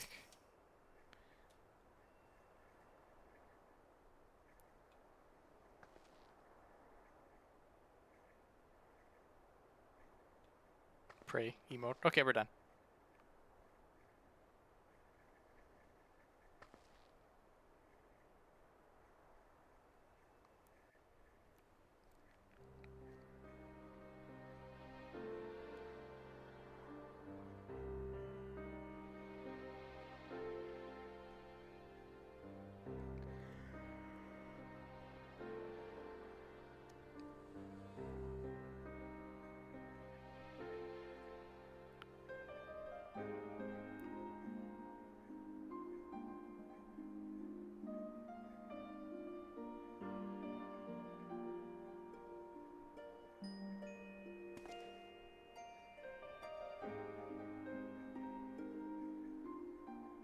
Forgive me, Moenbryda. Had I been quicker or wiser... Or did anything. But I was not.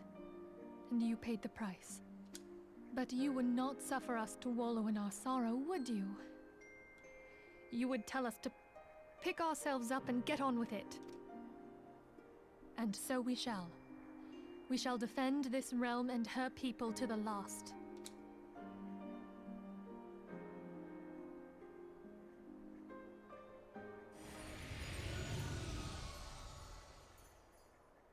Life for death, a fair exchange.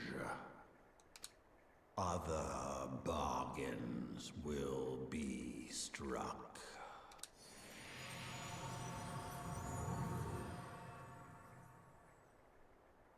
Thanks for being vague, Dad.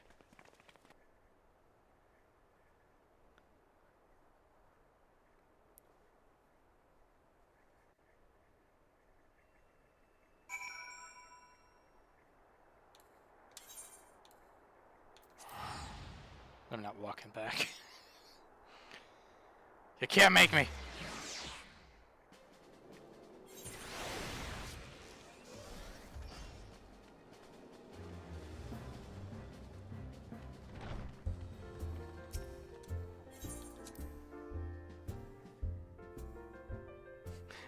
Except for causing this problem. Say, well. Sort of something in both columns for Midgardsormr, both good and bad, but he's been dealing with shit for way longer than we have. Rising stones feel somehow colder. Moenbryda always carried with her such an abundance of warmth and cheer. Must find some ways of protecting ourselves from Ascian intrusions. There must be a way. Yeah, we'll kill him. I feel much like talking at the moment. If you could just give me some time. Loath to see Ida in such pain, but I have not the words to comfort her. Can you imagine? I, Papalino, the one who has an eloquent comment for every situation. I'm at a loss for words.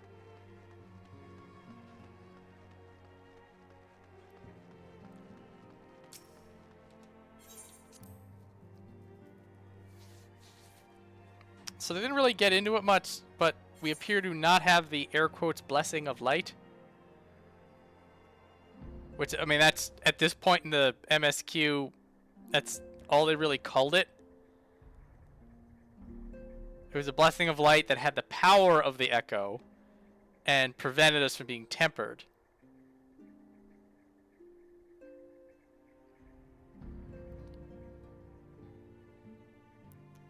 So well, when we get it back, I'll be curious to see. So from now until whenever we get it back, like if we don't get an echo flashback. No, well, theoretically we did have the power of the echo because of the boss fight. This is where it gets weird. Like some of these are like gameplay concessions.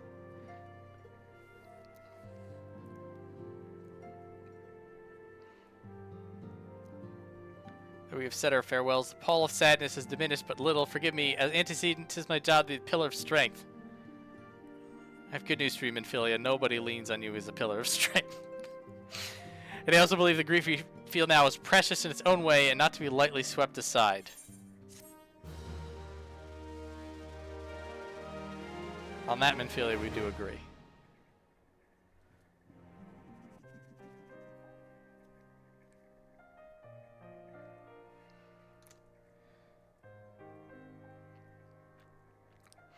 The pain we must learn to bear if we are to forge ahead with our duty.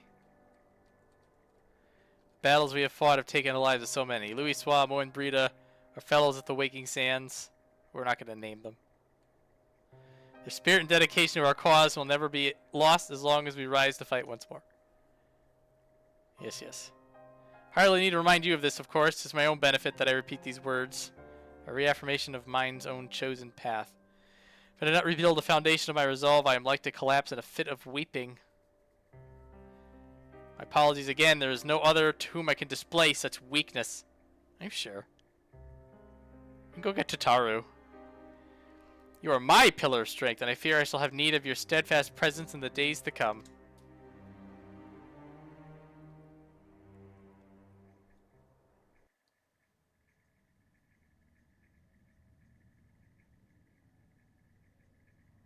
Victory won, a comrade lost, honor the fallen, the living forge ever on towards the light of a new day.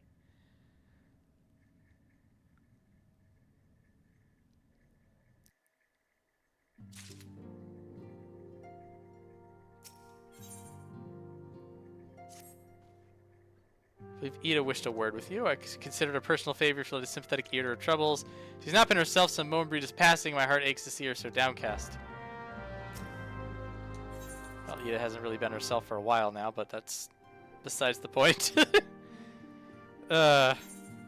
Honestly, it's for the best that Ida doesn't like herself. That's also besides the point. Hi, Ida.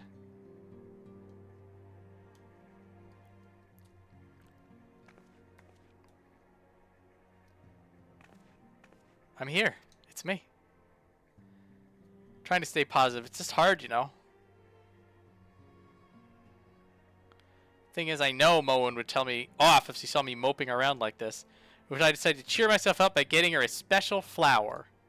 Placed an order for a moon daisy with Rowena just a little while ago, and it's ready to be picked up. Everybody's doing trade with Rowena. You guys are out of your mind. Trouble is, I find Rowena a bit difficult at the best of times, and well, this isn't one of them.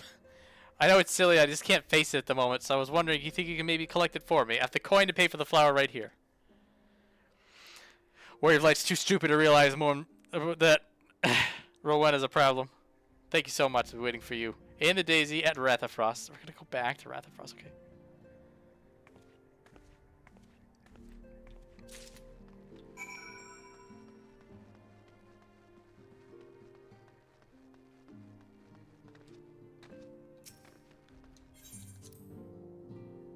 I feel like we're actually running out of patch content here. It's Gibberish Man. Sir Ghostly. Galtus Maximus.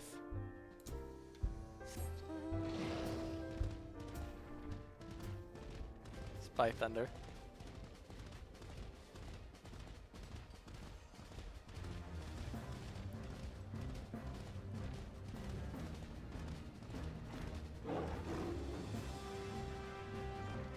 Oh, interesting. It's Jesse from Ironworks. Who's just doing NPC talking. Very interesting. You're a Doan child.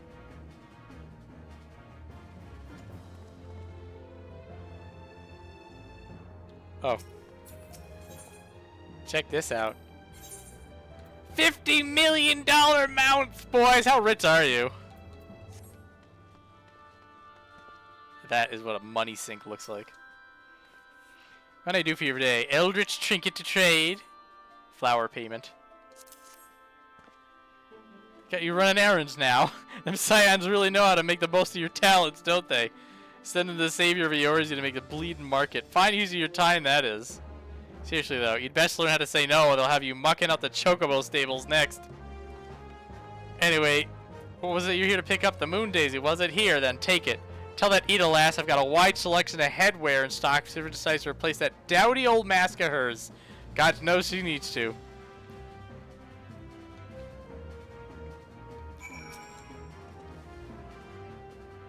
Crystal Braids can't see I'm key on the name, but as long as there's coin to be made, you can call yourselves the Flying Fairies for all I care.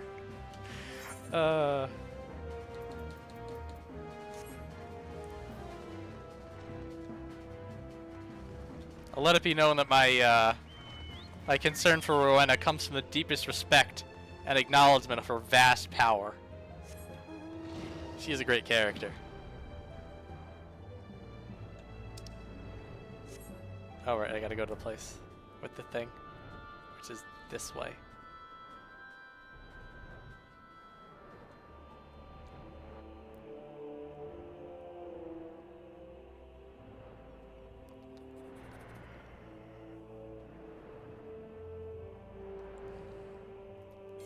Where the hell am I going? Yeah, I'm going through the wall. Minimap's throwing me. Technically, I should be going under the wall. It's going down to this alley with the aforementioned weird-ass bandits just running around. What sucks is that you gotta kill these guys for the Zodiac books. And, like, you need to kill 5 of them, but sometimes 5 of them don't spawn in the entire area. You just need to clear the place out, wait for them to respawn to clear them out again. One of many of life's little joys in a frickin' Zodiac weapon grind. One and done with that. Technically 2, but what I did to get the second, going from 0 to rank 1 isn't bad, but rank 1 to rank 2 is a little bit of blood, and then after that point you're just hemorrhaging all over the floor with the amount of suffering.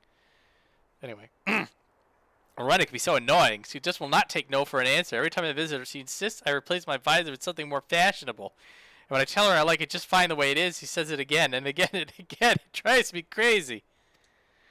What I mean to say is I really appreciate you doing this for me. So anyway, let's see it. What is the description?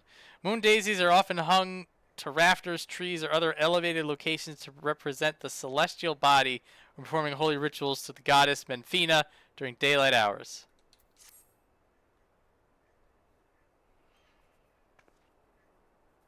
Moenbryda love these things, you know. I hope that somewhere, somehow, she knows I'm still thinking of her. She does. Well, doesn't. Would be able to figure out that you're thinking of her.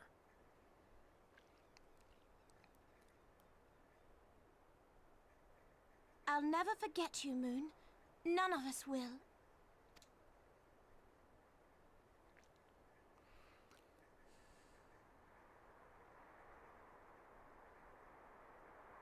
The song riseth to a crescendo.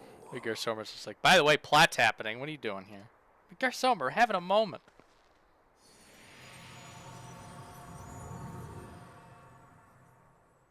Oh, we're gonna do the gate fight? Did we do the gate fight before?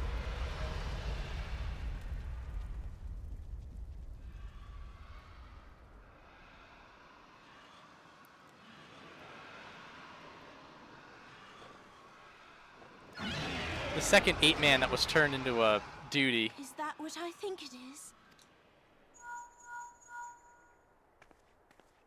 Hello, can you hear me? We have received grave tidings from Ishgard. Pray return to the Rising Stones at once. It's Alphinaud, the little brat.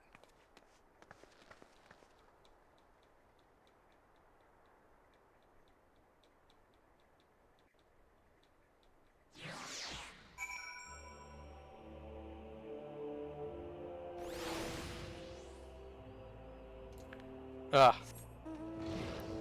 I can't teleport back home because of the last time I flew halfway across the map just said pray return to the Rising Stones. We'll fly back on my chocobo, it's not a big deal. It's just silly that they just keep making me do it. To the point that my recall teleporter is broken. I could have teleported there and paid 100 gil, I know.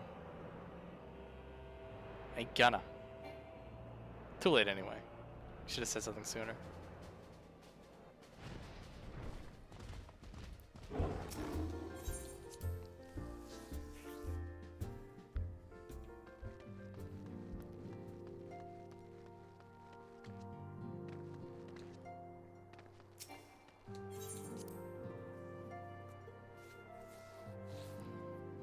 Yeah, I wonder if I'll do that duty now.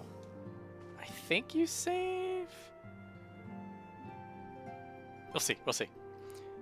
Deeply saddened to hear Moenbryda's passing, her loss will be sorely felt. Alas, recent developments in Ishgard leave us little time to mourn. The envoy from court is soon arriving, we must hasten to hear the report. They can have as much time to mourn as they want. Needy child.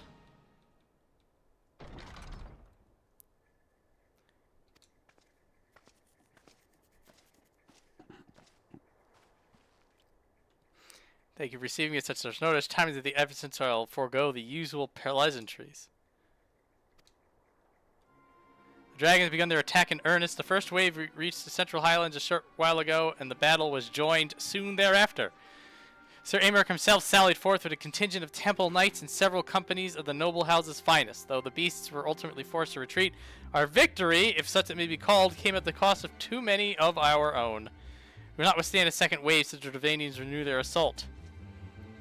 Paint a grim picture. Is it reinforcements you seek, then? We do, though it piques our pride. It's plain we cannot protect Ishgard with our ranks thus thinned by the Horde. Sir Aymeric would meet with you to discuss the possibility of enlisting your aid. I must warn you, however, that the involvement of the Crystal Braves is by no means assured. Our commitment to quelling the unrest in Ul'dah must take precedence. It is such contingencies in mind that it must make another request. The Scions of the Seventh Dawn are known for sharing close ties with all three of the Grand Companies. Would you consent to plead our case to their leaders? I would gladly appeal to the Grand Company on your behalf. I dare not promise a favorable reply. You need say no more. Considering our past dealings with the Eorzean Alliance, I can well imagine how our plea will be received. The fate of Ishgard hangs in the balance. We must explore every avenue open to us, no matter how unpromising. I'll send envoys to the allied nations and have them present your request directly to the heads. In the event that your plea does receive a favorable answer, know that any support is certain to be conditional. Demands will be made of Ishgard. It's only to be expected. Rest assured that I speak with Sir Aymeric's authority in this matter and that our actions are fully sanctioned by the Holy See. Turning to my final request, a personal appeal to you, Warrior of Light. The Lord Commander much desires to speak with you regardless of your fellow's involvement. You faced Midgardsormr and survived. Anything you can share of your experience may yield us an advantage over our foe. Well, some things. You wear the mantle of hero well.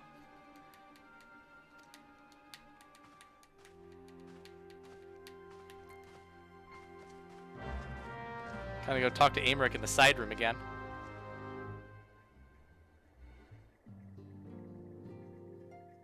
Ooh, the double. Oh, no, they're just dragging us over. Look at that fancy bitch. Ah, we are doing the bridge fight. Nice.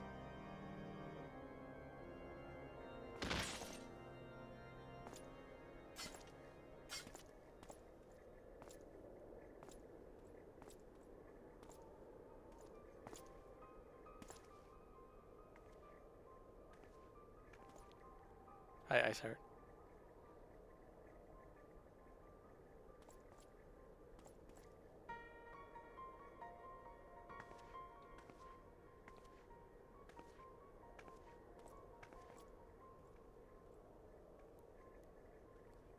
The sons must answer for their father's misdeeds. Only then will the cycle be broken. Which what Midgardsormr said as well, which is now tying both mom and dad to Iceheart.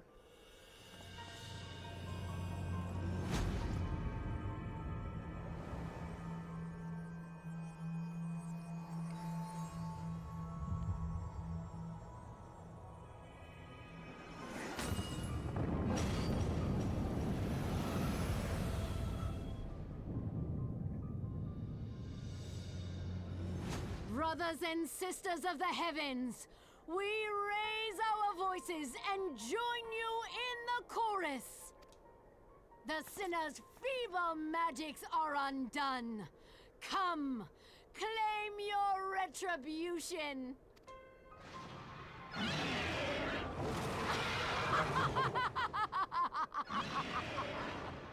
Oh, it's a nice evil witch laugh. Nice.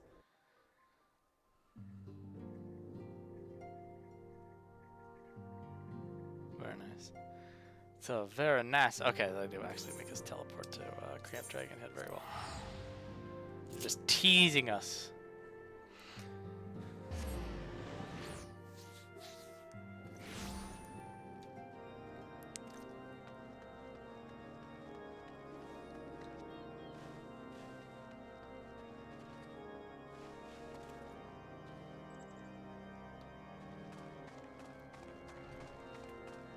I don't know if he knows out here. Hang on a minute. I'm gonna talk to my man first.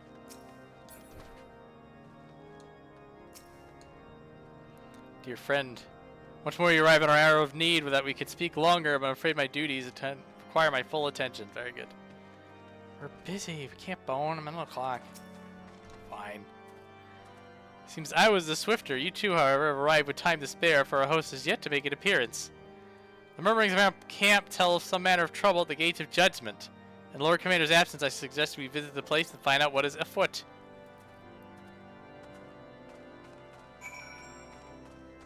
He's on my shoulder again. Do you want to breathe fire this time?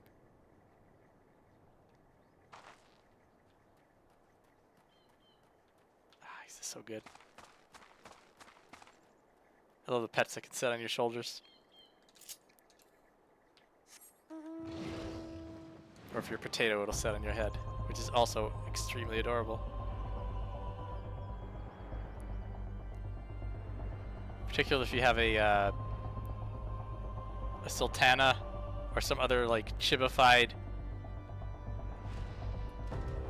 Lalafell toy, so that's you're like a weird like stacked doll. Hello, brother, bothered Bowman. Gates of Judgment are much more than mere doors. They are the outermost layers of Isgard's magical ward. If our first line of defense can be so easily shattered. ... So if you can come here at any time during a Realm Reborn, and basically all these knights will tell you to fuck off.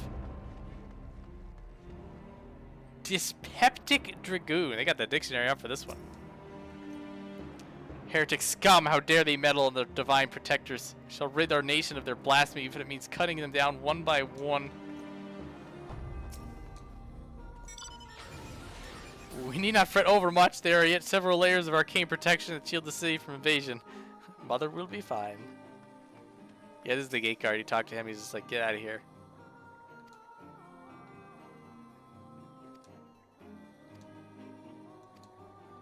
You basically say, come back here when there's an expansion. Prepare for the onslaught of dragons. Every moment I waste on your blather could be another dead knight. He's so nice. Anything interesting? Mark the nervous glances. Our friends share. The dragons have attacked, yes, but something else has occurred. Something unexpected. Fair. Tenterhooked? Very well. When I laid eyes upon Lady Iceheart, I felt the marrow freeze within my bones. Oh, that's very important for me to hear that. Actually, it was, because it mentioned Lady Iceheart, but... First and telling blow against Isgard. We expected you at Camp Dragonhead. We chanced to hear there had been trouble at the gates and thought it prudent to investigate the cause. Then you've learned of the heretic's treachery. Lady Iceheart led a force of her followers against her defenders and came close enough to dispel the first of our wards.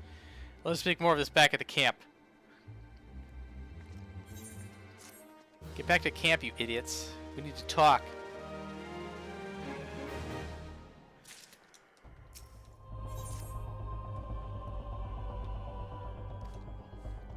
Yep, back we go.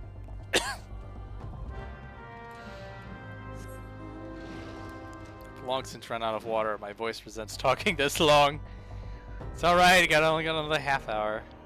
Get through it. Probably I'll reach that, do the Gates of Judgment trial duty. Oh man, you know, I'll probably actually be able to do the mechanics for it. It's kind of exciting.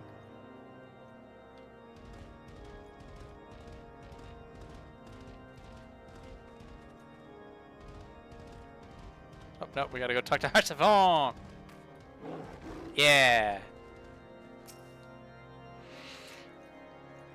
Reassuring indeed to behold the countenance of a friend when one's homeland teeters on the very brink of disaster.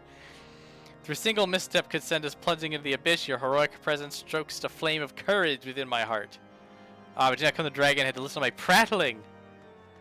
The Lord Commander has arrived, and I will treat you in the intercessory.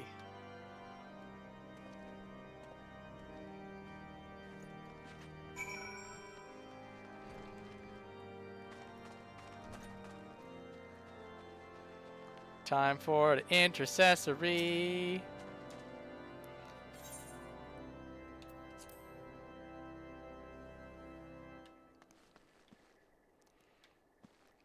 Aimerick's doing a little bit of man-spreading. I don't know how to feel about it. It's kind of loud. And like when you have armor like that, it's kind of hard to keep your legs too close.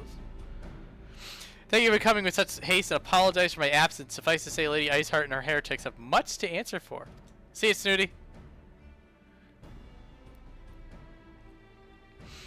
Yes, but we were recently returned from the Gates of Judgment ourselves. Given the circumstances, we quite understand if you would prefer to postpone our appointed audience.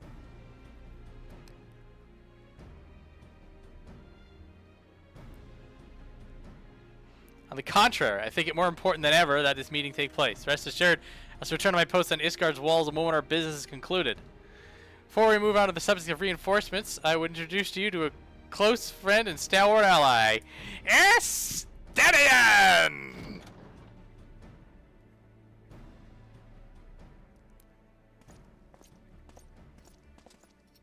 It's him! Viola's looking over you. Didn't you explode during a Dream Quest line that I didn't do? Check out this motherfucker. Yeah!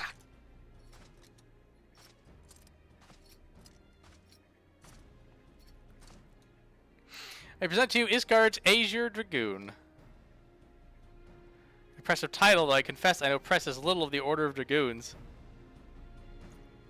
They are formidable warriors all, yet even among the masters of the lance, Estenian is without equal. He, out of all the warriors of Isgard, has chosen to wield the power of dragons and may thus contend with any Dravanian. You flatter me overmuch, Lord Commander. Blah, blah, blah. So you're the adventurers who they spoke. I see now why my blood fair sang in anticipation of our meeting. Well, now that we have been introduced, let's proceed to the matter at hand. I would share with you what we have learned of Iceheart's design as confessed by the heretics taken captive for the assault on the gates. It would seem that Lady Iceheart and the Dravanians share a common goal, the reclamation of Nidhogg's stolen eye. Well, why don't you give it back? What are the 7 great worms, correct? His name features prominently in your nation's history, though once defeated by the hero Haldrath, the beast is said to have terrorized Karthus since Isgard's founding.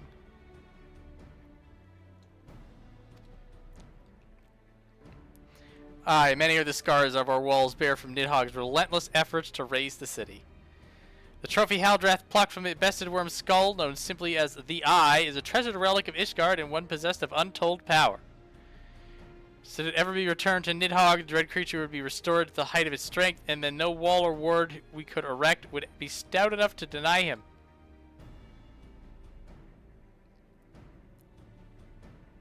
The voice of Midgardsormr is talking to us, but we're not allowed to tell anybody or else we're heretics.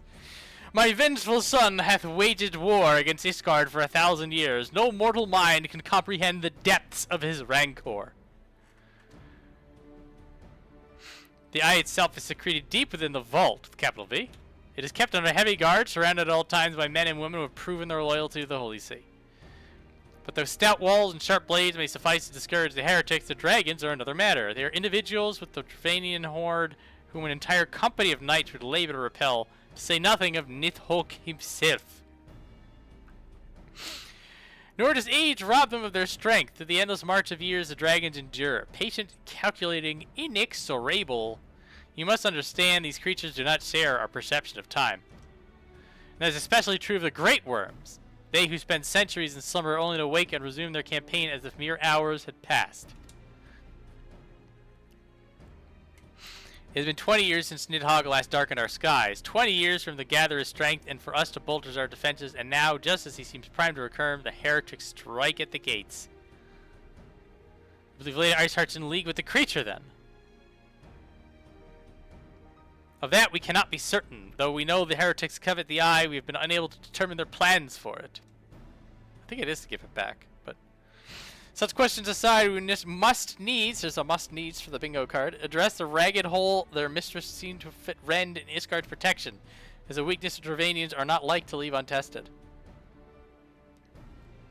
So it would seem you have described your plight in admirable detail, yet I cannot help but wonder at your candor. Why share such sensitive information with us? I shall speak plain. Isgard is in need of allies, and I would have you bolster our front lines in readiness for the coming battle. That much I expected. Unlike our arrangement concerning the Keeper of the Lake, however, you only stand benefit from our assistance in their matter. Fail to see how you should intervene in a conflict which concerns only Isgard and Dravania. Cheeky. When the Elorzian Alliance requested Isgard's assistance during Operation Archon, you refused this. Does it not seem grossly unjust to demand that we now risk our lives in your private war? I make no attempt to defend my country's conduct. I only ask that you consider what would follow were Isgard to fall.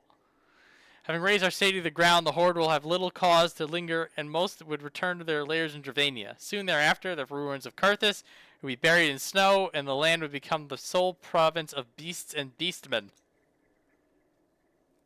Until the Garlean's arrival, that is, for you may be certain that the Empire would not hesitate to claim Karthus. They would not even have to draw steel.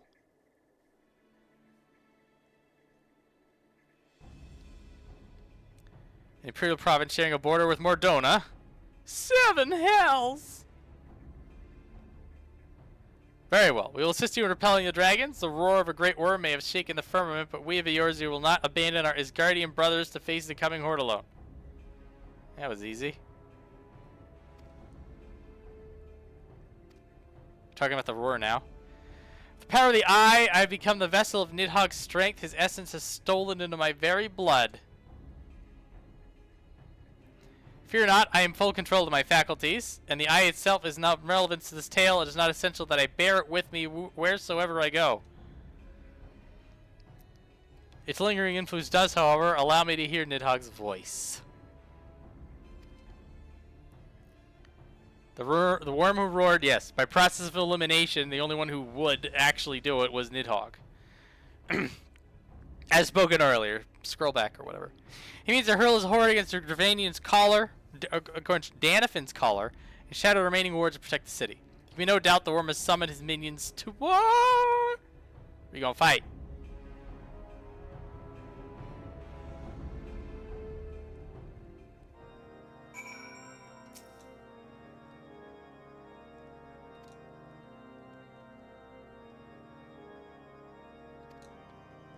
I shall expect no welcome. This incoming storm of scorn and disdain.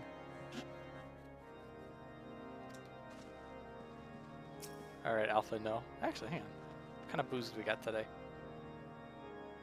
Illegible. Perfect. Though the circumstances are far from ideal, this desperate endeavor will at least provide us an opportunity to bring the sister states of Eorzea together in common cause. Sir Aymeric was more ruthless in his negations than I anticipated. I suppose one must give no quarter when one's home is at stake. Did you see the look on his face when he formally requested our assistance? The Lord Commander has long campaigned for Ishgard to open his gates to outsiders. I suspect the softening of the Holy See's attitude towards foreign cooperation comes as something of a bittersweet victory. The days ahead promise to be interesting indeed. Alright, I guess this... thought this was going to be right here now, but I guess we gotta talk about it. Yes, yes, yes. Must needs return to the Rising Stones. Oh my god.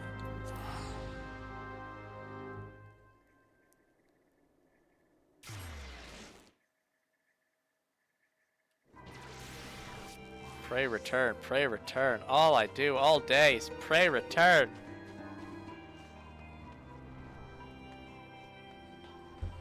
Is that Felicity Shagwell? She's gone.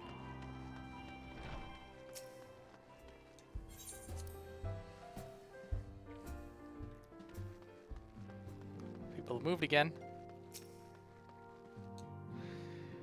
Looking for the Ascians, they've already left for the Alliance nations. In recent history, will there be anyone in the Alliance willing to aid? It's true.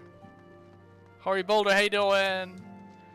Town's been calm throughout all this talk of war, but if those dragons come to Revenant's Toll, there'll be panic aplenty. Sure will. Ah. Let me in. Alright, Minphilia. Time for you to have opinions.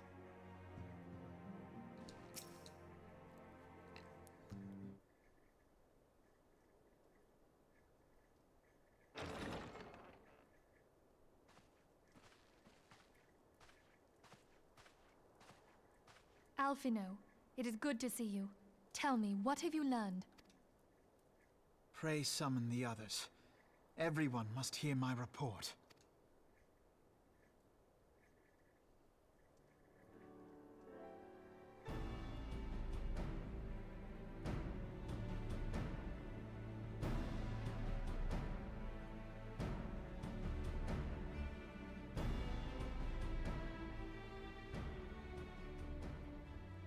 So this was all but a taste of what's to come. Indeed. The main host advances upon Ishgard as we speak. Whose vaunted defenses have been nullified. Shorn of its wards, the city will bear the full force of Nidhogg's fury. All those people.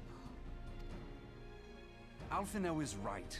The Dravanians cannot be allowed to prevail. If Ishgard falls, all of Eorzea will suffer the consequences. Then you agree that we have no choice but to intervene. For the good of the realm, the Scions of the Seventh Dawn and the Crystal Braves must join the defense of Ishgard. Let there be no ambiguity about what has been proposed. We would be directly intervening in the war. But if all here believe the cause to be just, then to war we shall go.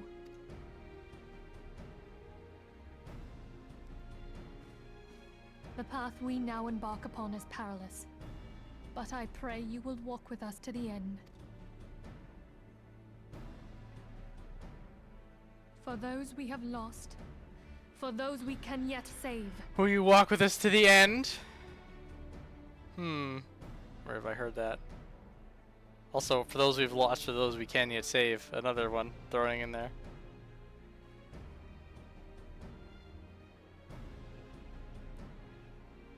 Then it is settled. I shall inform the Council of our intentions and request that they contribute their own forces to the defense of Ishgard.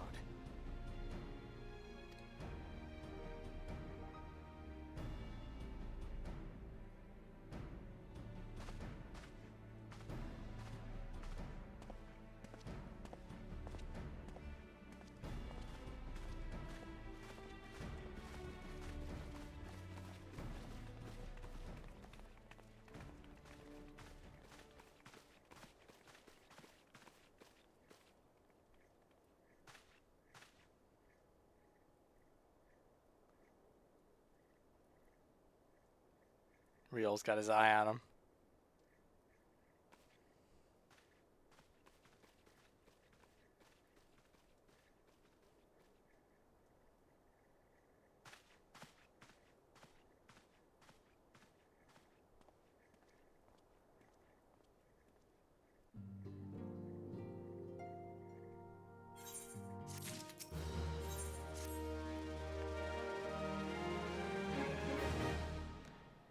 Yes, yes. The members of the Alliance agreed to pledge the Grand Company soldiers to discard cause. Our comrades will be on hand to act as intermediaries. Small matter of persuading the Alliance leaders to grant such support. I leave the Alpha know. For you, my friend, a different task awaits. I'd have you reach out to your fellow adventurers and gather what allies you may for the coming siege. I'd also have you consider the matter of your own security. Revenant's Toll is but a short flight from the snowfields of Carthus. Not unimaginable that the fighting may spill across the border.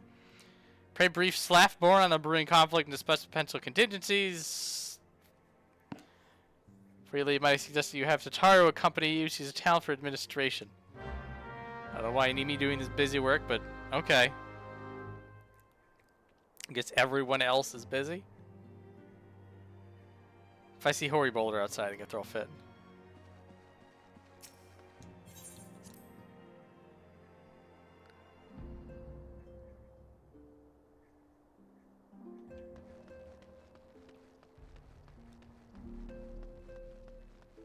Oh, I'll be killhauled. Everyone else is actually out. Very well. Very well. Well played, 14. I gave you your chance and you spiked it in.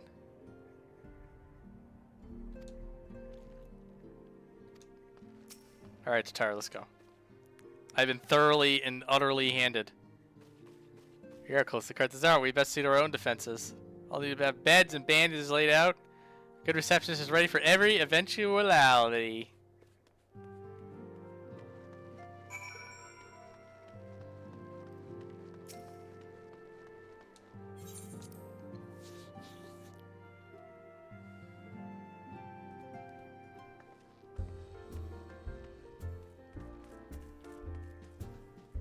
It's Big Henry, the Lalafell. I approve of this. Dovahkin. Very well. Board's coming to cart this and the toll must be made ready. I'll increase the number of patrols and lookouts immediately. I'll also see about finding room for an infirmary as well as a temporary housing for victims of the conflict. This guard has done well by us in the past and I would return the favor. But as for rounding up volunteers for the fighting itself, I'm afraid I must disappoint you. I will not send my fellow guild members to die in this guardian soil, and I'm certain headquarters will say the same.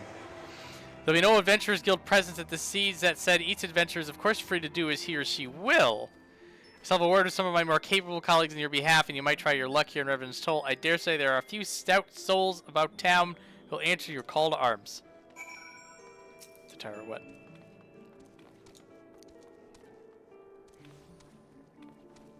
Oh, look over, there's a accomplice adventurer. He's about to get a line over his head. There it is! Oh, look at the dark light set. Dark light set's good. What are you? Oh. Oh, it's such a cool healer set.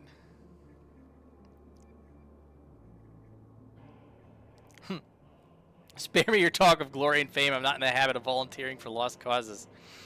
I tried this long by trusting my instincts, and my instincts tell me to stay well away.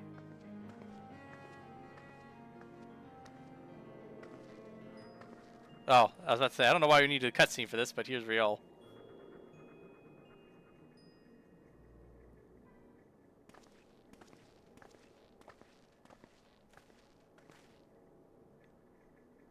Card sounds like she's in a right mess, but it ain't what I wanted to talk to you about.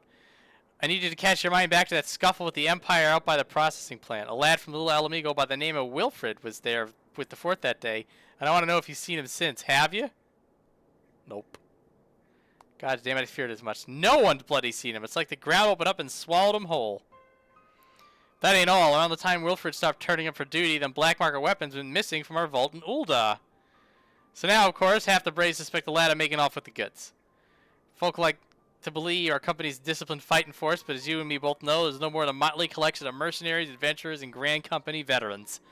The only thing that binds us together is some vague oath about fighting for the freedom for all, that and steady pay.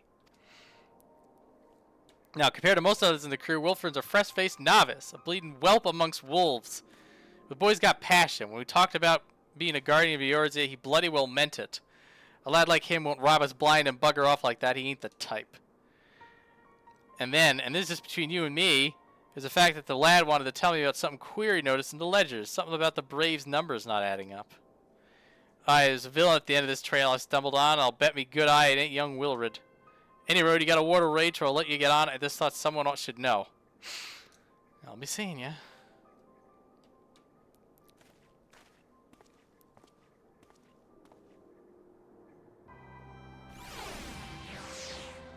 Go recruit the rest now. It's Deadpool. Wow, that's actually not bad. I think he's leveling up to become the Viper.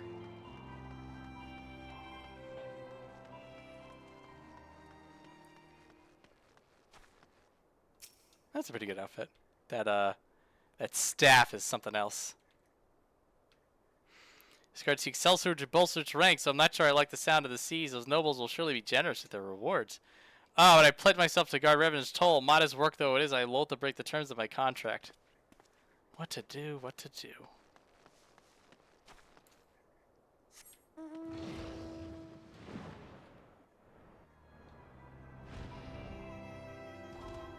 This one's an austere adventurer.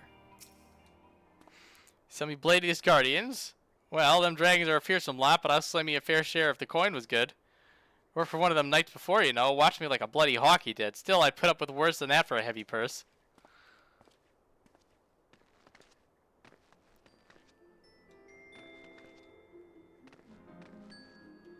Haha, fall damage is for chumps.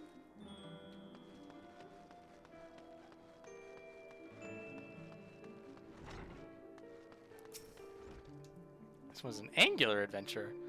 Volunteer my services in defense of Isgard? I think not. Dragons claim the lives of every one of my brothers. I do not mean to offer them mine. To escape such a fate that I took up the mantle of adventure in the first place. I'd sooner die in the pursuit of fortune than huddled behind an icy wall. Get out of here, kid.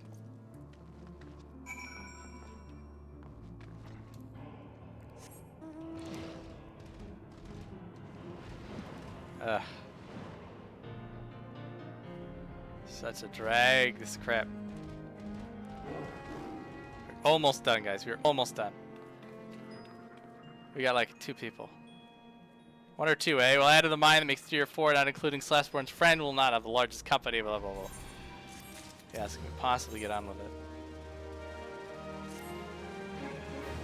Word from Alpha Node, the Alliance leaders are convening in Ul'dah to discuss Isgard's plight. And I want to go there. We'll be on the Royal Promenade. It'll be in Isgard.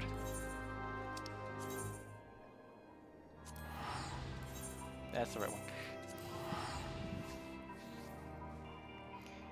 Ugh.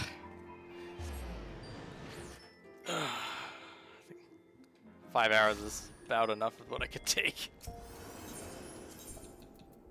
Such a slog. Where am I going? Here? No. You're in the, oh, no, I want Chamber Pool.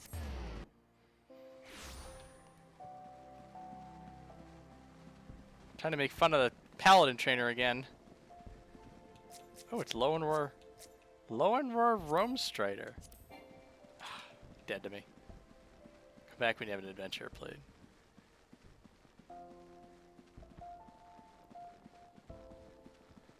Oh, Bartholomew. Oh, not a lot of people crowding Bartholomew today. It must not be a thing. Apologies for calling you away. I hope to proceed with these negotiations one year at a time, but it seems my urgent request for an audience have prompted a gathering of the council. I just blah blah blah. Plug it to everyone.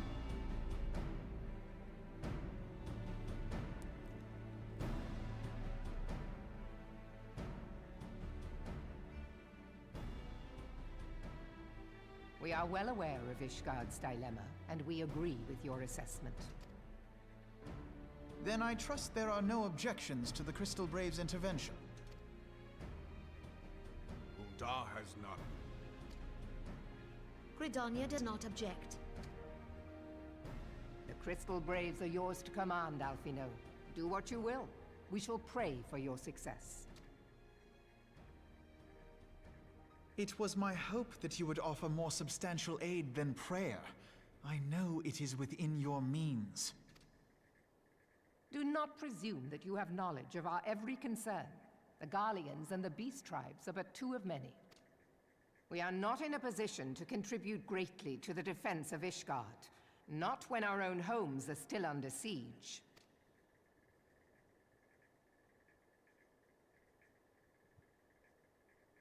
We dare not leave our interests in Cartano undefended as well. Telegi Adalegi and his ilk would seize control of the territories in our absence. The enemy is at their gates, and you would cower behind yours? No one is cowering, boy. We will offer what support we can. Aye, support. A handful of men and no more. Would that we could commit more than a token force to this cause. Yet there are others to whom you might turn. The free companies ever want for work. Ah, yes. The free companies. They're not like to turn you down. I beg your pardon? You would entrust the survival of Ishgard to sell swords? So indignant. Crises like these are the very reason why this alliance was formed. It is our duty to aid our fellow man. My duty is to my country and my people. If you expect us to place the welfare of a foreign power above our own, you're going to be sorely disappointed. Lest you doubt, Limsa comes first, then the Alliance, and finally, circumstances permitting, Ishgard and the rest. If you cannot understand so simple a concept, then you have no place at this table. Sit down, kid. Forgive me, Admiral. I was careless in my choice of words.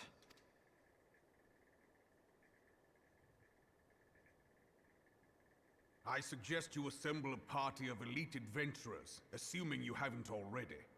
Your fellows served us well during Operation Archon. I dare say they will do so again.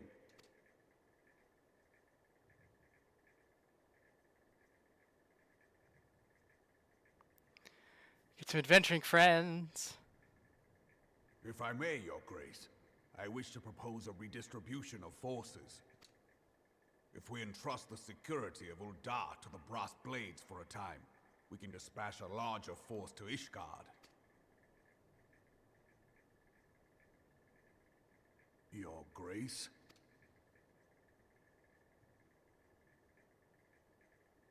Yes. Yes, of course. Do what you will.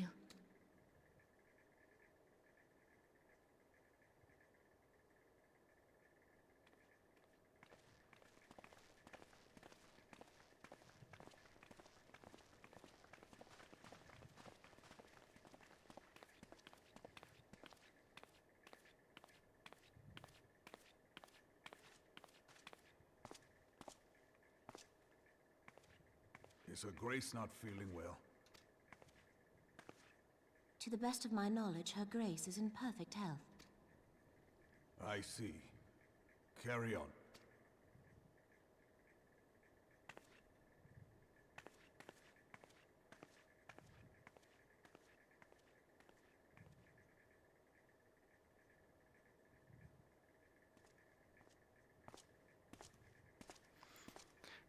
So it's awkward in a meeting room and everyone else leaves.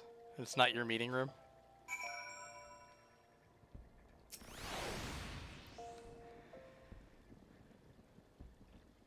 So again, I owe an apology. It seems you have been conscripted into leading a contingent of adventurers on yet another mission of inestimable danger.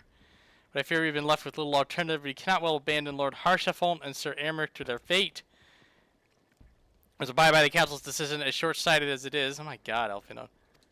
You literally said this was going to happen.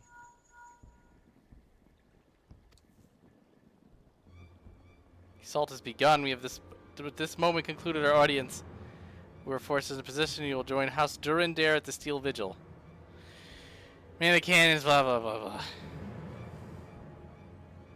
Yes, yes, yes. We're doing this and we're going to bed.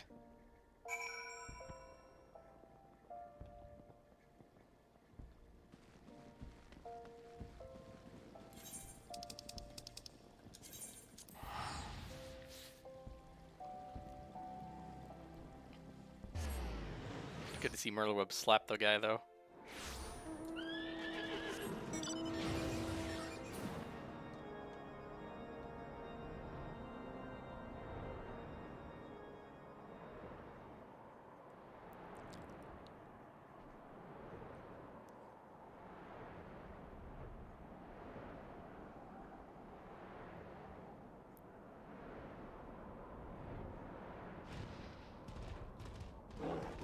Oh, they have NPC adventures.